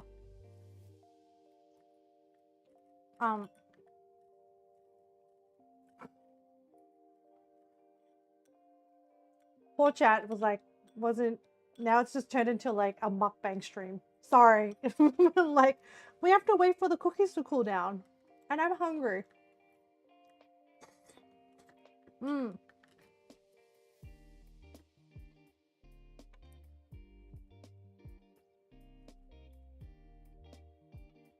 want more sauce. Actually, I almost need like a spoon. You know what? Long pieces of pasta is really inefficient to eat.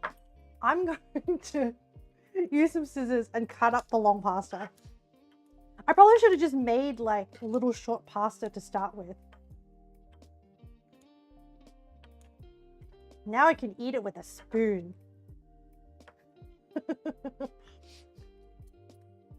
Oh yeah.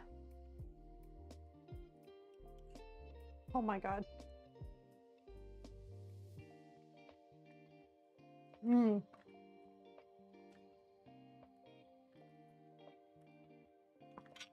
But yeah. What else would I do? I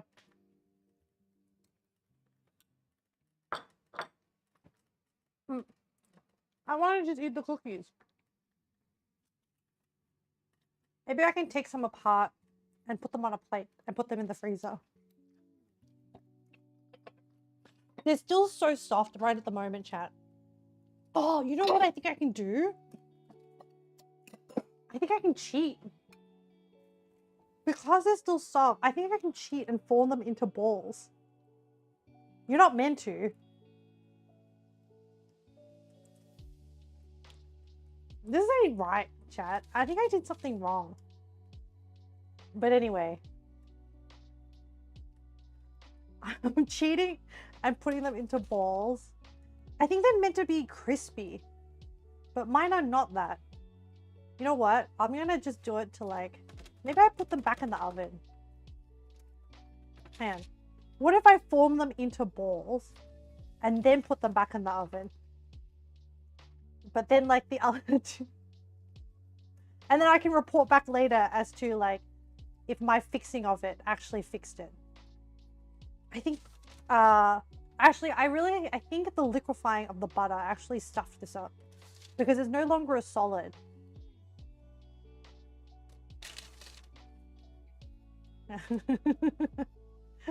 I'm in like the far background trying to like fix my own mistakes. Ignore us. Ignore us.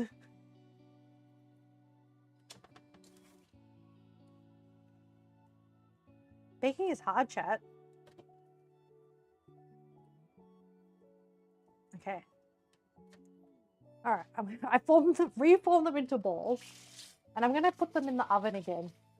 And see if that will help fix it.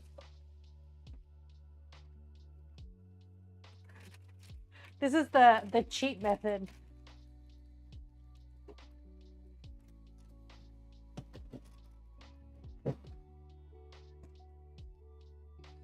Hey Google, set a timer for 10 minutes. In the meantime, I'm gonna like try and like expedite the end of the stream by coating it in icing sugar, and then you can't tell anyway. Am I right? I feel like this is gonna give me a stomachache. This amount of sugar and butter. Okay, it doesn't definitely does not look it. It looks terrible. But you know what? We'll pretend and call it a win.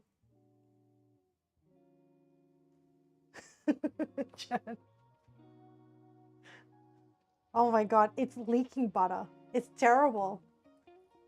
Oh my gosh, it's so soft. Oh, this is it's gonna be bad.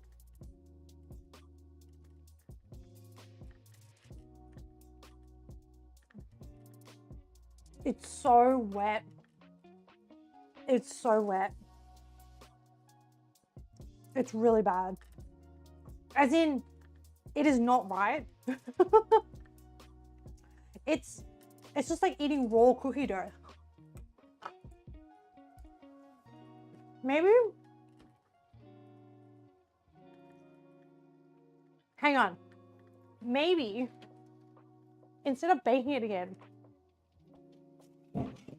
it's still too wet. So even if I bake it again, I don't think it's gonna work. Hang on. You might have to redo those at some point. No. We can fix this. I have an idea. I have an idea, chat.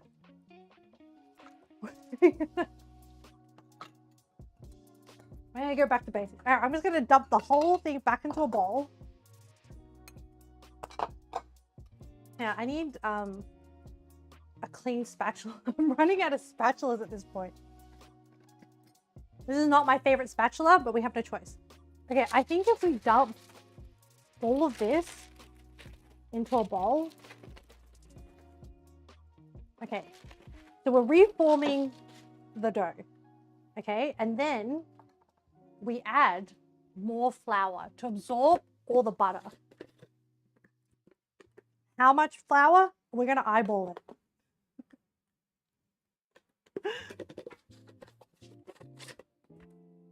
Should I add more sugar? Maybe.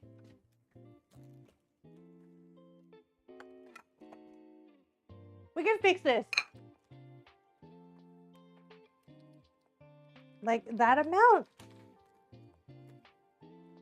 This is what I've done. Mushed it back together.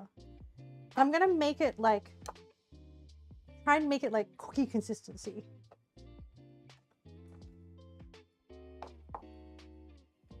And then we'll reform the balls. Oh, it's still so wet. You know what? If I can get cookies out of this, even just standard cookies, I'll be pretty happy.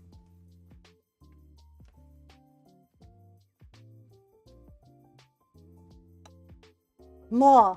We need more, chat.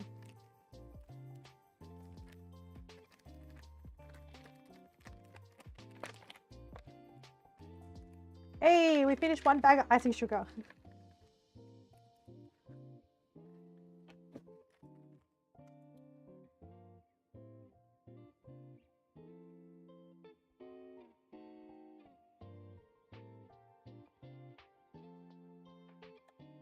Still so, it doesn't feel right. Maybe, oh, is it fixing itself?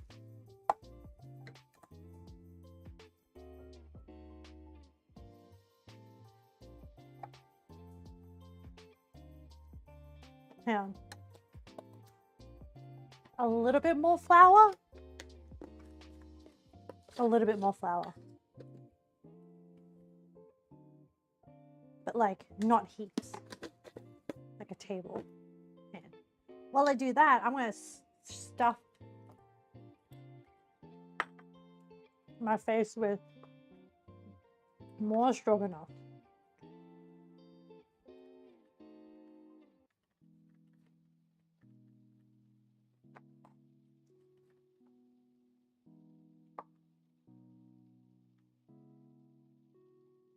Still feels so oily. More flour.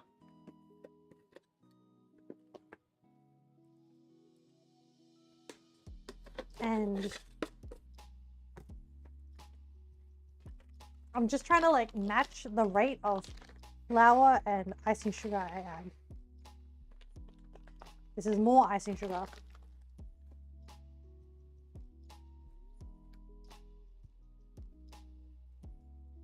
At this point, I think we're getting close to the right.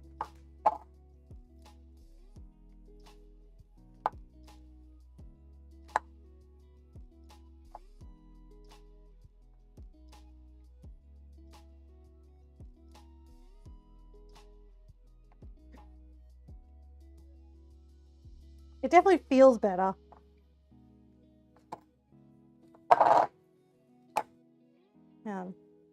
I'm just crumbling up chunks of this like icing sugar. All right, I think we're good. I think I can reform the balls. Oh, it. All right, I'm gonna do this.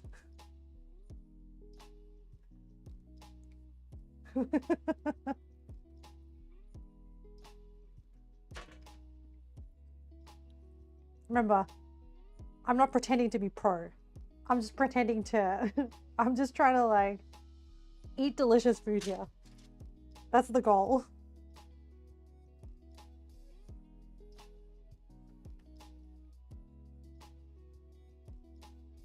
This is kind of more like Play-Doh material at this stage. Okay. I think we're over time. It's fine. I have a delicious bowl of Stroganoff stew though. So I'm winning live right now.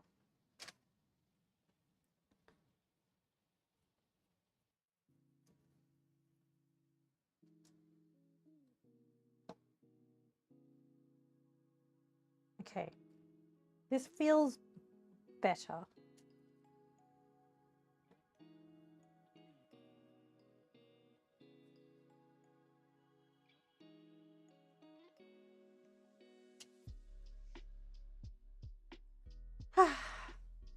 I mean, 1 out of 2, actually it was like 3 dishes. We made handmade pasta and beef stroganoff.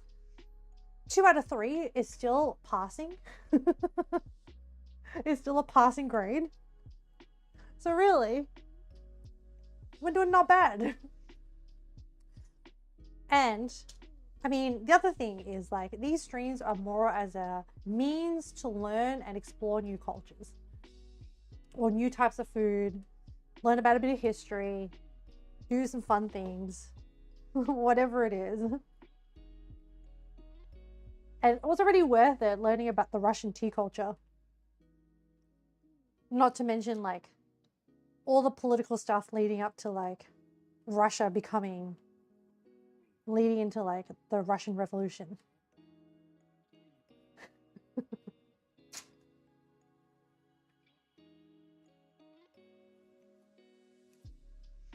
Okay. All right, another ball. Some of these balls are a little bit uneven, unfortunately. But hopefully it won't spread out as much.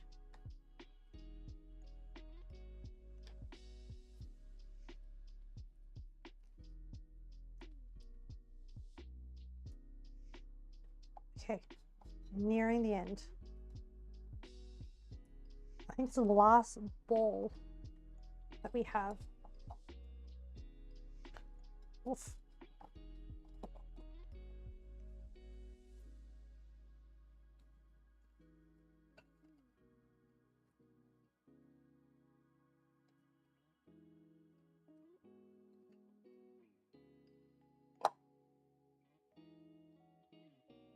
Okay.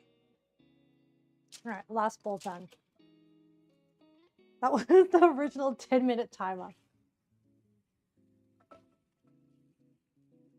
Okay.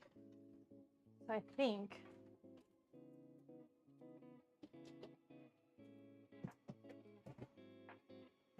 hey Google, set a timer for 15 minutes.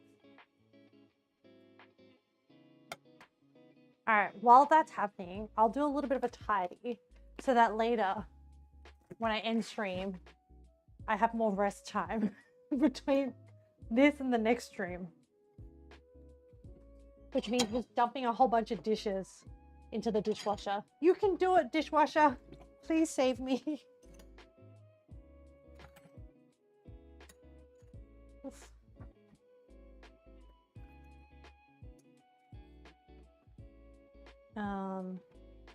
All the spatulas can go in. There's a lot of spatulas to wash. Oh. All of this. All the utensils. Usually I would do this after stream ends. But we're running on a tight schedule today, chat. Really tight.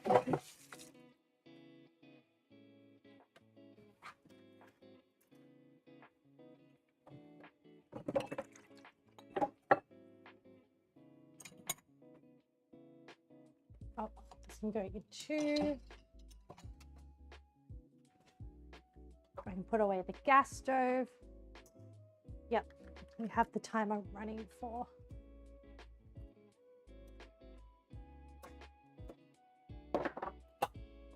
And then hopefully we'll see whether the cookies fix themselves. And I think that's a poetic way to wrap up stream. Were all our efforts in vain? Did we manage to use the best of the most of the last of the butter? Did we do justice to the last of the butter?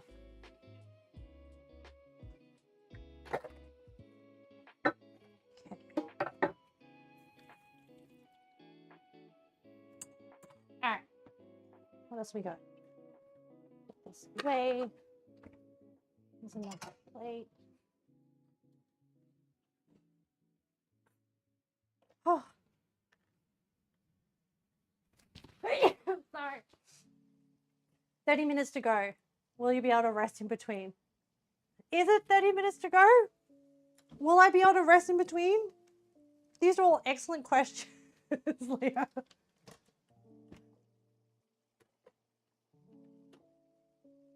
All excellent questions. Is it really only 30 minutes to go? I'm multitasking, eating food while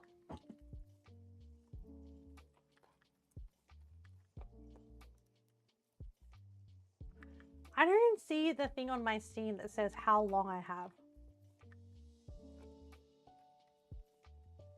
How do you...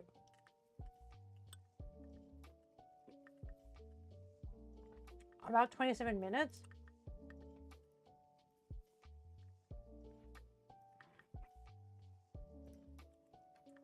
Potentially not. You know what? I'm gonna try at least to finish eating this beef stroganoff, because then at least I'm fueled.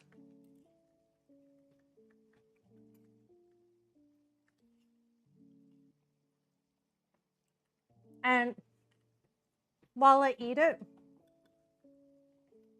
I'm gonna I prepared some background music. Cleanup can wait till after I prepared some non-lo-fi intense music to play.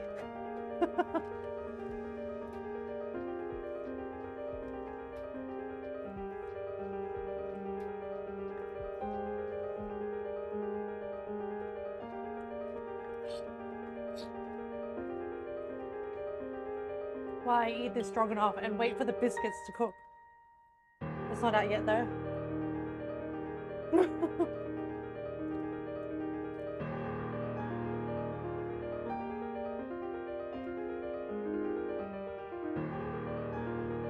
This is one of the OSTs from Yuri on Ice.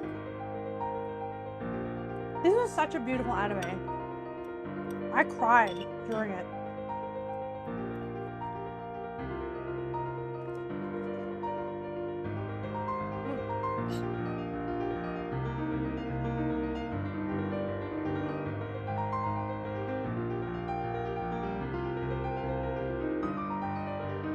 Let the music entertain you while I stuff my face.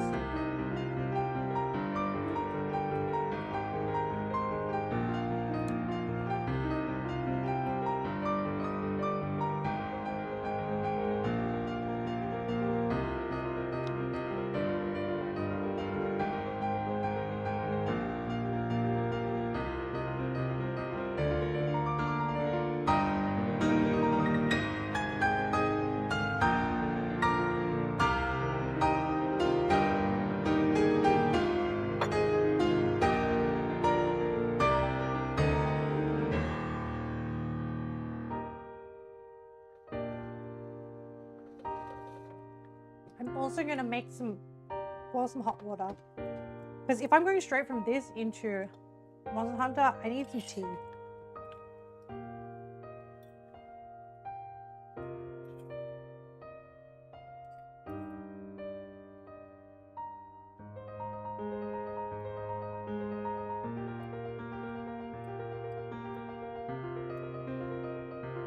That was really good, chat. I finished the whole thing.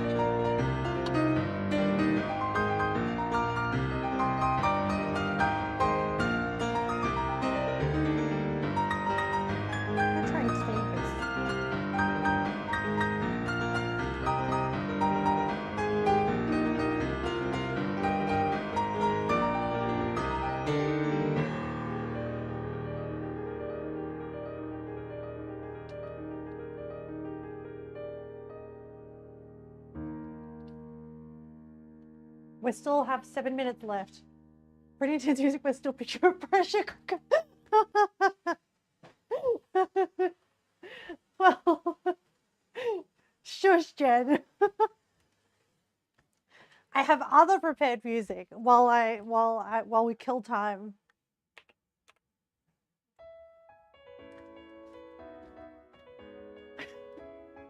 So my thought was, when I have to do like stretches and stuff, I was like, oh, it's a bit awkward to do it when I'm like, when it's like, you know, just lo-fi music. I'm like, this must be what they call abstract art. You shit stirrer.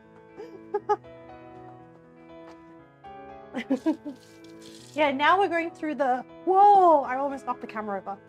We're now going through the, all the emotions of the human condition.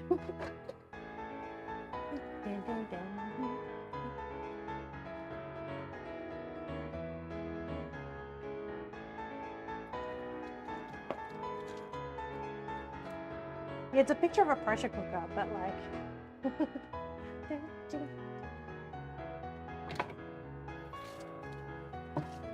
And like, these are all just like piano versions.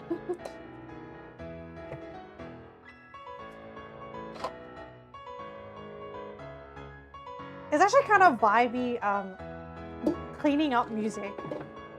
5 minutes left on the timer for the cookies. And then we can see how they turn out. And then maybe I'll have some cookies to keep me company. Some cookies to keep me company while I play Monster Hunter. You know, sometimes, chat, you just gotta make your own, like, soundtrack in life.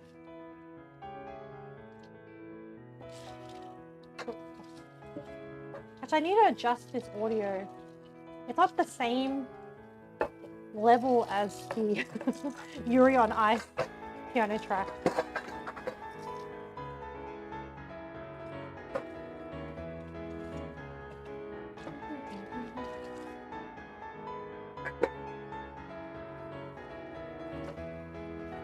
about the little things, chat. Like doing dishes to, to a stream of people while listening to anime music. Don't worry, this is on its own track and it's not going to be recorded for the VOD. So hopefully YouTube won't like copyright strike us.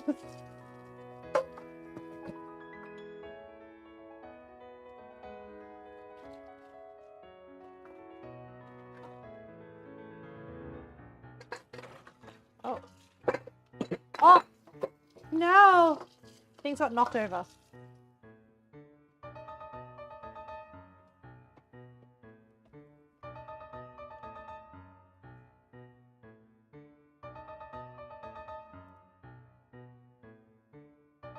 Oh. I'll play the next song.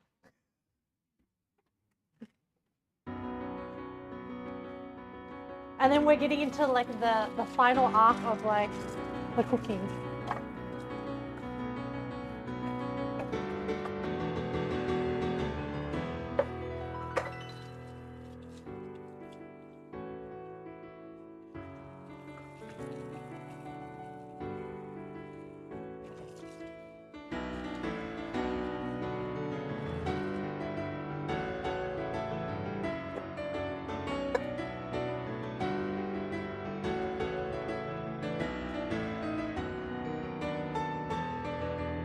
Back to the hype music.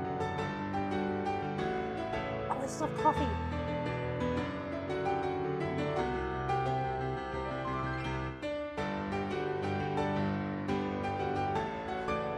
This is from Gurren Lagann. This is the opening. Survival Kourabiedes. Kourabiedes. I think that's how you pronounce it. 2.5 minutes.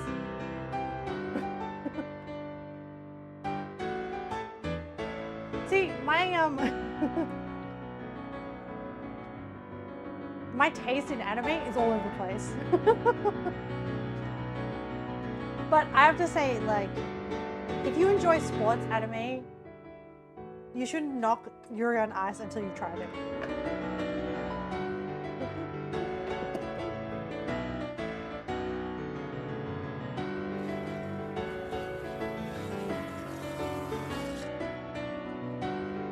I feel like Kat would appreciate this song.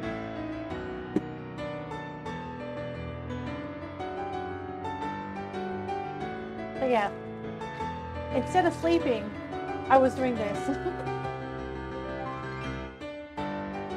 Setting up these soundboards.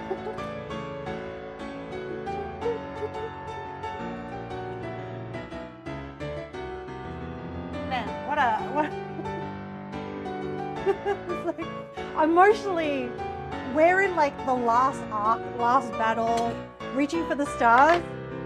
RL, we're doing dishes and watching the pressure cooker and waiting for these cookies to finish baking.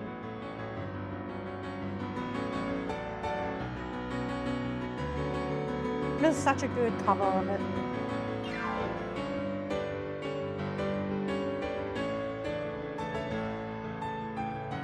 He's doing seriously for the shit that was just light up. This is you, Leo. This song is you.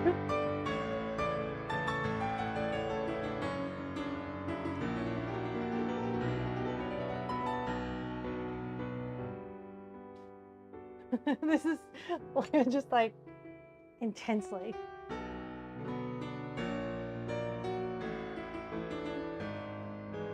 I should take this scoop out to like protect it from the cat. And then if I put this lid on,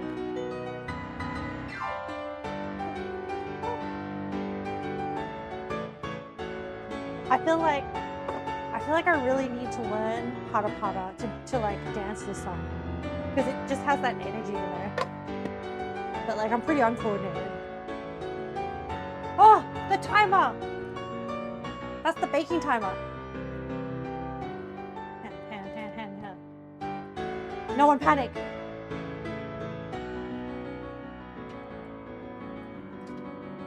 Ah. Okay. It kind of looks the same. But maybe it won't be too bad. It's very hot right now. Well, you know what?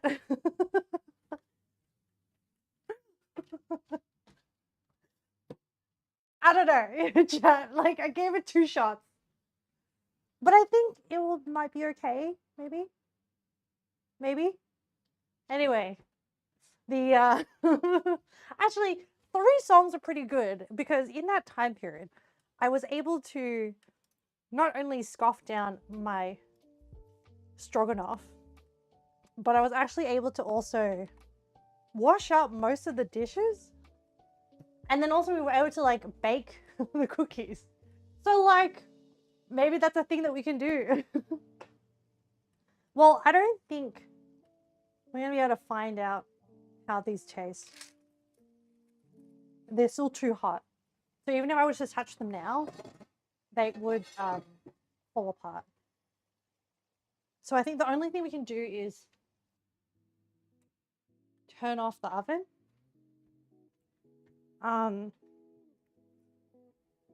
Well, you know what? I'm going to be doing another stream anyway, so I can tell you in a few hours how the cookies turned out. All right, let's just quickly speed run the end of stream before I have to start up the stream again. We'll still do our wrap up. We'll do 2 wrap ups today. Okay. Oh my god. My nose is like wants to sneeze again. And I need to like refill up my water bottle. All right, we're gonna do a wrap up so that I can end stream, so that I can take a 10-minute break. I'm not seeing, okay, I'll just have to like, all right, rough retro, let's go. What makes us feel good? Handmade pasta was a win. Like, so much W. Stroganoff is delicious. What else? You know what? What do we have to watch out for? Russian cookies and do not liquefy. Do not liquefy butter. Let's not do that again.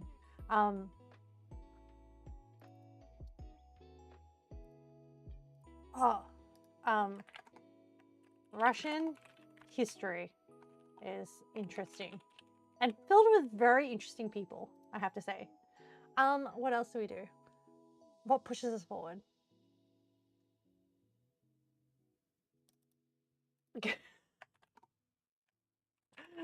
Trying out fun things. And like, well, trying out new cooking techniques. And like,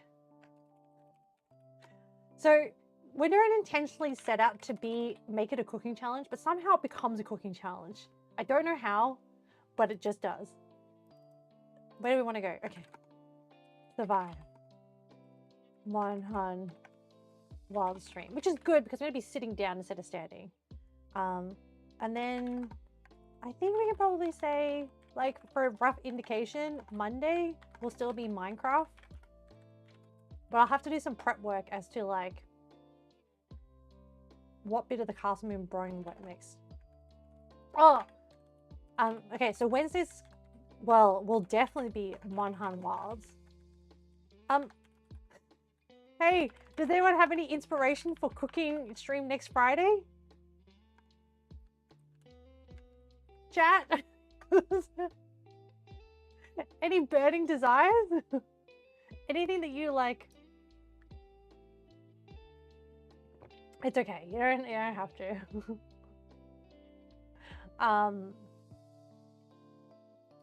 Fish tacos. Oh, interesting. Darn you, Jen. Why are you always the one? Maybe. I do like tacos. I do really like fish tacos. So the reason why I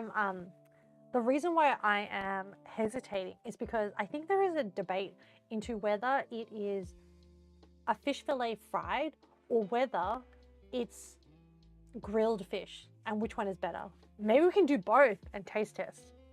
Also,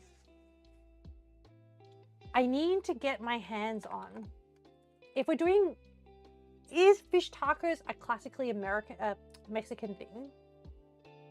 I don't know. There's so many, you only had fried fish tacos. Fried fish versus grilled fish. And I want to try tagine. You could also do a hard. The problem with Australia is that our taco shells are not that great. They're always like in these kits. They're always like in the like long life section of the of the supermarket. I already know. I'm making the shell from scratch. Stop baiting me. Hang on. Taco shells. Question mark. I want to do some research first. How hard is it? Maybe. I mean, I could. I feel like I do want to get my hands on tagine because Kat, I know, really likes Mexican food and they recommended tagine. You have to raise the fish from an egg to start with. No, what would be more appropriate is that I have to go catch the fish, bring it home, grow the corn from seed. Hey, that's what the trad life meta is all about. It's like the stream starts out like an IRL stream. I'm on a boat out in the ocean. I'm like, hey guys. No, we're not gonna do that. That would be like a 10-hour stream or something. Because like I'd have to get to the ocean, come back from the ocean, and then prepare the fish. Margaritas, tagine, margaritas. Okay. I think there's enough to like get me started with. All right, I want to end this stream before the next ad break comes on, because the sooner I can take a break, even if it's only half an hour. So my Steam doesn't, I don't have a green button yet. It hasn't yet.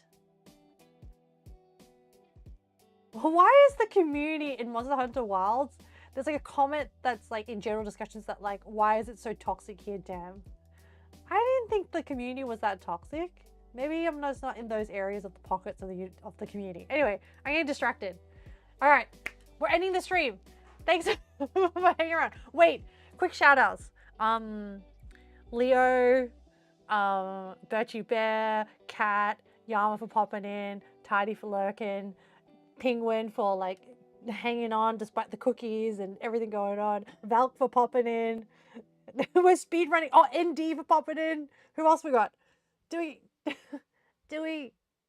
miss anyone else? If I missed anyone else, I'm sorry. Jen. Yes, Jen. I mean, I'm interacting with Jen right now. Thank you, Jen, for the inspiration, for for triggering me. I appreciate it. Yeah, okay, we're good, chat. All right, I'll see you soon. Take care. Bye.